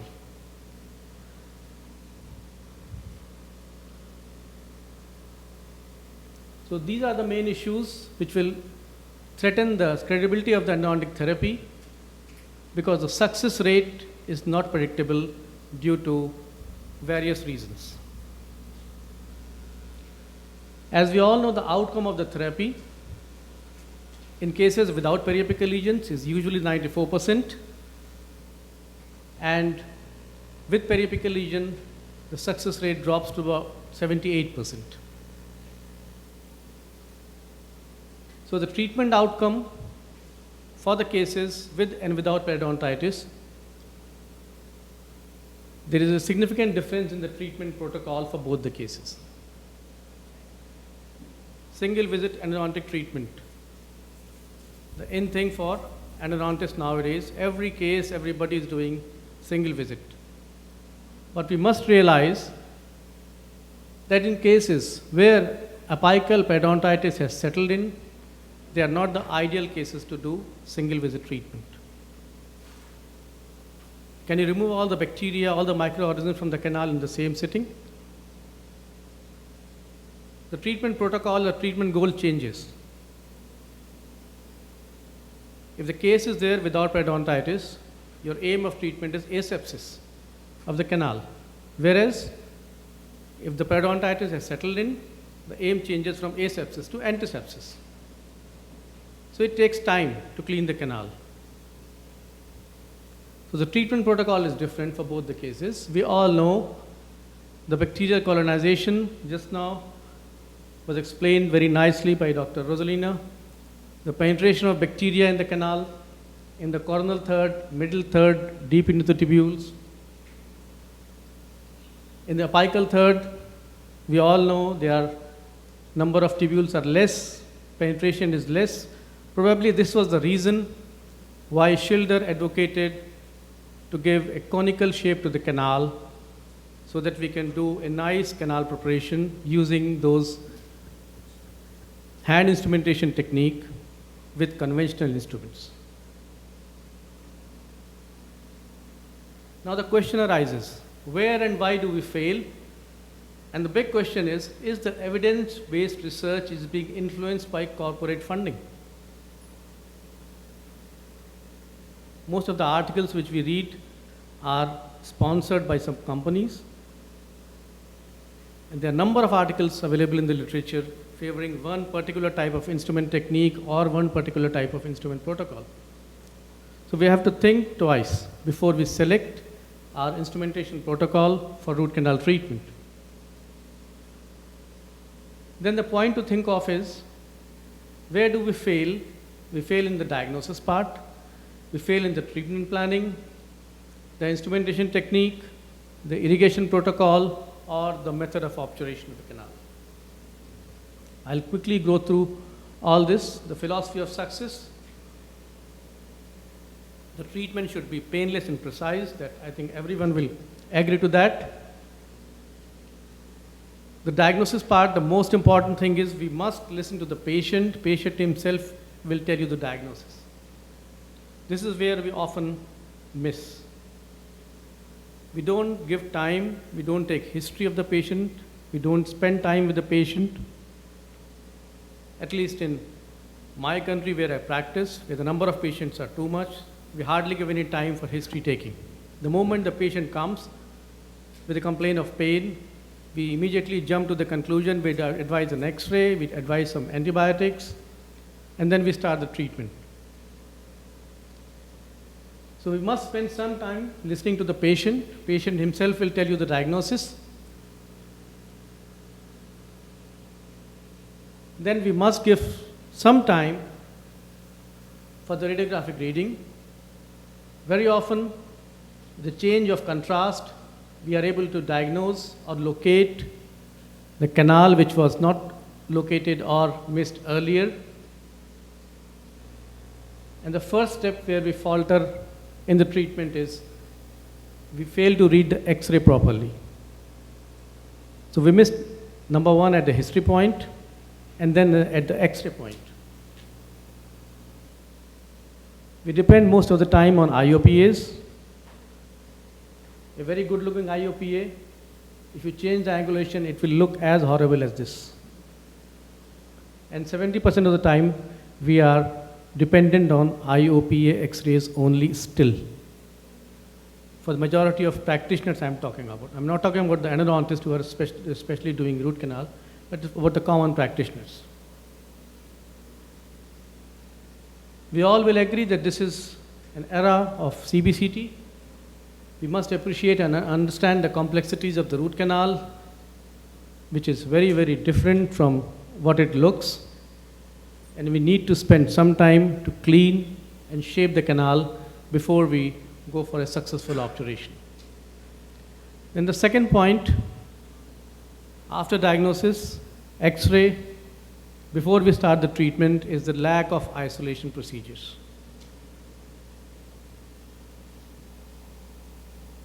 We fail to build up the tooth. We need to do the crown build-ups. When the patient comes to us, before we start the access preparation, this is the most important thing. We need to build up the remaining tooth structure before we plan to venture or open the access cavity. Normally what happens, the patient comes with pain to us with such a tooth, and the first thing we do is we put rubber dam and we immediately open the canal. Or sometimes if we don't put the rubber dam, we put cotton rolls and we open the canal. Now what we are doing then? We are opening channels for bacteria to go in. So better build up the remaining tooth structure, put your rubber dam or a good isolation with cotton rolls, and then go ahead with the treatment plan.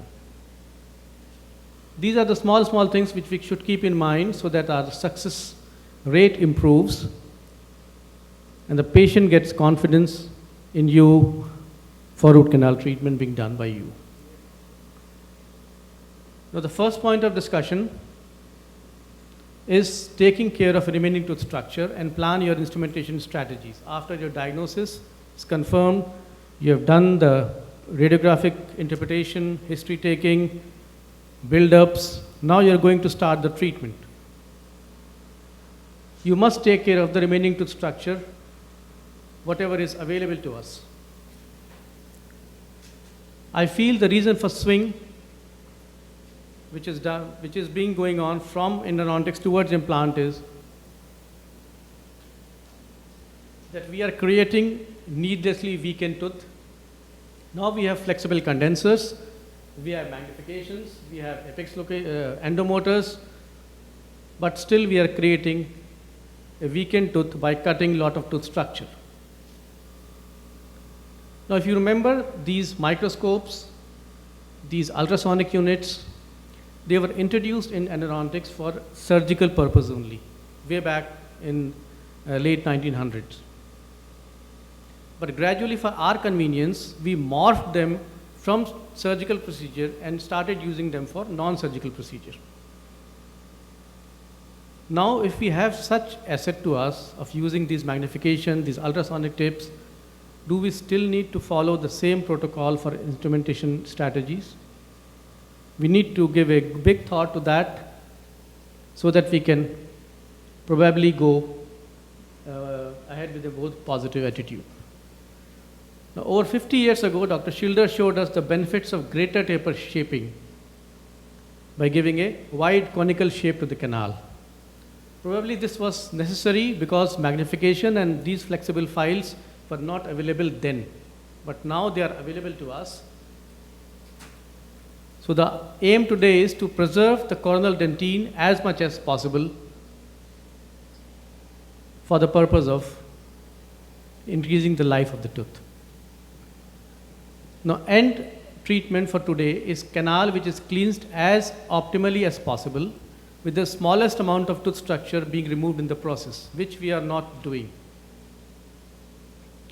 From the clinical point of view, conical shaping, which we are doing now, is justified only in maxillary central incisor and lateral incisor. Apart from these two teeth, conical shaping is not justified in any teeth. But we are doing in all teeth, regardless of the canal shape of the canal, regardless of the taper of the canal. Whether the canal is round, whether the canal is oval, we are using the same rotary instrumentation in all the canals. Majority of the teeth, they display an oval cross section, except the palatal root of maxillary molar, which is wider in the mesiodistal plane. But what technique of instrumentation we are offering? The introduction of these night eye instrumentation technique subjects the instrument to increased amount of torsional stress and cyclic fatigue, and these two factors are responsible for separation of instruments. So for that purpose, what we did is, we started using wider files to flare the canal coronally so that our instruments goes easily with less amount of fatigue and torsional stress so that we could avoid the fracture of the instrument for the convenience of a particular type of instrumentation technique. So the widest of the greater taper instruments are used first. That is a routine protocol to a shallow depth, and then we are gradually negotiating the canal and creating this conical shape for all the canals. In turn, what we are doing is, if you look at the canal, shape of the canal,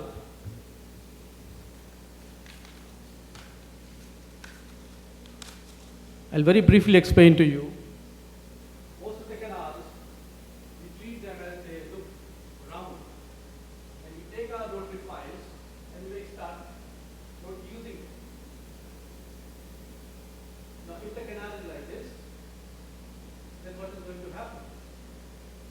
The rotary file is cutting here on the mesial and the distal wall node, not touching the palatal or the buccal wall. So when I am saying putting the opinion leaders who are advocating rotary file systems, they say no, we'll brush on the buccal and the palatal wall also. So when you brush all along, you create a big, wide, sacrificing a lot of physical structure. Then what is the option? Because everybody is using rotary instruments for all the cases. We are removing a lot of healthy tooth structure, which we should not do from the mesial and distal walls, often landing in thinning of those walls and perforations, weakening the tooth structure. Questions to think about. Why not keep the corner shape smaller? Probably the worst thing which we can do is to cut across the occlusion of the tooth from mesial to distal wall. And the second worst thing, to hollow out the tooth with your large round burrs, your gates, and your fat rotary files, which all of us are doing, without giving a thought to it.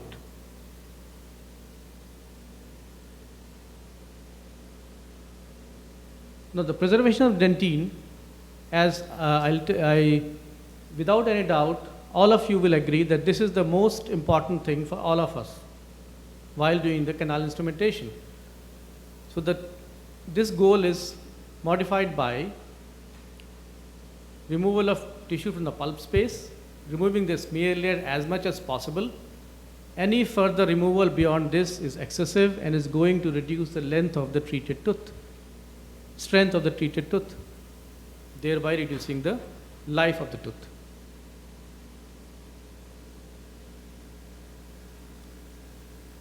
Now see this pre-op X-ray and post-op X-ray.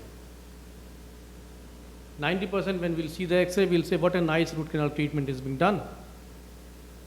But if you carefully see the X-ray, the initial pre-op X-ray and the post-op X-ray, you will realize that how much aggressively widening of the canal has been done just for the sake of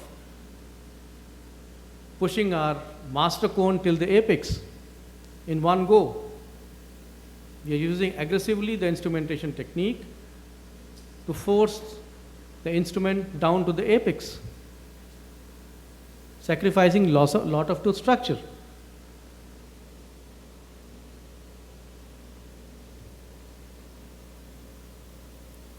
Here you see, if you compare with the pre-op with the post-op, the clinician here has done a very good access preparation,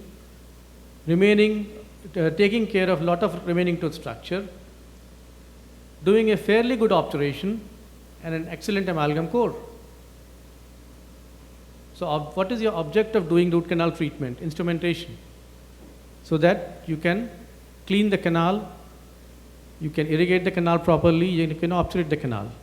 Your aim is not that your master cone F1, F2, F3 goes till apex. That is not the aim. But we are practicing it with the same aim, because we want to see a good looking IOPA. We go for a good obturation rather than a good looking IOPA X-ray, which is again we are promoting our treatment as a short term gain, or as I'll say that space maintainer for root canal treatment.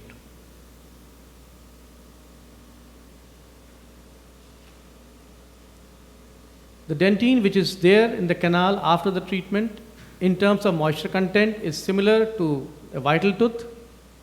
The endodontically treated teeth split or break only because of our excess cutting of tooth structure, not because the dentine or the tooth has become dry or it has become weak. We have often seen large accesses and canal shape, but this practice of instrumentation has become very popular because we are doing it blindly. Question yourself, once you cut the tooth structure, very few endodontic techniques that we perform have sufficient evidence to support the ideas that have foundations of such technique. But whatever research says, whatever the evidence-based research says, that is focusing most on these rotary instruments as a successful treatment. That's why I said in the earlier slide, whether we should believe in such research or not, we should believe in our own conscience, what we are doing. So we have to think whether what we should do, cleaning and shaping or shaping for cleaning. I think we'll all agree that we should do shaping for cleaning, not cleaning and shaping. The canal should be shaped so that we can clean it properly. We all will agree that as the pulp anatomy departs from the round cross section to a more oval or sheath-like anatomy, the rotary instrumentation or conical shaping becomes an increasingly counterproductive rather than a productive procedure. The problem is the rotary night eye file does not distinguish between the canals that are essentially round or oval in appearance. So the entire concept of this rotary night eye becomes questionable.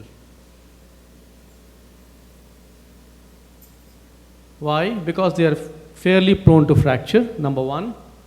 They remove a lot of tooth structure in mesodistal plane, and there are a lot of studies which clearly demonstrate the production of dentinal microcracks using these rotary files. There are a lot of studies which are available. Vertical root fractures have been reported, a crack formation in the root dentine during and after root canal shaping procedures with using rotary night eye files. These cracks may not be clinically significant now, but there is a doubt in the mind that these cracks could propagate with repeated stress application by the occlusal forces and may result in root fracture. So this raises a big question mark. So overzealous use of rotary night eye files in all the cases should be restricted. Now how to avoid this? If we start using the instrumentation technique, using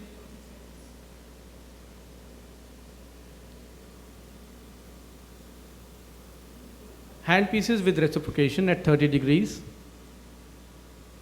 and I'll advise you all to use your 2% standard stainless steel reamers to start with, not files. Start using reamers, 2% stainless steel.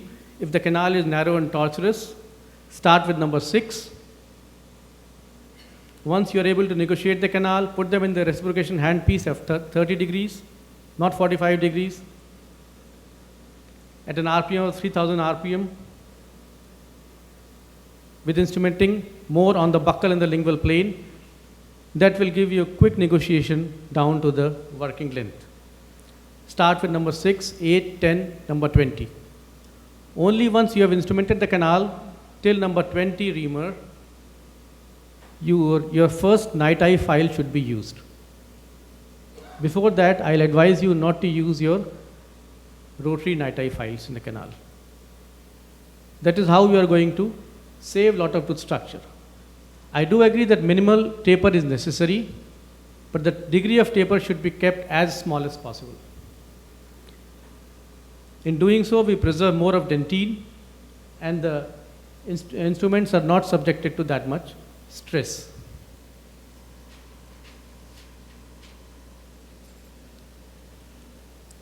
This simply means that in the short arc of motion generated by engine-driven systems are safer than the hand motion, avoiding hand fatigue completely while producing safer, more efficient, and more effective results compared to your rotary night eye systems. Now, once we have done the shaping, I think still we have 5 minutes. We have some time, sir? 5 minutes? I think you can continue if the audience would agree. We have very little program in the next session, so we can postpone the break for later time. So I would suggest that Dr. Shambhala will finish. Oh, thank you so much. Thank you so much. So once the canal preparation is complete, we need to clean the canal spaces. How do we do it with hypochlorite and EDTA? Are they effective? Yes, but to dissolve and disinfect, we need a direct contact of at least 20 to 30 minutes of hypochlorite to the pulp tissue. But are we doing it? The hypochlorite is there just for a few seconds. Or maybe it doesn't go till the apical third. Then how do we go ahead? These are the objectives of the irrigations we all know. And these are the irrigants which are available to us for root canal irrigation. Irrigation devices. They are manual and machine assisted, which will help you to irrigate and clean the canal in a better way. And to improve the efficacy, we can heat the solution, we can use sonic or ultrasonic activation, and we can use negative pressure irrigation technique so that we can achieve a good clean canal after a good conservative canal preparation. Then if you look at the obturation, where do we falter? Here also, we are persisting with the single cone technique now also. Most of the time we prepare the canal with a particular system and we use that master cone as a single cone obturation in molars, and we are very proud that we have finished the molar obturation in half an hour. But that is again, we are promoting it for a short-term period. Lateral condensation technique is from late 1900s, and certain centered condensation methods are today's state of art of obturation, and probably no other method can fill the canal as well as this centered condensation technique in as little time as possible. So when do we obturate? We all know the criteria of obturation. There is no need to tell. We all know these basic criteria. When we decide it's time to obturate the canal now. But till where? Here also there is a problem. The problem is the radiographic apex is a poor indicator of the actual foramen. And so many cases filled to the radiographic apex are actually overfilled.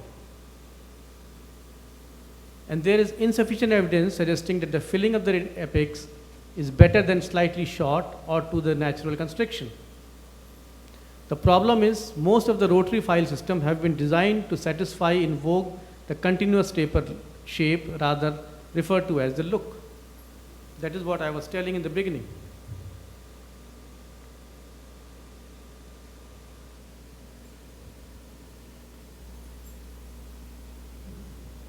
Another thing, apical puff. We all are very fascinated when we see the X-rays. So many forums are there on the Facebook, they'll post on photos, nice apical puff. What is apical puff? It is just pushing your sealer beyond the apex. It doesn't show that your canal is sealed properly. Clinical evaluation, if you see there's still a leakage despite the presence of the apical puff. So don't go in for apical puff. I will not suggest you. Do a nice canal, conservative canal preparation, clean it nicely, and fill your canal till the working length. In the X-ray, it will look 0.5 mm short of the apex, but that is good enough. Don't try to push your cone till the radiographic apex. You'll always overfill. So why do we continue with cold lateral condensation? It is like filling a room with poles, but we are still continuing. Why? Because we are comfortable with it. We have been taught to use cold lateral condensations in our school days, and we are teaching it to the next generation also. It is like we are more comfortable taking an alginate impression rather than a rubber-based impression. In the same way, we are still continuing with the same technique. Probably use single warm lateral condensation followed by single auto backfill. This will create a better seal through softened master cone and definitely is going to give you better results. So better alternative, keep your coronal shape smaller, use narrow posterior heat spreader, a single warm lateral condensation stroke followed by single autofill backfill cone is the best way to obturate the canal in a more conservative way. So now the only rational and misguided reason to overshape root canals, now that we have nickel titanium shaping files and flexible condensers, probably none.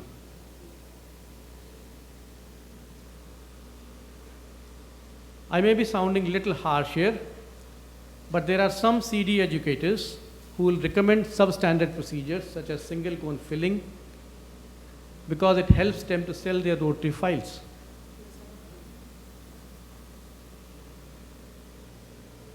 Then, if you ever hear from a CDE course which is advertised as claiming you to do any molar in 30 minutes, just run away from there.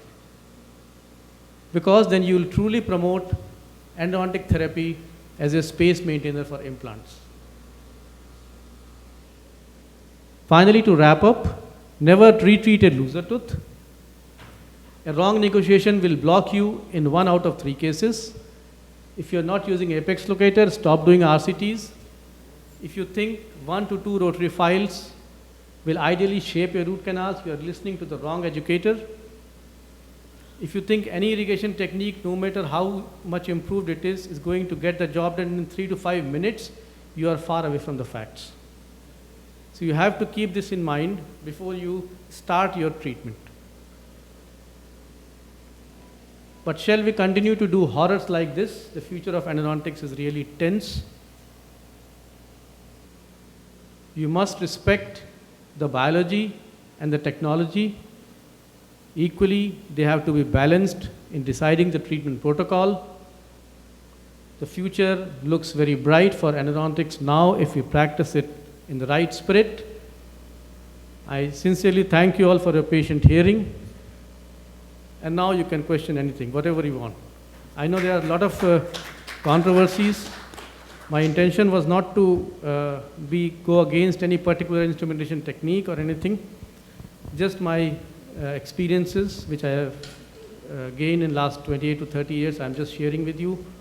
My only concern is we should do whatever best we can to conserve maximum tooth structure and do a good, fairly good obturation so that we don't promote our endodontic treatment as a space maintainer for implants. Thank you so much. This is my email ID. If you have any questions, you can always post me later on also. This is my website. You can visit it. Any questions you want to put, you can always place it. Thank you so much. I think it was excellent coverage of the field. I would think also about systemic effects, which also belong to the same category, right? And I think still, if you have questions, because there is a number of endodontists here, we can have 1 or 2 questions. Yes, please.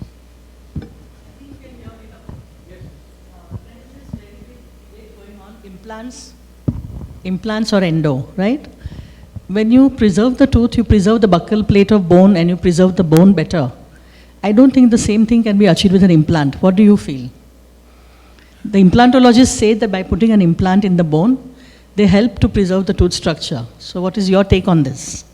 Oh, okay. Can you use the microphone? I'm not an expert in implants to comment on that. My aim or my goal is I should promote doing people or should teach people doing good endo so that there is no need for implants in future. A natural tooth is the best implant, which can be retained in the arch. Any other questions?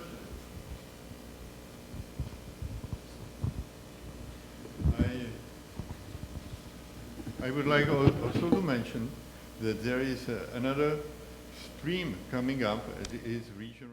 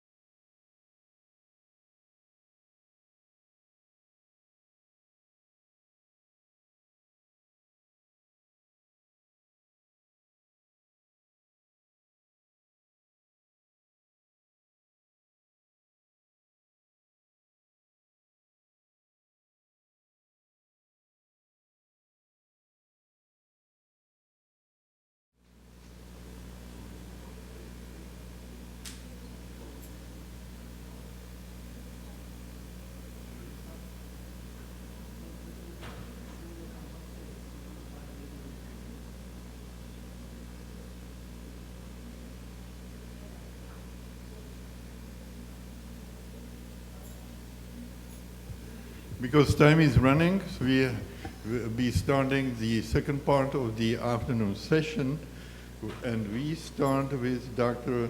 Pramila Verma. She will talk about access cavity, pathway to success of endodontic treatment.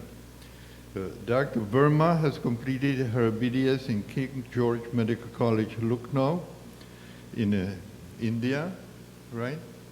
And MDS in conservative dentistry and endodontics from the same university. She is professor in the Department of Conservative Dentistry and Endodontics, Faculty of Dental Sciences, King George Medical College. Yes, please.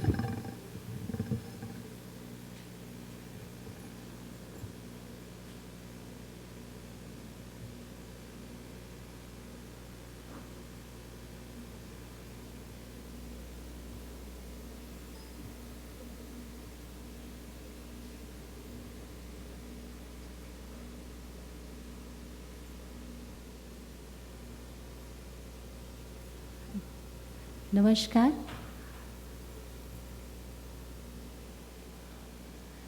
My presentation is on SS cavity pathway to the success of endodontic treatment. I am Dr. Pramila Verma, and this is my university, King George's Medical University, Lucknow, India. First of all, I would like to thank Omics Group for inviting me to the 5th American Dental Congress for present my paper. Access is success. These three words by Frank P.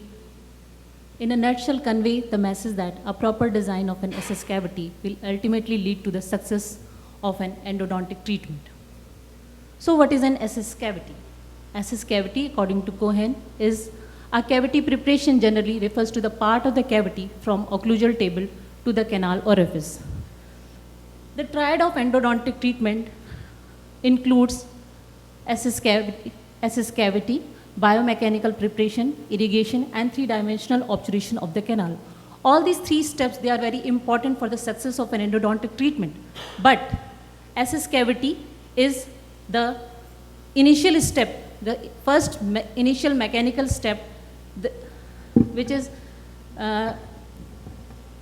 influences the other subsequent steps for the success of endodontic treatment. Preparation of endodontic treatment can be one of the most challenging and frustrating aspect of endodontics, but it is the key factor for the success So we may say that good SS cavity design may result in identification and subsequent disinfection and obturation of the entire root canal system. An inadequate SS may result in difficulty in negotiating and locating the canal, biomechanical preparation, and the three-dimensional obturation of the root canal. So what are the pre-analysis for the SS cavity?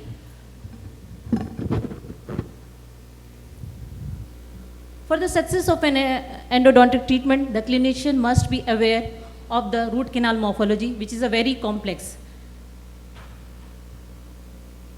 There are several researchers have tried to classify the complex root canal anatomy for easy understanding, and one of the most accepted classification is Vertucci classification, who has classified the root canal morphology into 8 types, with the type 1, where the single canal from the pulse chamber to the apex of the canal. Type 2, 2 canals leave the pulse chamber, but they unite short of the apex and leave the apex as a single canal.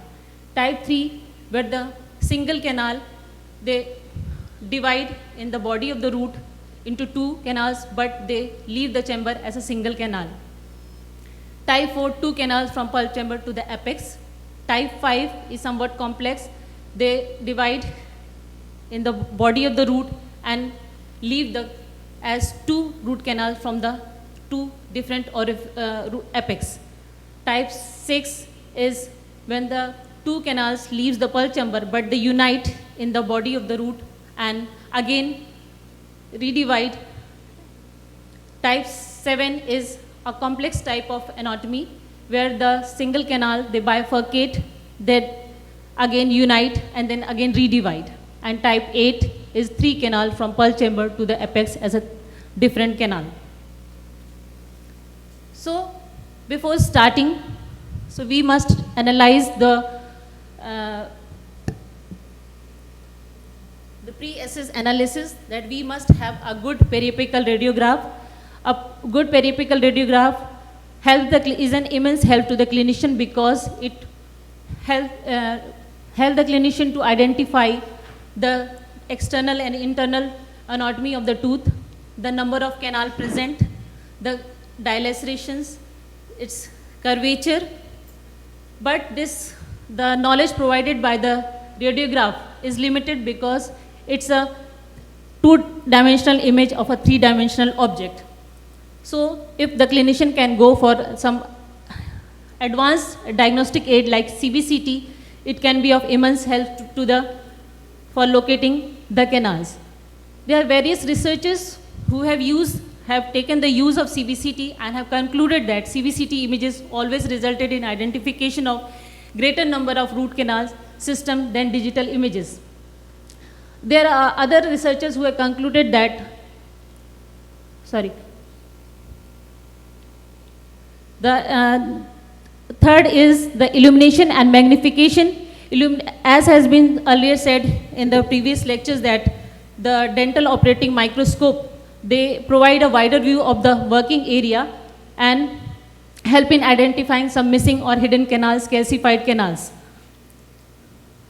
So there are some researchers who have concluded that operating microscope and CBCT scanning were important for locating and identifying the root canals, and CBCT scanning can be used as a good method for initial identification of maxillary first molar internal morphology. The other instrument for the pre-SS is the isolation. Isolation is an immense help to the clinician, because it helps to retract the soft tissue from the working area and help to prevent the slippage of some seepage of saliva into the SS cavity, and also prevent the accidental slippage of some small instrument into the pharynx. The proper armamentarium required is a small size ultrasonic handpiece, which help to treat the patient in the more inaccessible area. The burrs required, the round burrs of different sizes, the endo-SS burr, endo-Z burr for locating the canals, endodontic explorer, endodontic spoon excavators, and operative explorer. Ultrasonic units and tips are immense help to the clinician, because it helps in refining the SS cavity. These ultrasonic, the endodontic explorer, they help in the locating some hidden canals, help in the flaring and exploration of the canals. The ultrasonic tips, they are of helps in the refining the SS cavity over the use of burrs, because it provides an unobstructed view.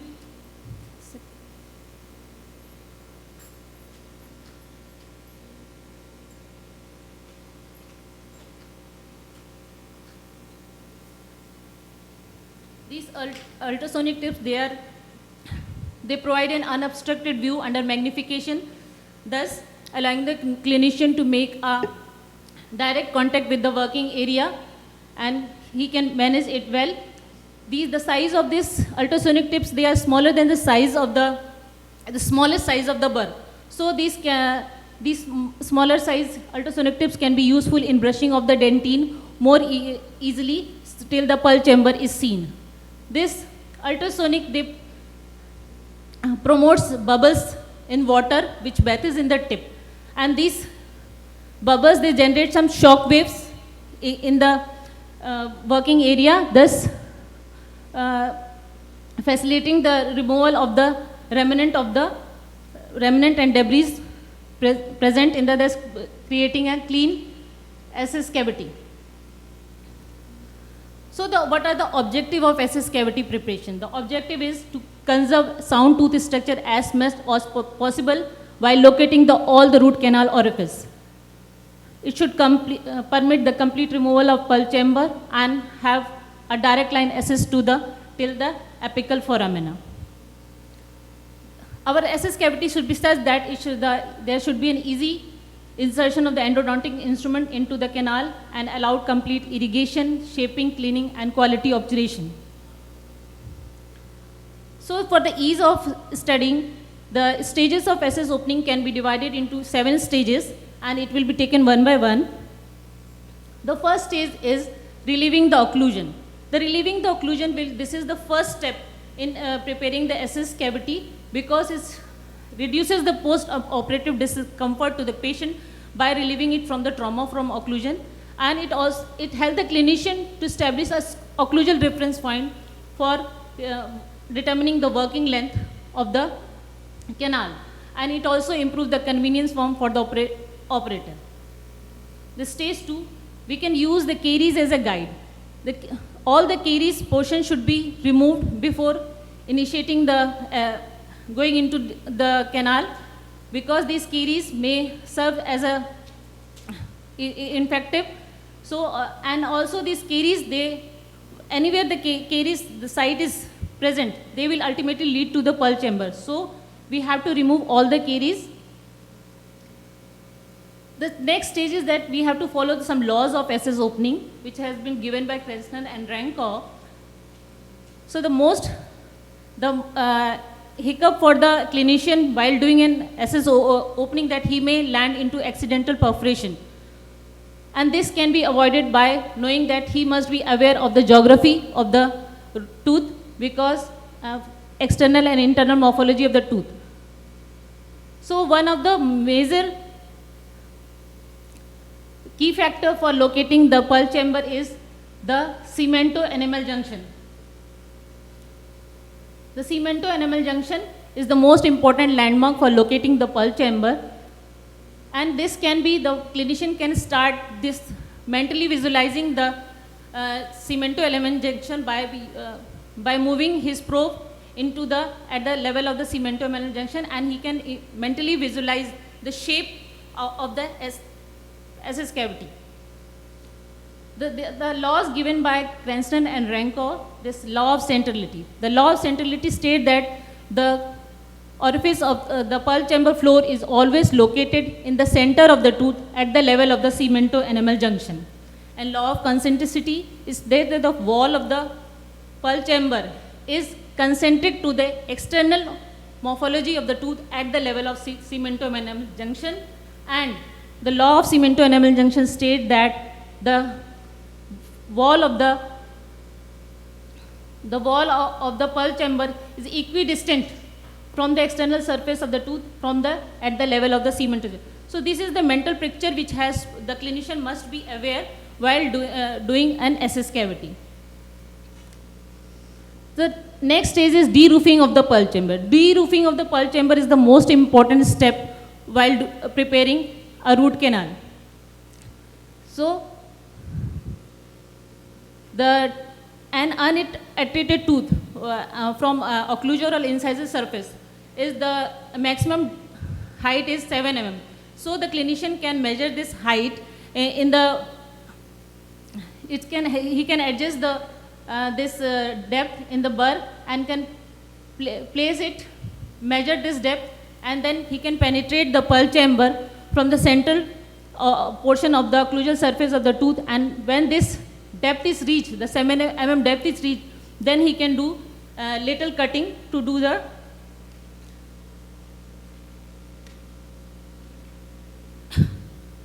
to locate the canals.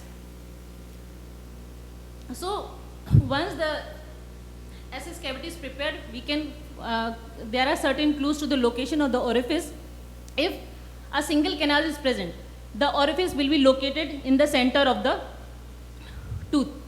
And if the SS cavity, shape of the SS cavity is oval, then always go search for some another canal. And if the orifice is present off-centered, then there are chances that other canals is present, so we must try to locate the canals. If the two canals, they are very close together, then it is confirmed that the canals will join at some point in the body of the root. And if the canal orifice, they are apart, the canals will remain separate, and then there are less chances of curvature. Next stage is to observe the color change.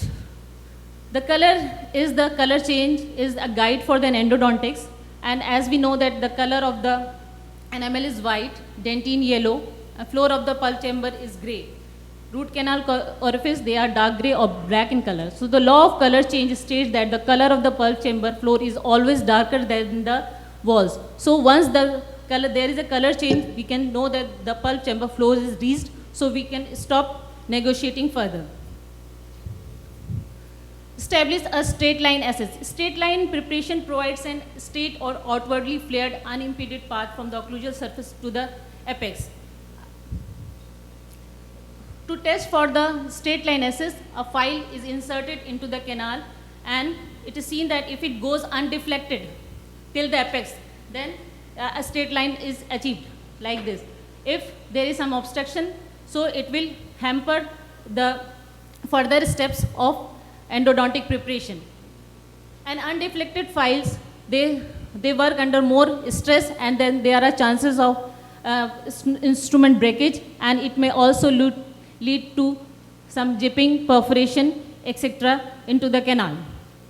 And undeflected file will serve as a guiding force because it helps in the tactile feel of the canal anatomy and the movement of the files in the canal. The last stage is the locate the canals, which can be an aha moment or an eureka moment for the clinician because he is in a stage of locating the canals. So there are certain laws which has been given by Krasner and Ranko, which must be followed by locating the canals. The law of symmetry.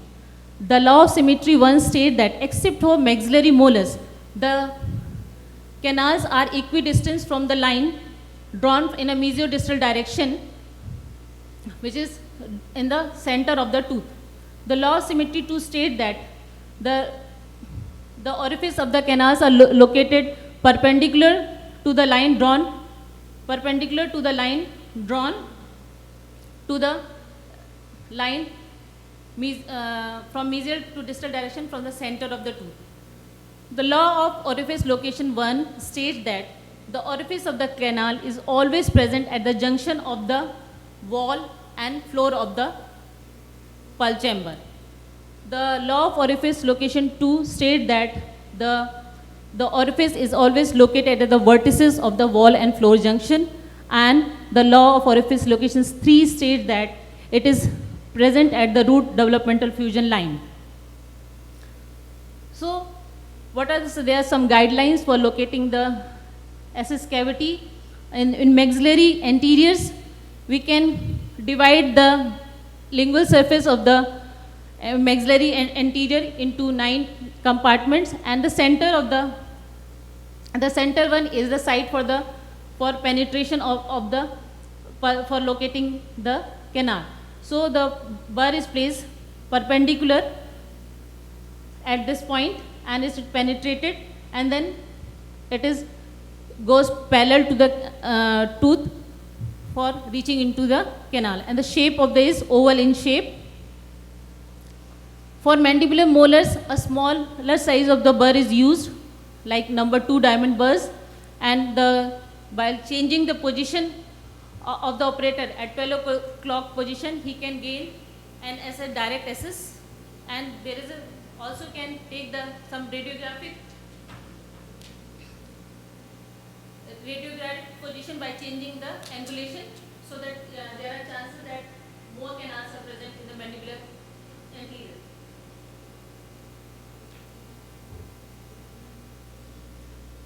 Maxillary premolars, the key rules that the orifice is buccolingual orientation and oval shaped access is present, and if we can see that the bulky root are present in the radiograph, then there are always chances that we must suspect an extra canal. For the mandibular premolars, the shape is ovoid or round shaped, and in case of bulbous root, we can suspect for bifurcation of the canals in the root. The key rules for tracing the canals in the maxillary rule is that all the canals are present in the mesial, maximum mesial root in 60% of the tooth, and the palatal canal is present under the palatal cusp. The straight line from palatal canal orifice towards the buccal side gives a distobuccal canal. We can find the distobuccal canal. And mesial line from distobuccal canal will give you the location of the mesiobuccal canal. In molars, maxillary molars is trapezoidal in shape, and as always we should try to suspect for the fourth canal. The possibility of second distal canal, which can be in the following configuration, is C-shaped canals and two canals with orifice very close together, and two distinct orifices they are present. So the clinician always try to do a proper SS cavity design will always lead to all the canals, but there are some errors which can be found while preparing the SS cavity. They are that if an inadequate extension of the SS cavity may lead to some hidden canal which are left undiscovered. So the SS cavity must be extended to locate all the canals. If there is an inadequate access in the molars, they may also lead maybe undiscovered distobuccal canal may be left untreated. So it means that proper extension should be given for locating the canals. Overextension will lead to compromise the strength of the tooth that will not be able to serve for the future treatment because it may get fractured. There are chances that we may allow the debris to accumulate into the canal, which may lead to coagulation, blockage of the canal. So a continuous irrigation must be done to prevent the blockage of the canal while doing the SS opening. There are chances that a complete de-roofing of the pulse chamber is not achieved, and this can be by taking the bite wing radiograph is an excellent aid in determining the vertical height of the pulse, so that we can remove the roof of the pulse chamber and the content of the pulse chamber is completely removed. There are chances that for improper angulation while doing an SS opening, there may be a perforation. So a proper knowledge and anatomy of the tooth will help the clinician to avoid this step. There are chances that the furcation involvement, the clinician may land into the perforation at the furcation, and so that will also lead to the weakening of the tooth and periodontal problems. So concluding that restoration of the normal function and structure of the tooth is ultimate goal of endodontic treatment. It is only after correct SS cavity preparation that the clinician can perform thorough shaping and cleaning and three-dimensional obturation of the root canal, which is essential for the desirable outcome. Thank you.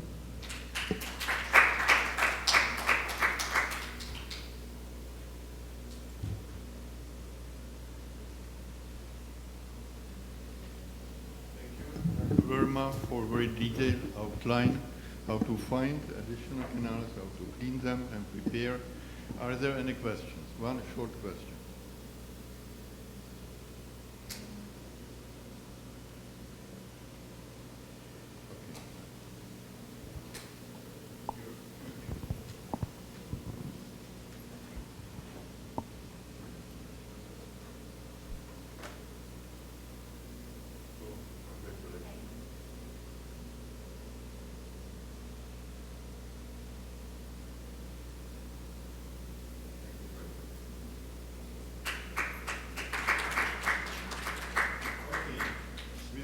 Speaker, we have a change in the program. Dr. Sandhu is not present and will be replaced by Dr. Havai Balwa. Okay. Who is, okay, the abstract is on the page 69. She has been scheduled for tomorrow, but will be presenting today, right? Dr. Arnavas Bala, do I pronounce correctly? Okay, maybe you can correct me. Is professor and the head of the Department of Oral and Maxillofacial Pathology in the Uttaranchal Dental and Medical Research Institute in India. She will be talking about a project and study on the oral health status in geriatric parsies. Please. Thank you, doctor. Can you all hear me? I just wish I had a collar mic, but we'll manage with this.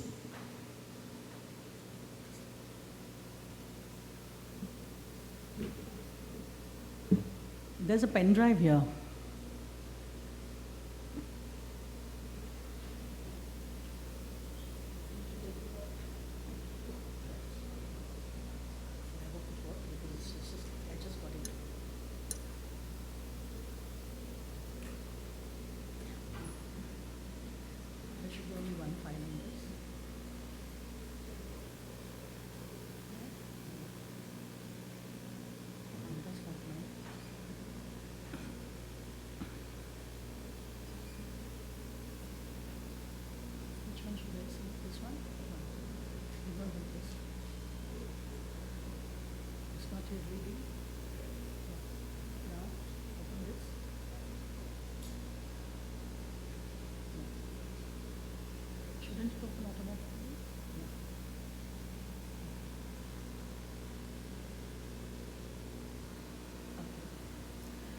Good evening, friends. I apologize for the change, but I have a flight to catch tomorrow. It will be a bad rush, so I requested for the presentation today. Now, after an overload of endodontics, we are going to move out of the clinic and move into the outside world, where I have conducted a small pilot study on the oral health status of geriatric parsies.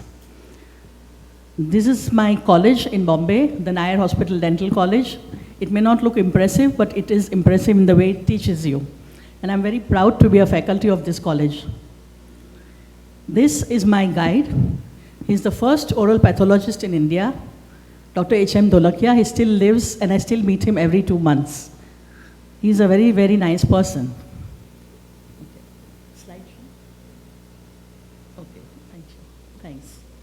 This is Professor Newell Johnson. I suppose most dental people will know about him. He's one of the leaders in oral medicine in the world, who I met at the FDI World Congress. And this is, I think, Dr. Scuba, an oral pathologist. And this is just something which I've been doing over the last 1 year. I was at the International Congress on Oral Pathology and Medicine, and I put a poster on the oncocytic carcinoma of the parotid gland. I don't think many of us here are pathologists, but this is a very rare entity. It was a very pleasant conference. I have people here who are from the conference. Merva Solutexin, she is the General Secretary, and some people from Turkey. This was the FDI World Congress where I presented a paper. And this is our state conference, our international and national Association of Oral Pathology Conference, where I chaired a session. In our national conferences, we discourage people of my age and my status in giving talks. We don't talk, we encourage the PG students to talk. So I would be probably only chairing sessions and judging the papers. I would not talk. And this was something very surprising. I was nominated by the Medical Women's International Association to go to the Commission on the Status of Women in New York. I don't know how many people know about this, but it's a fantastic opportunity. I was at the United Nations for 10 days, and it was really mind-blowing. We had a march from the Dag Hammarskjöld Plaza up to Times Square, and there I am with all the people from the other countries. And we had certain discussions and certain medical programs where people from all over the world came. There were about 8,900 registrations. This is something else I do. I try to go to the Tata Memorial Hospital as much as I can to learn on cancer, because that is the place in Bombay to learn about oral cancer, and that's the FDI World Congress. Okay, this is an association called FESANA. FESANA is an association of Parsis in Northern America. We had a function last year, and I attended that in New York. Okay, now that brings me to the main topic. Who are the Parsis? The Parsis are the Zoroastrians who came from Iran to India more than 3 centuries ago to preserve their religion. They are called Parsis because they hail from an area in India, in Iran, called Pars. That picture is Firoz Gandhi. I don't know how many of you know him. He is Indira Gandhi's husband.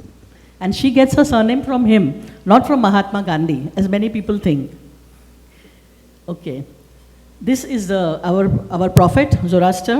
We follow the Zoroastrian religion. Our prophet is called Zarathustra, who was in Iran in the 3rd century BC. Now, what did Mahatma Gandhi say about the Parsis? The Parsis, who are beneath contempt in numbers.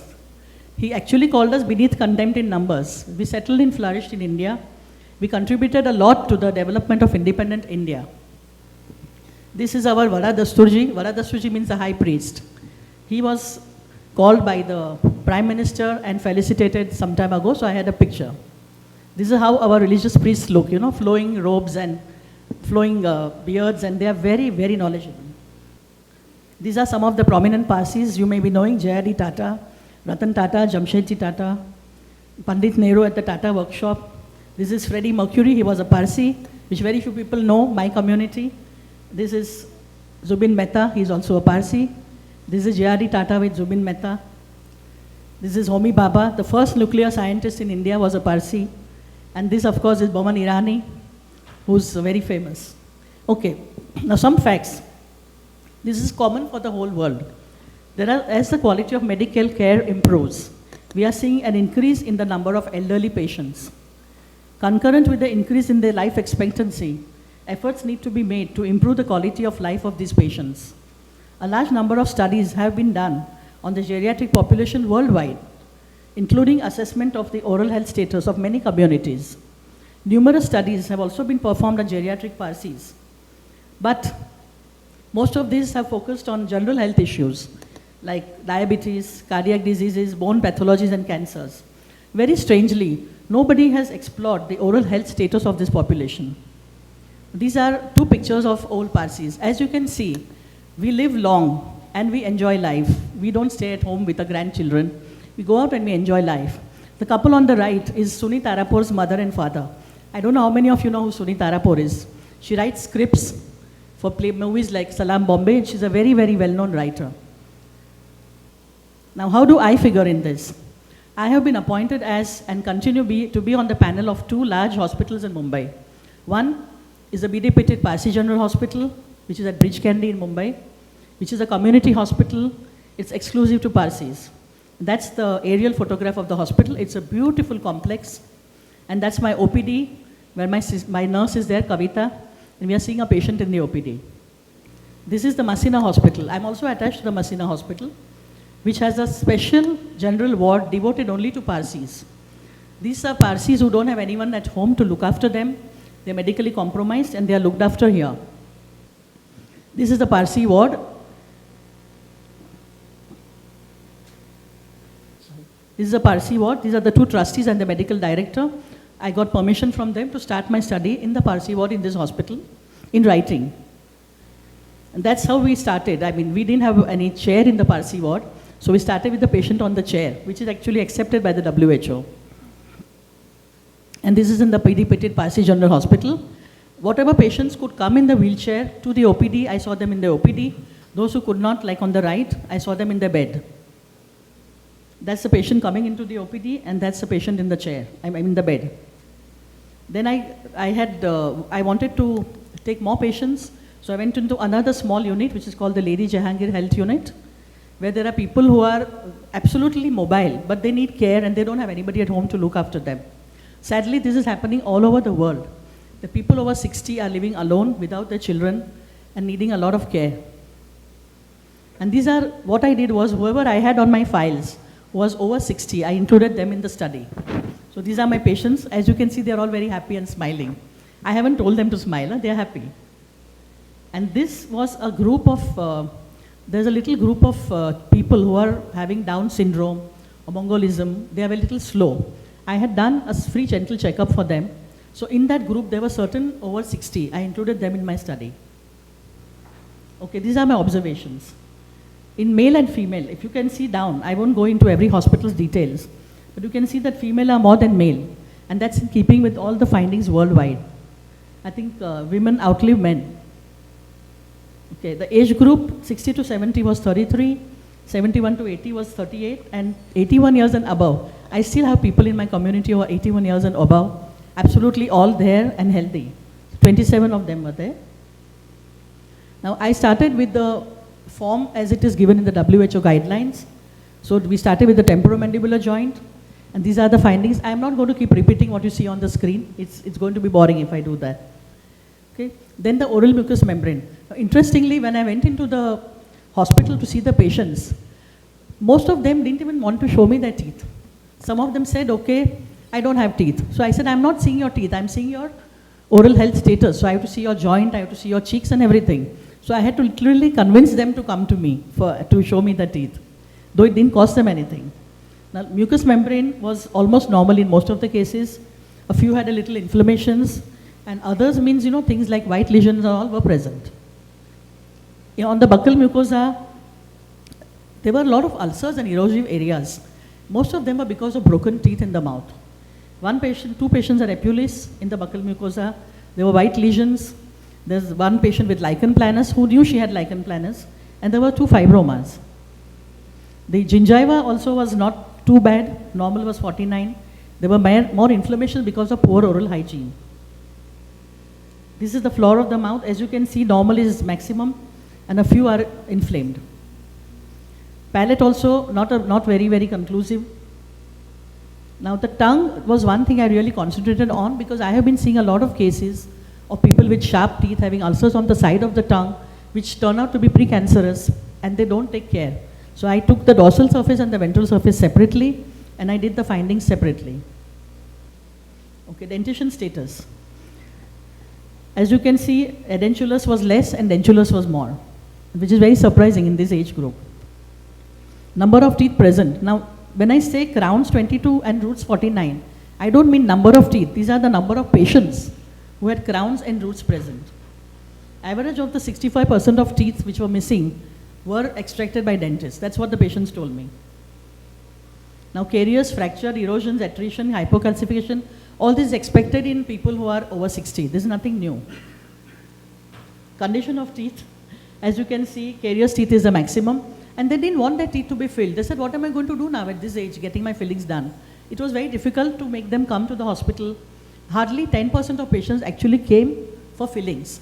Extraction ke liye people were coming, but not for fillings. Okay, periodontal health, I'll just give you the summary. 49% of the patients had gingivitis, 52% of them had periodontitis. A lot of people had amalgam fillings. Now, obviously, they were in the age of the amalgam fillings. So, a lot of them had amalgam fillings and few had white fillings, composite fillings. A lot of restorations were there. They had gone for treatment. Okay, now I'll just go through very quickly what the oral health survey of WHO says. Okay, these surveys have been very useful in the evaluation of oral health status of populations and for the development or adjustment of health systems. Surveys carried over the past decade have confirmed that the data on oral health all over the world is very important. With effective surveillance, WHO suggests that clinical oral health surveys should be conducted regularly. Now, in India, we have a lot of problems doing this because there's no funding. There's no funding for whatever I did was out of my pocket. Whatever I did was as an individual. I did not get anybody to help me. With the result that I would go to one place, do about 5 or 6 patients, come back, sterilize my instruments, then again schedule another visit. This survey has taken me about a year, more than a year, to do 98 patients. Okay, now there are 2 sample sizes the WHO talks about, or sampling. One is a probability sampling and one is a pathfinder sampling. Now what I have done is a pathfinder method because there was nothing done in my community on this. Whatever I have done is going to be like a pilot study. Okay, number of subjects depends on how many you get in my community. This is very important when you prepare a survey protocol. The purpose and the main objectives of the survey, the description of the type of information to be collected and of the methods to be used, the description of design and sampling methods to be used, this is important. obtaining approval from the authorities. Now this was very difficult for me because I had to go into every institution, give them a letter in writing, then they would have a trustees meeting, and then they would reply to me in writing. And I could not start till I got the permission in writing, right? Plus, I spoke to each and every patient in detail and explained to them that whatever data I was taking was not going, the names were not going to be divulged. I had to write the names because WHO rules are that you have to write the name of the patient. But each and every form of mine has been signed by the patients. Now, some of them who had Down syndrome, the parents had to come in and sign in, the old parents. But otherwise, most of the people, or they would put their fingerprint. But each and every form I have, even today, has been signed by each and every patient. So they know what I'm doing and what this data is going to be used for. Scheduling, budgeting, all that, of course, I don't have to explain because I did it all on my own. I didn't have to get any people to help me. Now, this emergency intervention and referral is very important because some people had very sharp teeth which were creating ulcers. Some people had things like lichen. And these were the people I spoke to, the trustees and the helpers in the hospital, and I got them to come to the OPD and take treatment. But most of the time, when a person is about 75, he says, I don't want to be disturbed. I'm happy as I am. It doesn't bother me. So getting these people to come for treatment is very, very difficult. Instruments and supplies were my own. I brought them back and I sterilized them in the autoclave. Infection control also I was very careful about. Now this is the examination area. As you can see, I have gone into whichever place the patients were.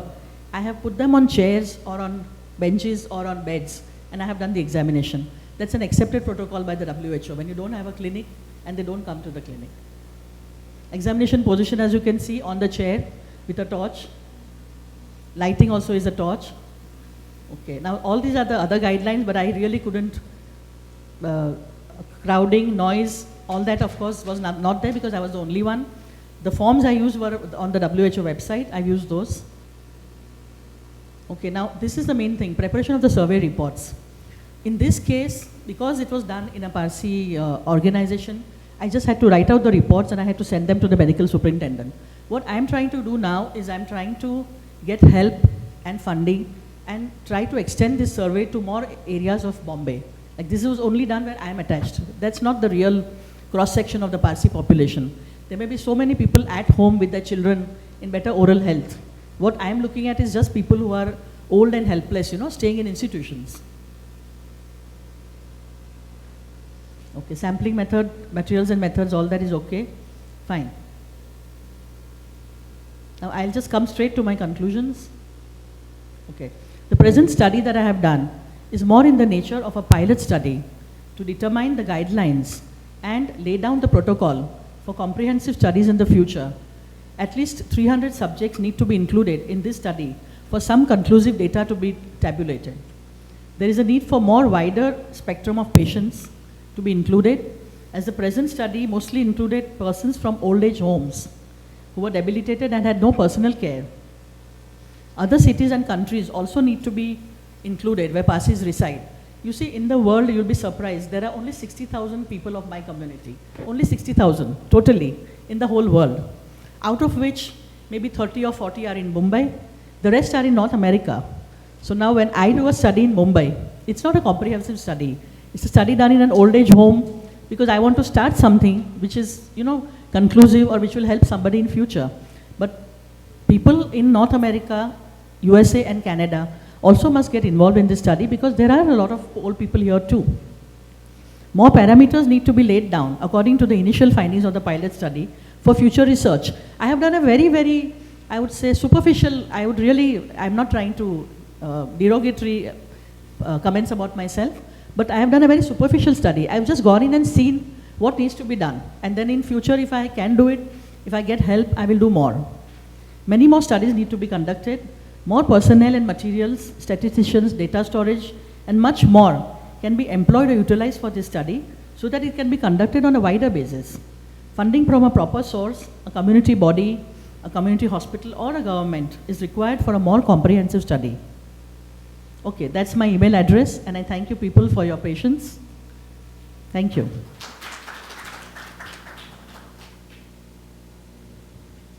Have I, in my timing, have I gone too fast?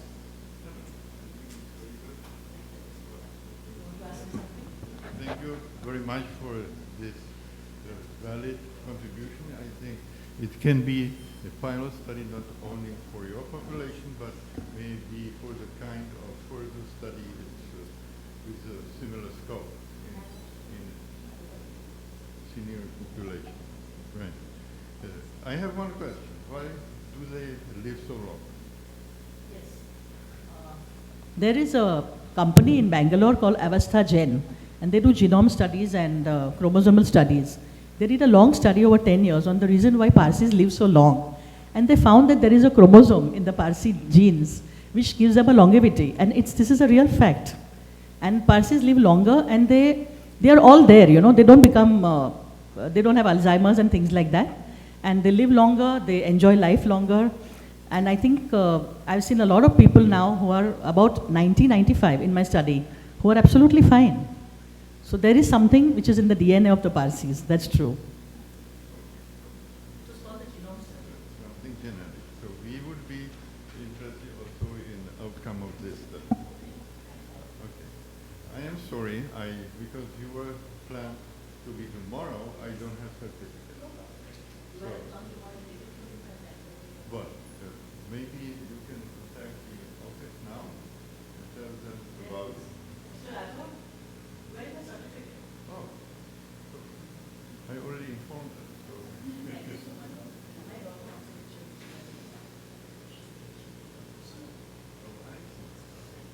all right.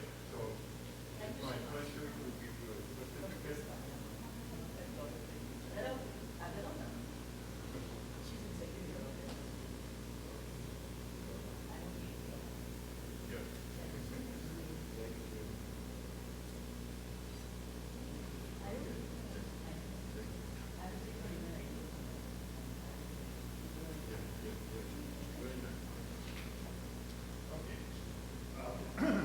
Next presenter is on the third on our normal schedule. It's Dr. Ali Al-Harbi, and he is working the Security Forces Hospital, Saudi Arabia. He got his degree and orthodontic specialty training and degree from King Saud University, Riyadh, Saudi Arabia. The topic is congenitally missing teeth in orthodontic treatment. Please.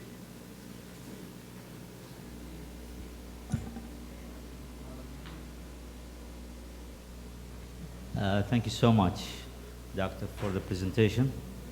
And good evening, everybody.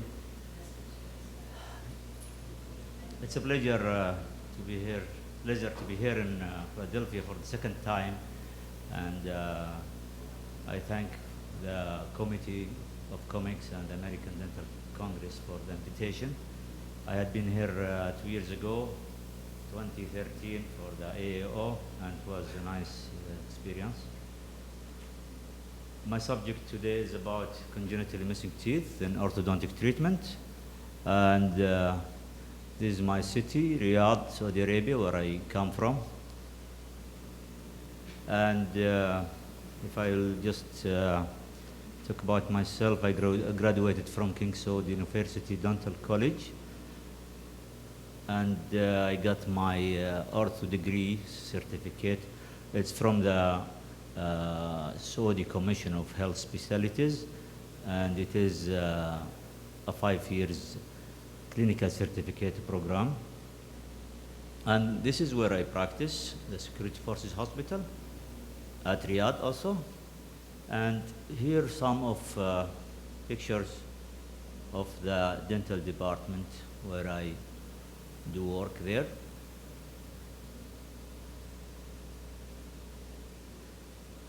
Also, this is some pictures of the private where I practice as part-timer. You can see my assistants, they are preparing a patient for bonding. And this is one of my patients, and she was happy about treatment. So in this lecture, we'll talk about introduction, definitions, etiology, clinical features and complications, diagnosis and treatment planning, treatment modalities, and orthodontic space management, and the maxillary lateral incisors and the lower second premolars, which they are the most common congenital missing teeth, then the summary.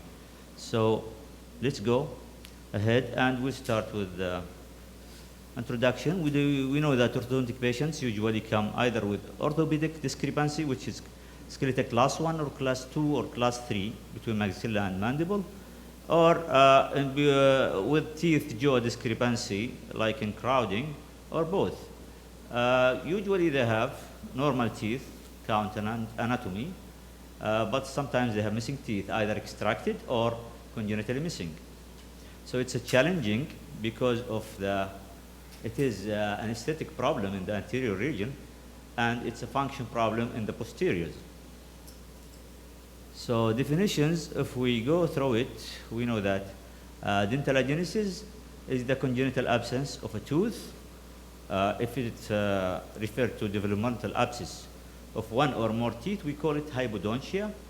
And if it's multiple teeth, we call it oligodontia, or the complete absence is anodontia. Of course, the classification of the hypodontia could be mild to moderate if it's 2 to 5 congenital missing teeth, and severe if it's 6 teeth or more. Prevalence of hypodontia, it's relatively common in the permanent dentition, from 3.5 to 6.5% in the majority of the population. And it's this in the decidual dentition, about 1%, regardless of the gender, male or female. In Saudi Arabia, a study by Professor Al-Imran in 1990, he estimated the percentage to be 4% in children. Most commonly missing teeth, usually the distal tooth of each morphologic class. That's mean for the molars, the third molars, premolars, the second premolar, and the maxillary lateral incisors. Etiology could be environmental factors, which include irradiation, tumors, rubella, or thalidomide, physical obstruction or disruption of the dental lamina, space limitation, a functional abnormality of the dental epithelium, or failure of initiation of the underlying mesenchyme, or use of drugs and during pregnancy. Otherwise, the second reason could be genetic factors, which are the modes of inheritance, which is actually still unclear how it could be inherited. Many authors have suggested the Mendelian patterns of inheritance, while others, they said that hypodontia may be the result of interaction of many genetic factors. Could be both. Multifactorial model in which genetic factors play a major role, but the environmental factors are also included. So these are some photos. This photo and the radiograph, we can see a missing upper right lateral incisor here. Here we can see a missing, on the second one, we can, actually it is messed up a little bit. The pictures are, we can see in the lower, the second one, second premolars. The third one, central lower incisor. Beside also, we can see the crowding of the upper in the second case. Here we can see a missing upper left lateral incisor in the first one. The second one, we can see also bilateral missing lateral incisors, both sides, right and left, and on the lower we can see the second premolars, permanent second premolars are missing. So clinical features and complications, number of features has been shown to be associated with hypodontia, which is microdont, small tooth, conical in shape, tapered teeth, or absence of other teeth. Also increased freeway space, the developmental failure of alveolar bone, which is resulting in apparent atrophy of the ridge and lack of posterior support. We could see also retained primary teeth, which is making 65.7% of all hypodontial hypodontia patients, they had enclosed primary molars, compared only 1.5 to the control group. Taurodontism also, it's more common, with a percentage of 34.3 compared to 7.1 in the control group. Also, the maxillary lateral incisors are microdont or absent. When they are like this, the maxillary cuspids may follow an ectopic. We call it ectopic eruption due to, of course, a bigger space. Enamel hypodontia, disturbances in spacing, or delayed tooth formation, prolonged primary tooth exfoliation, and delayed eruption may associate with hypodontia. Diagnosis and treatment planning. Early recognition of hypodontia is vital to provide adequate treatment to prevent malocclusion, particularly other dental defects, and also early diagnosis of hypodontia can reduce orthodontic complications and assist in the planning treatment. Of course, diagnosis of congenital absence of teeth needs to be verified. How we verified that? We can take sample in X-ray examinations, or if the tooth is uninterrupted, or ascertain that the tooth has not been present before and extracted, and that we can take it from the history of the patient, or can be by a long follow-up. Diagnosis and treatment planning, we need an interdisciplinary team and determine space requirements, restorative and periodontal adjunctive treatment needs, and diagnostic wax setup. It's very important in these cases. Treatment modalities, we have factors to be considered when selecting the treatment options. Severity, how severe is the hypodontia? How many teeth are missing? Space condition, age of the patient, young or adult, adolescent, skeletal relationship, which is skeletal class 2, class 3, or class 1, and type of sagittal occlusion, class 1 or class 2 also. The interocclusal space, axial inclination of the teeth is very important, proclination of the anterior teeth, presence or absence of third molars, caries situation, and root resorption tendency, the numbers and condition of the retained teeth, and the condition of the supporting tissues. For the permanent teeth, the following treatment modalities may be considered during treatment planning. We have timely extraction, which is space closure by spontaneous drift of the teeth. We call it guided eruption. And we have orthodontic space management. We have auto-transplantation of developing premolars. And we have prosthetic appliances, which is the conventional way.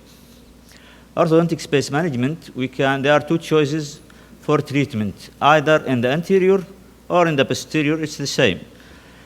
In the anterior space, we have opening space for the prosthesis or close the space by canine substitution. In the posterior also, we can open space for prosthesis or posterior space closure. So in the anterior space opening, we have indications, which is class 1 in class 1 cases, class 3 malocclusions, flat profile, and in case of spacing, canines are much larger than the first premolar. Okay? So there is a big difference. And contraindications include class 2 malocclusions, extraction cases, and crowding. In these cases, we should not do a space opening, the opposite. Okay, advantages. What are the advantages? We have ideal aesthetics of canine and premolars. We have ideal functional occlusion, and the disadvantage, of course, is the opposite, replacement of restoration over time. Gingival recession leads to poor aesthetics and potential eruption of adjacent teeth over time.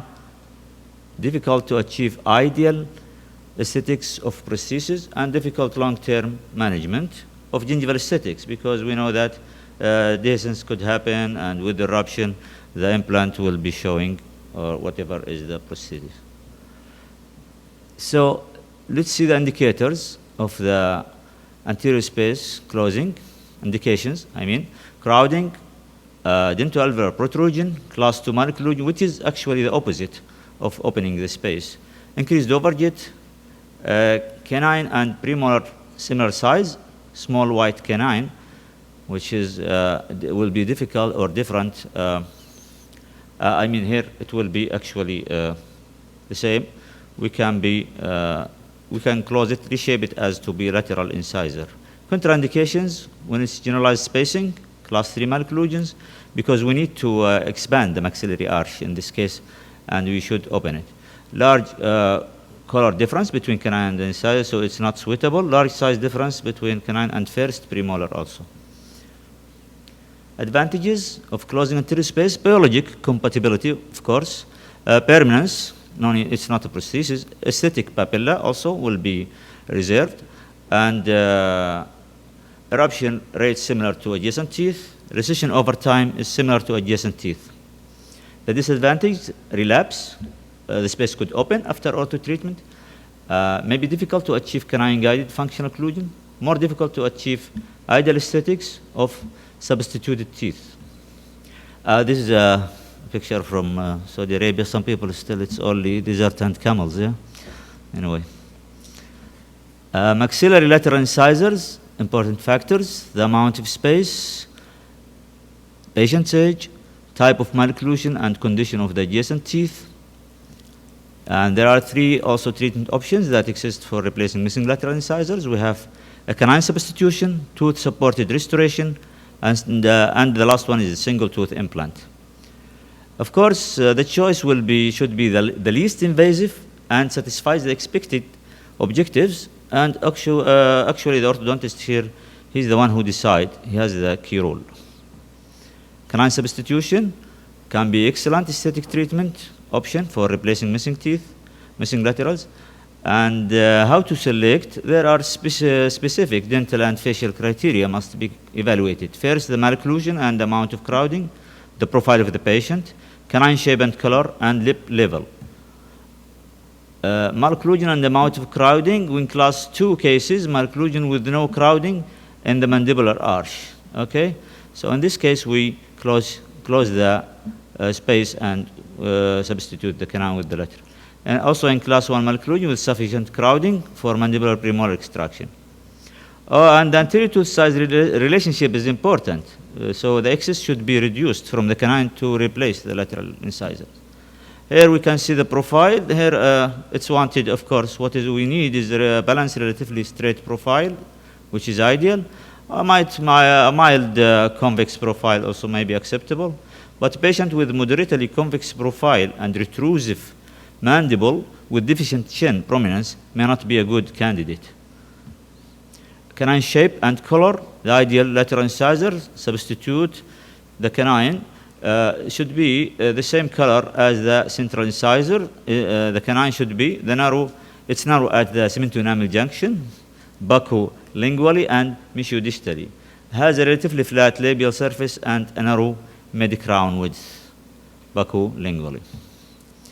The lip level, which is the smile line or the mucogingival line, which is the gingival margin of the natural canine, should be positioned slightly incisal to the central incisal gingival margin.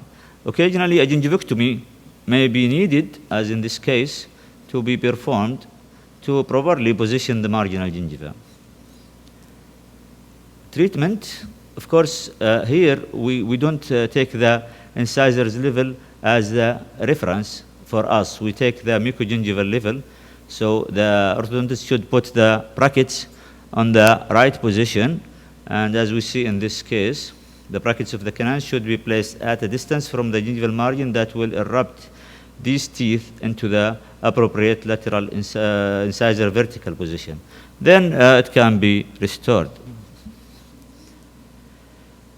The second choice is the tooth-supported restoration. And we know that these are when the teeth supported already, the patient has already a prosthesis for replacing that one. This could be a choice, and it has three primary types. We got resin-bonded fixed partial denture, cantilever fixed partial denture, and the conventional full coverage, of course, fixed partial denture. But the primary consideration is the conservation of the tooth structure with the good aesthetics. Tooth-supported restoration which is depends how we determine the appropriate space. And there are 4 ways to determine. Use the golden proportion. We know that this ratio is 1 to 0.618, each tooth to the next one. And this is very important, determining how much space is needed for the next tooth. Okay. The second way is use the contralateral incisor as an indicator in case if it's present and it is normal in shape. Or use the Bolton analysis also. And diagnosis works up, actually, this is the most predictable guide for determining the ideal space. But you need a good technician. Resin bonded fixed partial denture, which is the most conservative tooth supported restoration. When it's the classic design, it doesn't use pins, okay, or grooves. But success rate is from 54% failure rate over 11 months to a 10% failure rate over 11 years. Debonding is most common problem, of course. The criteria for optimal aesthetics, we have the position. We need a shallow overbite and upright abutments with shear forces can withstand more forces than proclined ones with tensile forces. Mobility also, mobile teeth are contraindicated. Thickness and translucency contraindicated, and thin abutments with reduced bondable surface areas. And any occlusal parafunctions contraindicated, or in patients with signs and symptoms of parafunctions like TMD or something. Cantilevered fixed partial dentures, second most conservative, tooth supported. The canine is ideal abutment due to the root length, of course, and the crown dimensions. Success is not dependable on the abutment proclination and mobility. Okay. Sorry for that. We got the last or third choice, which is single tooth implant. It's one of the most common treatment, of course, and it has a high success rate. If the implant supported single tooth replacements. And the advantage is the ability to leave the adjacent teeth untouched, of course. So it's also very conservative. But implants cannot be placed until facial growth is complete. This is a big disadvantage when I have adolescent patients, and we have to wait actually for the facial growth sometime. Implant site development, we got the congenital missing lower incisor. Lateral incisor is discovered usually in patients between 7 and 10 years of age. And if the permanent canine is allowed to erupt mesially, its large buccolingual width will influence the thickness of the edentulous ridge. When the permanent canine is orthodontically moved distally, an increased buccolingual alveolar width is established. So we do this actually. We use the canine here to preserve the bone, the alveolar bone, due to the deficiency or the missing lateral incisors, and we distalize it to open the space for the implant. In the space appropriation also, most predictable way is diagnostic wax-up, as we said. Generally, the width range is from 5 to 7 millimeters. For the development of the papilla, we need 1.5 to 2 millimeters of space between the head of the implant and the adjacent teeth. Also, it's important to have adequate interradicular space, which is minimum of 5 millimeter, to have approximately 0.75 millimeter of bone between the implant and the adjacent teeth. In class 3, we can see the wagon wheel, which is effect. We can see that's mean when the roots are more close to each other and the crowns are far away. When we put the implant, when the facial growth is complete. If an implant is placed before a patient has complete his or her facial growth, significant periodontal, occlusal, and restorative problems may be created. Of course, serial cephalometric radiographs are the best way to make sure the facial growth is complete by taking each 6 months or 1 year interval. Interim or temporary tooth replacement, partial denture, appropriate time. If it's come early, this is could be good for the patient, and if it's wrong, it will affect the patient for his or her lifetime, because it will affect on the profile, on the transplantation of a developing due to the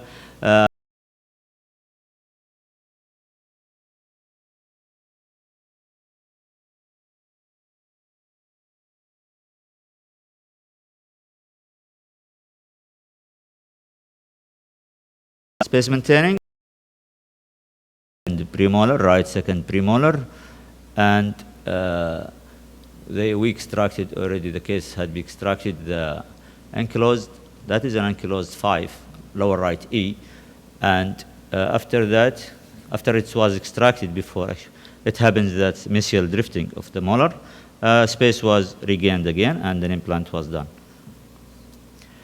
The auto-transplantation of a developing upper premolars, this can be also a good choice of replacement, transpositioning, transplantation of teeth. It could be allo or auto. Allo, it could be from different person, another person. Transplantation for moving a tooth from one area of the mouth to another. It has been reported widely during the past 40 years. Coming now, and a lot of people are actually believing and doing it. Early reports recommended transplanting when 3/4 of the root length has developed. When of course, the question when we have to transplant. Preserve to what? To preserve the pulp vitality to obtain adequate root length. But sometimes, of course, we have to do a root canal and block the canals. Advantage, we can use this for orthodontic reposition and no space maintenance needed. There is a case here. We can see the missing bilaterally second permanent premolar, and we can see the crowding of over no space for the upper second permanent second premolars. So they were extracted and planted in the mandible, or transplanted, I mean. And so case is solved, no need for an implant there. Summary, orthodontists very frequently, they face patients with congenitally missing teeth. The most common are the maxillary, lateral incisors, and the mandibular second premolars. The treatment decision must be made based on eruption pattern, growth potential, tooth position, and tooth health. An interdisciplinary teamwork is needed for the best treatment plan. Early diagnosis and treatment of ankylosed primary second molars also may be important for the periodontal and the restorative treatment of the adolescent patient. Monitoring patients in the mixed dentition is essential to preserve various treatment options in the future. Here is, we have the Saudi Orthodontic International Conference. It's gonna be on 26, 27 March 2016, next year. So in Riyadh, I invite you, if somebody is interested, you are welcome to come. And it's a chance to see Riyadh, if somebody did not before come. Also, we have desert safari there, it's good. Thank you so much. Any question? Thank you for your attention.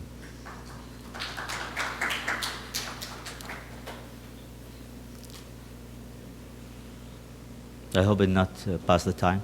I just, okay, okay. Thank you. Okay.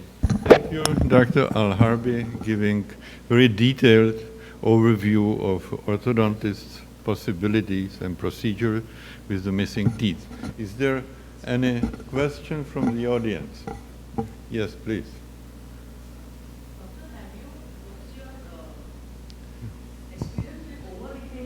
Teeth. I'm sorry, it's not part of your talk, but Sorry. I have a lot of patients with over-retained central incisors, deciduous, sometimes canines, and there are no succedaneous teeth present in the mouth at all.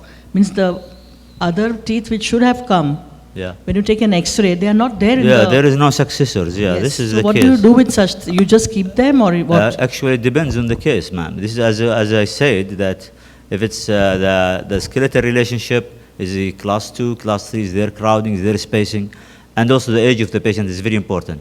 So we should evaluate each case on a time, but according to the occlusion also. Yeah, that will make us, we cannot say from now.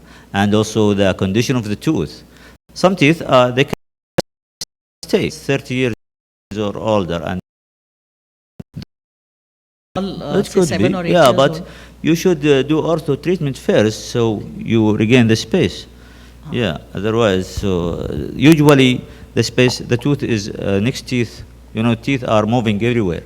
When I have the chance, if you remove the opposing tooth, they supra-erupt. If you move the adjacent, they move drift mesially or distally.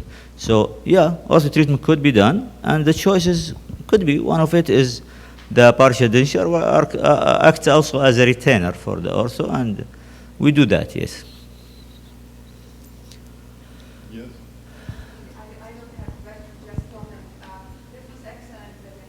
Thank you so much.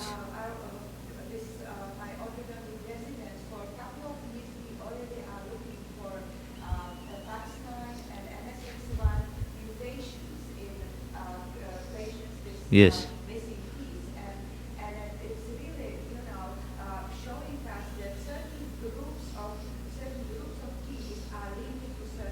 Yeah. Yes.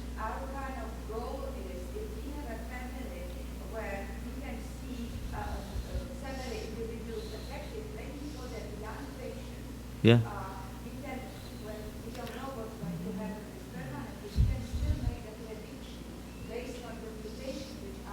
Which is good. Yes. Very good. Excellent. Because as you said, early diagnosis is very important.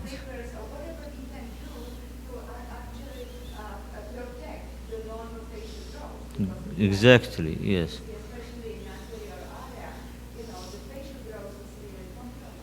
Yes. Thank you so much. Good, that's good. I have a lot of cases actually, but during the shortage of time, and it's ongoing cases and cases I have finished. Dr. Tamimi, Abdulaziz Tamimi, who missed, he should be the second speaker. He's working with me actually. We have cases together. He's a prosthodontist. So yeah, we work in the same place and we share cases, and really we have good result cases. But most of the patients are adults actually. I have, now I have a lot of patients. More of my patients are adults, more than actually, the new trend. And of course, their children mostly will be affected. Yes, no, that's very important issue. Yes, thank you so much.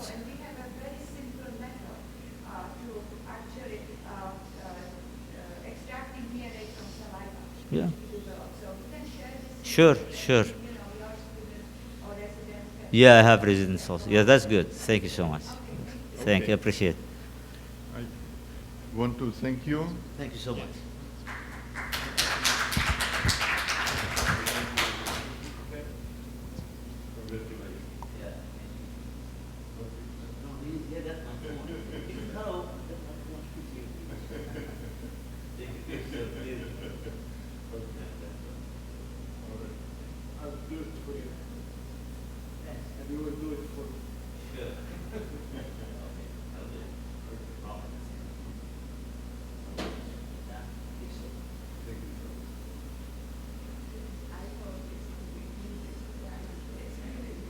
So our next speaker will be Dr. Ahmed Osman, who is not on the list, but he has a quite interesting presentation. He is oral surgeon and lecturer, assistant director at the University Dental Hospital, and director of Implant Center, University of Sharjah, United Arab Emirates. The title is Proprioception. Is it important in implant dentistry? I wonder.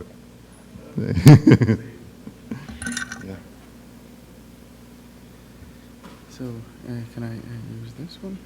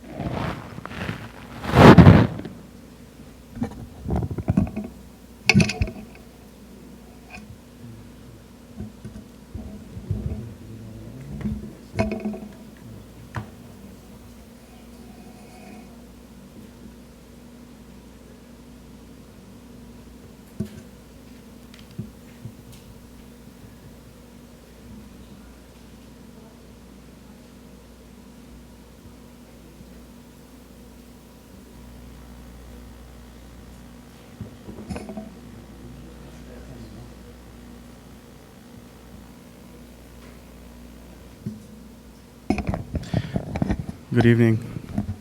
It's been a long day. I'm going to be very short. However, the topic is still interests me, and the research is ongoing. I'm trying to link the physiology to what we're taking in the implantology. Now, proprioception, as we all know, it's a very important feature in the human body. However, we, as implant dentists, we have a drawback of putting implants that are actually a dead body and that does not really serve the purpose except for chewing. Now, to give you an introduction about myself, maybe the professor have given you, I'm a lecturer in oral surgery in the University of Sharjah. I'm assistant director of the hospital and the manager of the implant center and the so-called the Center of Excellence. We do a lot of implants. This is the Sharjah state, the third largest state in the UAE. It's a very nice and calm city. This is the university campus, University of Sharjah. It's a huge campus, 14 colleges, very big and beautiful landscape. This is the medical college, and that's the dental college. And here's the dental hospital and academic center. We have two different buildings. Actually, it's a very nice place to belong to. It's a very nice area. Now, the question is, should we or should we not join implants to natural teeth? My colleague, Dr. Ahmad, in the morning, he was talking about if we join implants to natural teeth, can destroy some part of the bone, the crestal bone. And then he proved that it would not really be that effective if we splint two natural teeth to be splinted to the implant. Now there's a dilemma, but actually it is not a dilemma anymore because many multi-center studies have proven that there is no risk on the bone, especially when we're talking about the new implant designs that do not really negatively affect the crestal bone. So joining implants to natural teeth is a predictable outcome. There is no problem in joining them, but should or should we not join them together? And what would be the reason for us to join? There's a lot of studies that have proven that from 7 to 13-year-old, a survival rate, a 100% survival rate. We're talking about the crestal bone around the dental implants. So there is no problem of joining them together, but what would be the reason for us to join? Now, the really big challenge is when we restore upper and lower arches with implants. When the patient completely loses his proprioception. Now, when we lose the proprioception, the patient does not have a control over the biting force. And what happens is that we end up having those bridges or ceramics chipped out over and over. Even if you fix it, the patient comes out in a few months, and then we refix it. And that's not the patient's problem, nor the lab's problem. It is actually the reflexes that he lost, the so-called the biting force reflex. So these are the chipping of the ceramics. It means that there's an occlusal overload. In fact, there is no control over the biting force, so it's not the patient's fault, but we need the proprioception. How would we do this? Now, the proprioception was found to be coming out from the periodontal ligament as an 80% from the periodontal ligament, from the muscle spindles or the muscles of mastication, and from the jaw. And also comes from the cutaneous and other areas in the mouth. But we're talking about that the majority comes or is generated from the proprioceptors located in the periodontal ligament, which only emphasizes that the proprioceptions or the periodontal ligament or saving the periodontal ligament is extremely crucial. So is it important in implant dentistry? I think it is important because, as we just mentioned, it is important to keep the biting force. It is important to preserve the patient's prosthetic appliances. That is the jaw opening reflex. And surprisingly, something called the dental distress syndrome, or the dental proprioception's systemic effect. There seemed to be a systemic effect upon chewing. People with lost posterior teeth, scientists have found out that their sympathetic system becomes more active than the normal patients who have normal dentitions. Now, this information was surprisingly an old information. The proprioceptors or the periodontal mechanoreceptors are highly specialized. They discharge at rest and at stimulation. They're very sophisticated. They are numerous, and they're all over the periodontal ligaments. And in fact, when we join when we splint the implants, like my colleague in the morning was talking about, and then joining them and splitting them to an implant, would actually transfer the occlusal stresses, which lead to a periodontal stimulation, to the posterior part of the implant. So, for example, if we have a missing 6 and 7, I wouldn't, like I used to do before, restore 6 and 7 with implants, but rather I'd put a 7 only and try to join them with the natural teeth, and we're trying to convince the patient. I'm talking about a patient who has an opposing, fully edentulous or fully restored with implants on the opposing arch. By doing this, we are transferring the periodontal sensation and the control of the biting force to the posterior part of that has been restored with implants. However, if we restore 2 implants like 6 and 7 only with implants, the patient might lose the control over the biting force opposing to those 2 teeth, the 6 and 7, assuming that we fix them or restore them with 2 dental implants. The patient's going to come out again many times with the fractured ceramic. However, this way we have preserved the biting force. Now, opponents of the theory of proprioceptions of the teeth, transferring them to implants, are those who are claiming that there is a bone proprioception and that the implants do feel the pressure.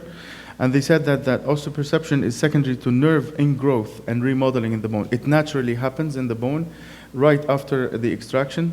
There is a proprioception, and they are actually true. However, maybe many of the dentists here were from India, from Lucknow, from India, this St. George school. There's a big research that has been conducted in this school, and they said that there is proprioceptors inside the bone, and they're very active, and they succeeded to stimulate those neurons. However, they said that it appears unlikely that these mechanoreceptors make any contribution to the so-called osteoperception, and that these osteoperception, they have a very high threshold. They only respond to bone deformation, but not to dental occlusion. So it is actually useless. So if we can say joining implants to natural teeth is important, actually it seems to be not a dilemma. It's a favored practice. We should do it whenever we have both jaws opposed by implants. Coming back to the systemic effect, the dental distress syndrome that I've read about, I was surprised that there was a book released in 1988 that I haven't heard about, talking about the systemic effect of the dental distress syndrome. And one of the tests that has been conducted by Dr. Mura is that she brought some monkeys and she removed the occlusal surfaces of the posterior teeth on one side, and then she found that the behavior of the monkeys were different.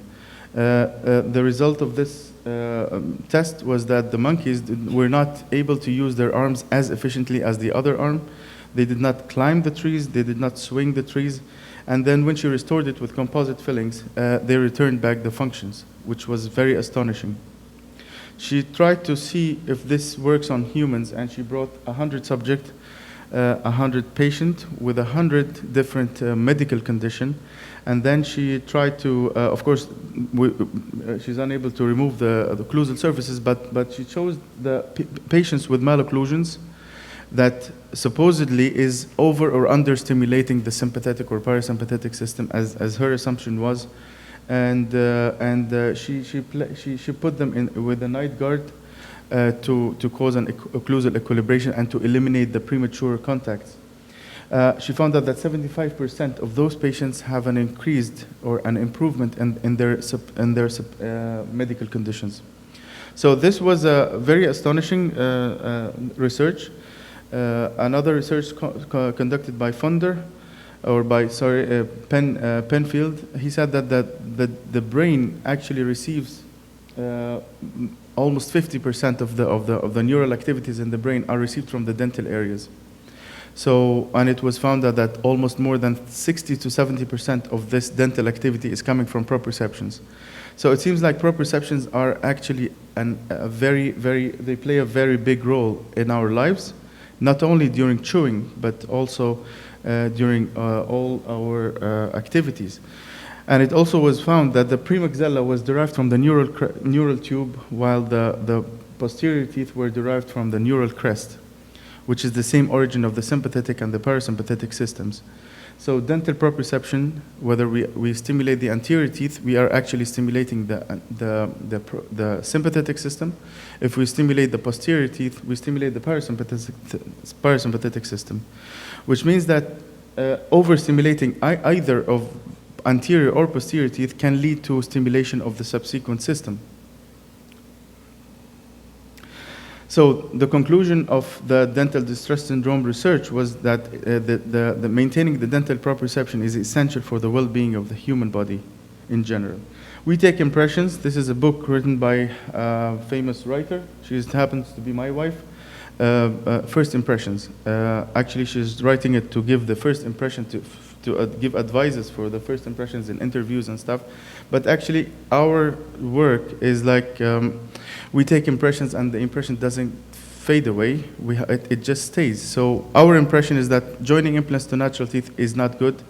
Dental conditions or extractions are sometimes healthier to remove the septic foci and put a dental implant that is clean. And these impressions are all not correct. Actually, I'm in favor with the endo treatment, and whenever possible, we try to save the teeth as much as possible. But we just need to put all the factors together when sometimes when we join the implants to natural teeth, is not only to conduct or to transfer the proprioceptions from one side of the mouth to the other side of the mouth, but there are different reasons sometimes for us to join. Now, these reasons are, as we mentioned before, the proprioception and the sympathetic wellness, if we can say. Other reasons can be as such. Sometimes there's an anatomical difficulty. For example, a place like this requires 2 implants to be placed. However, there's a scar in the bone, and there's an inflammatory process that can arise actually during the placement of the implant, or maybe after the placement of the implant. So the wise solution here, I would say wise, not the optimum, is to put 1 implant and join it with the natural teeth. This is not for proprioception, because 2 teeth together, very close to each other, will not transfer the proprioception, and I'm going to mention this one. Another reason is that skills of the clinician or the medical condition of the patient that does not enable him to do a sinus lifting procedure. So we can go for 1 implant also, and also we can join it. So there are different reasons. Another reason is to save an otherwise non-restorable tooth when the patient keeps nagging that he or she does not or cannot remove this tooth. So you can just splint it to the neighboring tooth if the surrounding bone is healthy. We can splint it to the implant. Sometimes splinting mobile teeth by putting it inside a bridge of an implant can also work, but this does not transfer a proprioception. However, but these are just other reasons that are suitable for splinting. We need to think outside the box when we diagnose the patient, because each and every patient is completely different than the other. This is one of my patients whom I treated in 2009. And I thought I should splint. Actually, I splinted it by accident. I didn't think of proprioception, but I thought, okay, when I read about this, I brought the patient back and I monitored. She's a heavy smoker. She doesn't take care, and there's a bone loss. Regardless of this bone loss, I'm talking about the joining with the natural teeth, the 8 and the 5. However, when she came back with the fractures, I thought, didn't I splint them with the natural teeth? Where is the proprioception? So it seems like there's a contradiction to what I'm saying. However, I discovered that the space and the flexural strength of the material does not allow the proprioceptors to work properly. In fact, the implants have ankylosed the tooth, so the tooth has been paralyzed, if we can say, and they're not mobile. Actually, the strong junction of the material does not allow flexion of the junctions. So actually, this is one of the factors that we should consider if we are trying to make use of the proprioception, that is the bridge span and the material. So the modulus of elasticity does not allow the materials to bend if the distance between the tooth and the implant is very short. So we can consider the fiber reinforced resins, which have a slight higher modulus of elasticity. That would be a nice option. Or we can also consider the material. So a gold material is different than the zirconium, which is very prevalent these days. Now the zirconium has a flexural strength of over 1,300 megapascals, which means that it doesn't bend actually. And in the literature, or maybe in science, if you apply a load on a short, thick material, it just goes down, but it doesn't really bend. However, when the span is longer, it can bend, which means the prosthodontists conclude that we cannot make a cantilever bridge, whether over implant or over natural teeth, that is greater than 15 millimeters, because greater than 15 millimeters, the material is going to bend. And actually, this is what we want. Now, this distance, 2 to 3 millimeters, does not allow the material to bend, and this is why she keeps fracturing this. She has a full arch upper implant. That's why she keeps fracturing this side. And when you apply the stresses, nothing happens actually. And in fact, the teeth they became ankylosed rather than became proprioceptive. We separated one. She couldn't afford to separate the other, but we are going to repeat the whole bridge, and that's the plan to change the whole architecture. Surprisingly, on the other side of her mouth, we gave her another bridge. She has a full arch. She has a full restoration of implants in the upper. I mean, she doesn't have any proprioception nor control of the biting force. This bridge clinically did not show any fractures and did not show any chipping of the ceramic, which made us think about maybe the bigger distance has led to slight flexion of the material, and that responded to the proprioceptions conducted from the premolar all the way to the posterior teeth. This could be the reason. Actually, this is only an assumption that I have made, and I'm thinking that the proprioception, for proprioception, the distance of the pontic should not be less than 15 millimeters. This needs to be studied further. For example, the first example, this patient has stresses that is transferred to the teeth, and the patient's bridge was successful. Actually, the patient came and I took another X-ray. I sometimes tend to standardize the X-ray by keeping the bite of the patient, and it seems like there is no problem with the bone, just to confirm the dilemma that doesn't exist. Now, joining implants to natural teeth, just to summarize, is very complicated. This lecture is actually a 3-hour lecture. It's a huge lecture.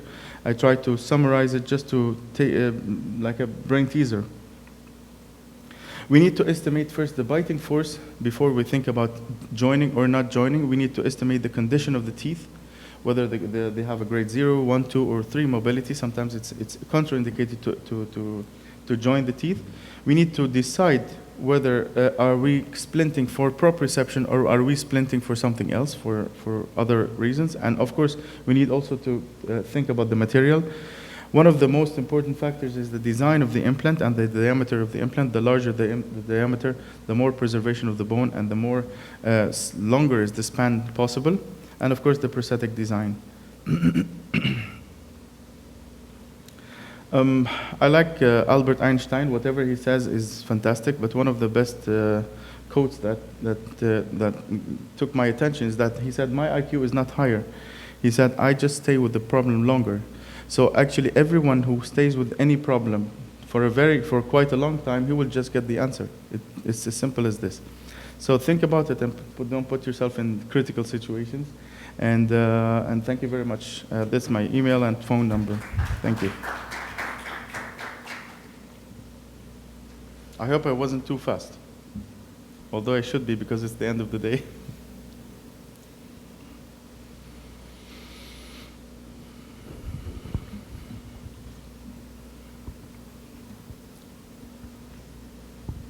Thank you. Almost over time, but congratulate to this presentation about importance of proprioception. Just comes to the mind, does it apply to edentulous jaw? Edentulous jaw, it does not apply to the edentulous jaw because we've just proven that the proprioception in the bone does not... No, I mean the lack of proprioception. The lack of proprioception, of course, but there will be a balance of non-stimulating the sympathetic and the parasympathetic. Oh, I see. So again, it will be balanced. Well, you come here. So in a study of bilateral free and saddle, they found out that, or another study, similar study, of patients with malocclusion in the anterior area, they found out that their blood pressure and their heart rate is slightly higher than normal. So lack of stimulation of the posterior teeth or overstimulation of the anterior teeth, it seems like it overstimulates the sympathetic or understimulates the parasympathetic system. So it seems like we need to balance the stimulation. So edentulous patients, they don't have this problem. They have other problems with the digestion. Yeah. I'm sorry, I don't have a certificate for you. Please, you contact the office. Yeah, okay. Perfect. Thank you very much. Thank you very much. So, I would like to introduce the last speaker. It is Hatem El Sayed Amin from Tanta University and King Abdulaziz University in Egypt. He has completed his, is he here? Yes, please. He completed his PhD in oral health and preventive dentistry and acquired professor degree in 2013. So, please, you are invited for your presentation.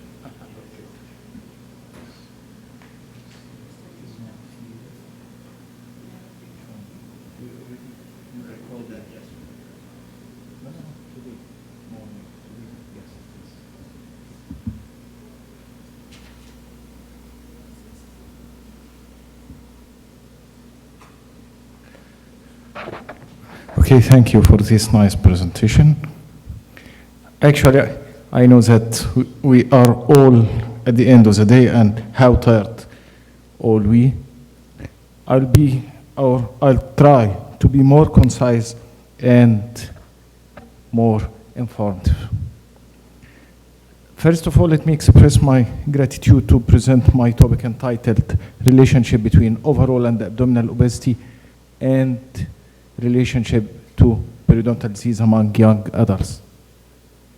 In this presentation, I'll try to shed some light on increasing prevalence of obesity, the likely obesity risk factors, the association between obesity and periodontal disease, and finally, I'll go very briefly through my research having the same title. Obesity is now recognized a major health concern for both developed and developing countries. Childhood obesity has undoubtedly become one of the most important and most complicated public health problems facing the future generations. The prevalence of obesity is increasing at alarming rates, reaching epidemic proportions, especially among children and young adults. By the way, this child is only 6 months old. He is born in Bushehr, Iran. He extremely looks like my first baby, but I don't want to put the picture of my baby here. But now he is not obese and he is one of the judo champions in Egypt. In the United States, here in this country, childhood obesity has increased threefold, a fact that means that obesity is affecting now more ever than before. In Europe, the trend of childhood obesity is following that of USA. Increasing obesity occurring across all European countries, especially Mediterranean countries, that reaches about 36% of 9 years old. In my country, Egypt, the increasing rate of overweight and obesity among school-age children and adolescents has reached a very alarming trend. Recent estimates suggested that 6.6 and 14% of Egyptian children are either overweight or obese.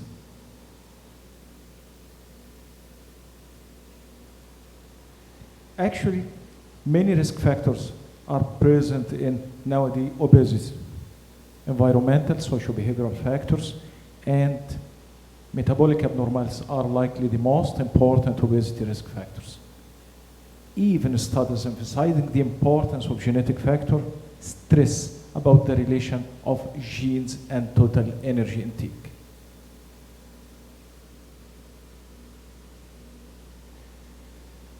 Additionally, changes in the world food economy had shifted dietary pattern for consumption of more unrefined carbohydrate at the expense of refined carbohydrates, fruits, and vegetables.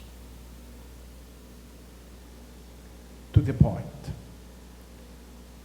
Recently, an association between obesity and periodontal disease has been suggested. Obesity has been postulated to decrease the blood flow to the periodontal tissue, increasing the risk of development for obesity. Also, obesity may enhance inflammatory and immunological disorder that may trigger periodontal destruction. Moreover, adipocytokines, such as tumor necrosis factor alpha, secreted by adipose tissue and affect almost every body organ, every body system, including cardiovascular system, respiratory system, or even nervous system, may also affect periodontal tissue, escalating periodontal destruction. On the other hand, there is some evidence that cytokines such as interleukin-1 beta, interferon gamma, and some negative lipopolysaccharides, which are secreted in response to periodontal destruction, may not only interfere with lipid metabolism, but it also may increase obesity and obesity-related disease. Here, we are in a closed chain. Obesity may increase periodontal destruction by reducing the flow rate of blood vessel to periodontal tissue, by releasing adipocytokines such as tumor necrosis factor alpha, or initiating inflammatory disorders. On the other hand, periodontal disease could increase obesity by releasing cytokines such as interleukin-1 beta, interferon gamma, and the gram-negative lipopolysaccharide. Just to complicate the problem, both diseases, if we consider obesity as a disease, are mediated through insulin resistance. Free fatty acids not only increasing obesity, but it also causes insulin resistance with the consequence of systemic dyslipidemia. Dyslipidemia in turn accelerate or initiate generalized inflammatory states. This including periodontal tissue, especially when triggered by oral pathogens. The aim of this study was to assess overall and abdominal obesity and investigate their relationship to periodontal disease among young adults. The sample of this study was consecutively collected from young adults ranging from 20 to 26 years of old, attending physical medicine and obesity clinic, faculty of dentistry, Tanta University, all pregnant women, smokers, diabetics, and those taking medication for endocrine diseases were excluded from this work because these all confounding variables that might affect either periodontal disease or obesity. This is a characteristic of the study sample. As shown, the sample comprised of 170 males and 210 females. According to body mass index, 42 and 32 of males were overweight and obese. The corresponding values for females were 43% and 34%. According to the waist circumference, 56 of males and 81 of females have an abdominal obesity. The assessment of obesity was performed using two parameters. Body mass index, which is used as a parameter for assessment of overall obesity. It's calculated as weight in kilogram divided by height in square millimeters. Body mass index classified the participants either having normal weight, overweight, or obese. Waist circumference was performed for assessment of abdominal obesity, and it categorized the participants either having normal or high abdominal obesity using the cutoff points of 1.2 for males and 88 for females. Periodontal examination was performed in periodontology department using gingival index of Sandler for assessment of gingivitis, clinical attachment loss using the indirect method of round fissure, and community periodontal index as suggested by WHO in 1997. Coming to the result, this is a relationship between clinical attachment loss and gingival index across various obesity indicators. As shown from this table, there was a statistically significant positive correlation between body mass index and the clinical attachment loss among females, but there was no significant association among males. Waist circumference used for assessment of abdominal obesity revealed that there was a statistically significant positive correlation with clinical attachment loss in females and gingival index among males and females.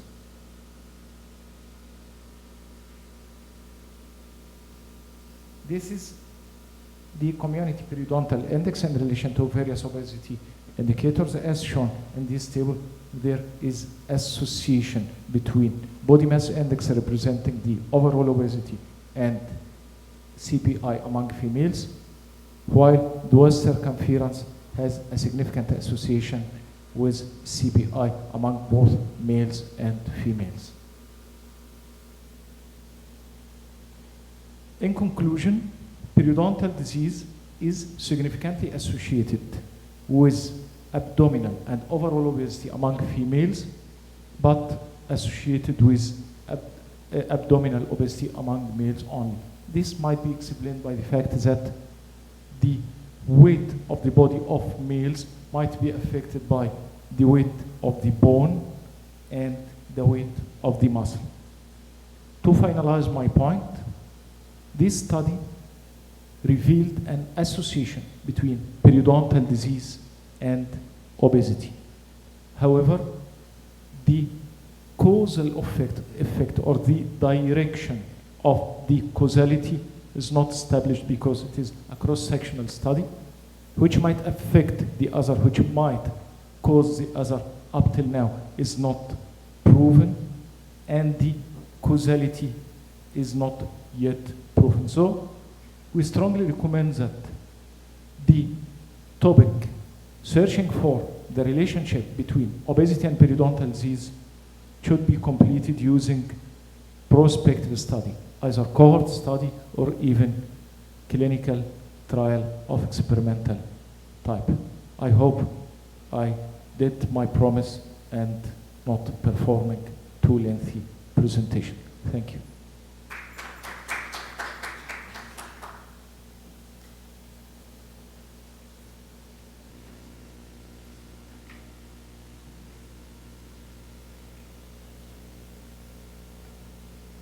It is a very interesting study which is adding to all failings in the organism due to obesity. May I still have one question? Did you control, because there are high sugar drinks or the food of contain high sugar, is there a local effect on bacterial flora in the mouth and which would also Actually, the controlling factor in this study was performed using exclusion criteria. Exclusion criteria excluded the diabetics. But regarding your question, emergency, the effect of sugar and periodontal disease has not been studied in this study, but many studies documenting the effect of sugar or increasing the risk, not only for dental caries, but also for obesity, especially the aggressive type.